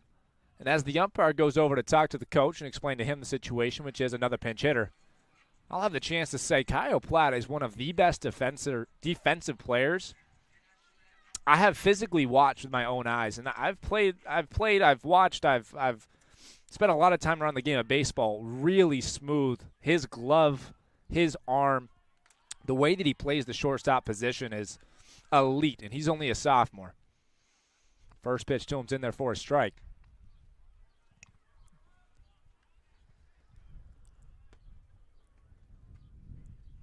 Two outs for number 2 at the plate. Kyle Platt looking to do something. This one fouled back. So now quickly the count moves to 0-2.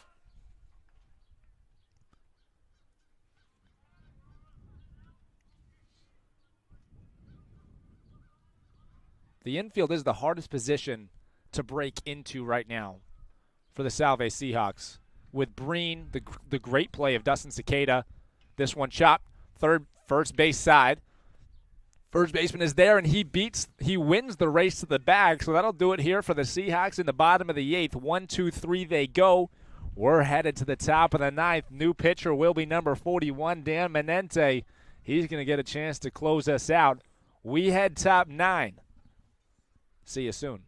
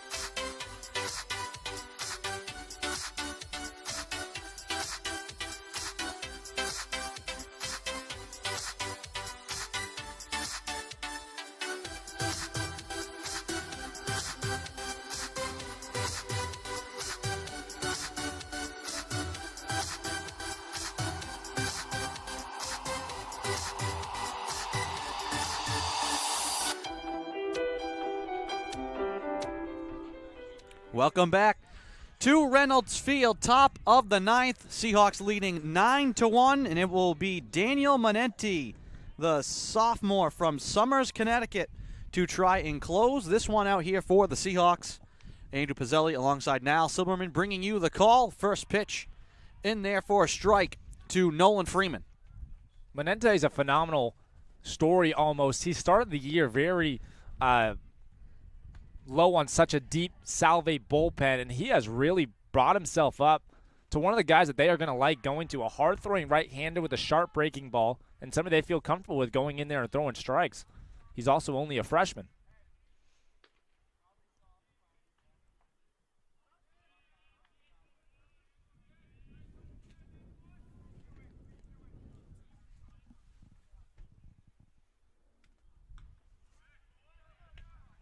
That one in there for a strike, count 1-2.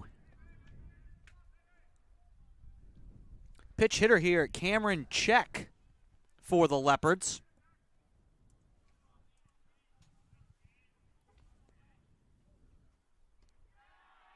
Pitch on the corner for the called strike. Down goes Check, and there's one out. And that's exactly what you're looking for, not only in this game, because as much as you want to, this game is, for all intents and purposes, over the competitive side of it, team versus team. Now's a chance for you to get a chance to look at some of the players on this team, Manenti being one of them, and he starts off his day phenomenally. The first reliever here for the Seahawks on this beautiful Saturday, and it comes with a strikeout off of Dan Manenti, but he does follow that up with a hit by pitch.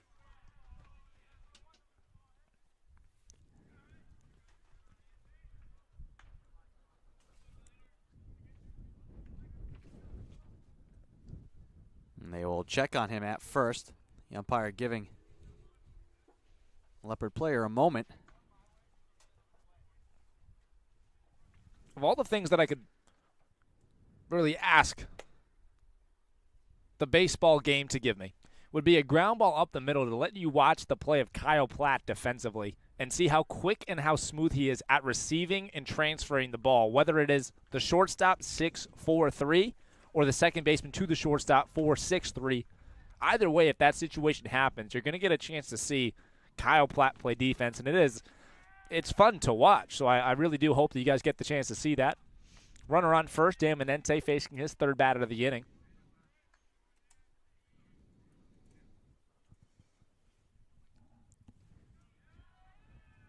Great slider in there, called for a strike.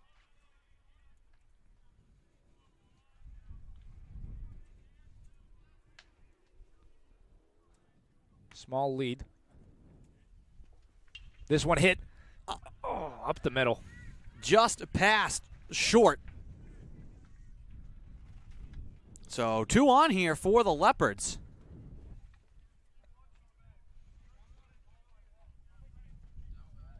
So close to being that 6-4-3 double play I was looking for. Just missed. You tried. I did. Well-placed piece of hitting.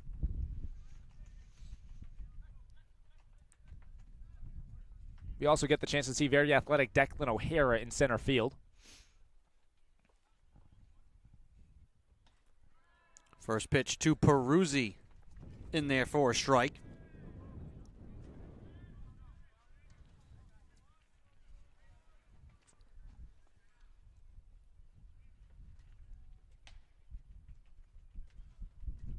The 0-1. Too low. Count 1-1.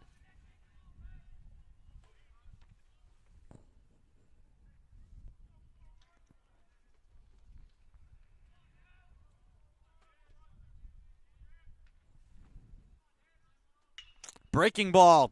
Hit to a gap. Diving stop. Shuffled to second, and there will not be a throw at first. A very good defensive play to stop the ball from getting to the outfield by Kyle Platt. Not able to make an out, but prevents a run from being scored. And they can't even get O'Neal. So that ball stays on the infield, but now it loads the bases with 1 out.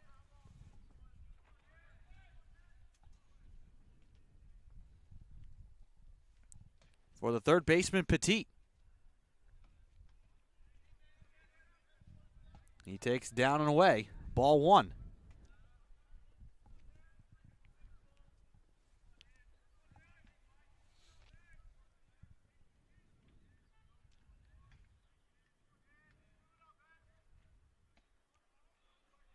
That pitch is low as well. Count 2-0. 9-1. Here in the top of the ninth. Manenti trying to close this one out and give the Seahawks a sweep. The pitch in the air and foul. Watch out, House.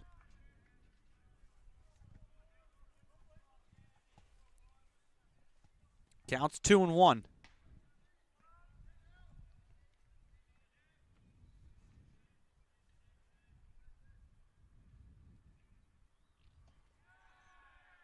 Pitch in there for called strike. Count 2-2. A lot of yelling of win your evens being called out from the dugout. As mentioned, a very important metric. Manenti kicks and delivers the 2-2. Hit to right field, and that will be a base hit. Quick throw from left field. To right field, to hold it to just one. But a base hit for Michael Petit. Bases stay loaded, and it's 9-2. Another pinch hitter here. Well, they are certainly making it difficult for the live stats team. A lot of pinch hitters both sides.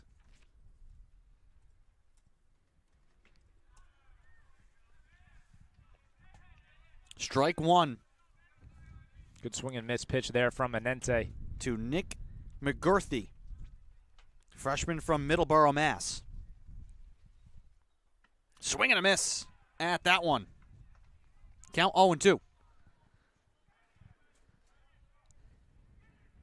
Bases loaded, one out. One run already in here for the Leopards. Manenti delivers. Swing and a miss. Shows off the great stuff there. All three of those strikes, swing and miss pitches. 3 pitches, all of them swung on and missed. Great stuff, Manenti. The defense now backs up a bit, giving themselves a lot of range. All of the outs are quick outs. If the shortstop has to go right, throws the third, goes left, throws it to second.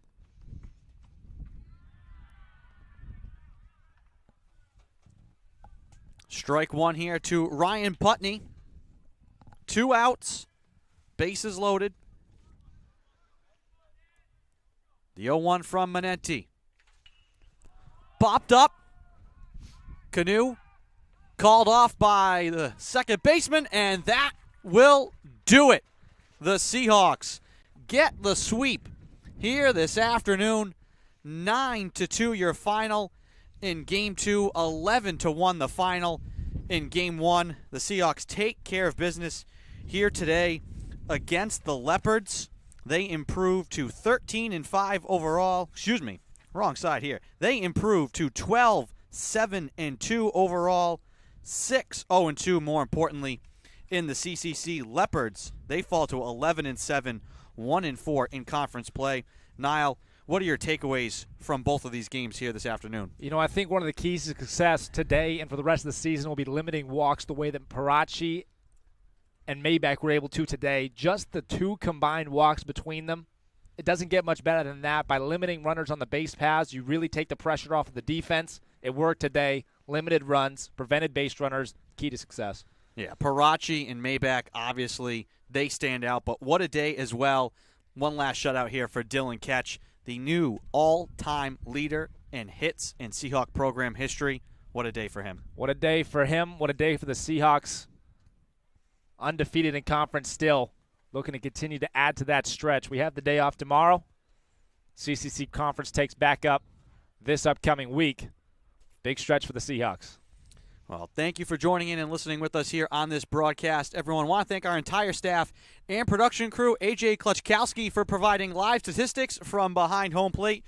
Your producer and camera person here today has been Bobby Olson. Thank you to Niall Silberman for joining me on the broadcast, and thank you for joining and listening here. And this one, once again, your finals here today. Salve Regina sweeps the Leopards 11-1 and 9-2 here in Game 2 from Reynolds Field. I'm Andy Pizzelli. Have a good night, everybody.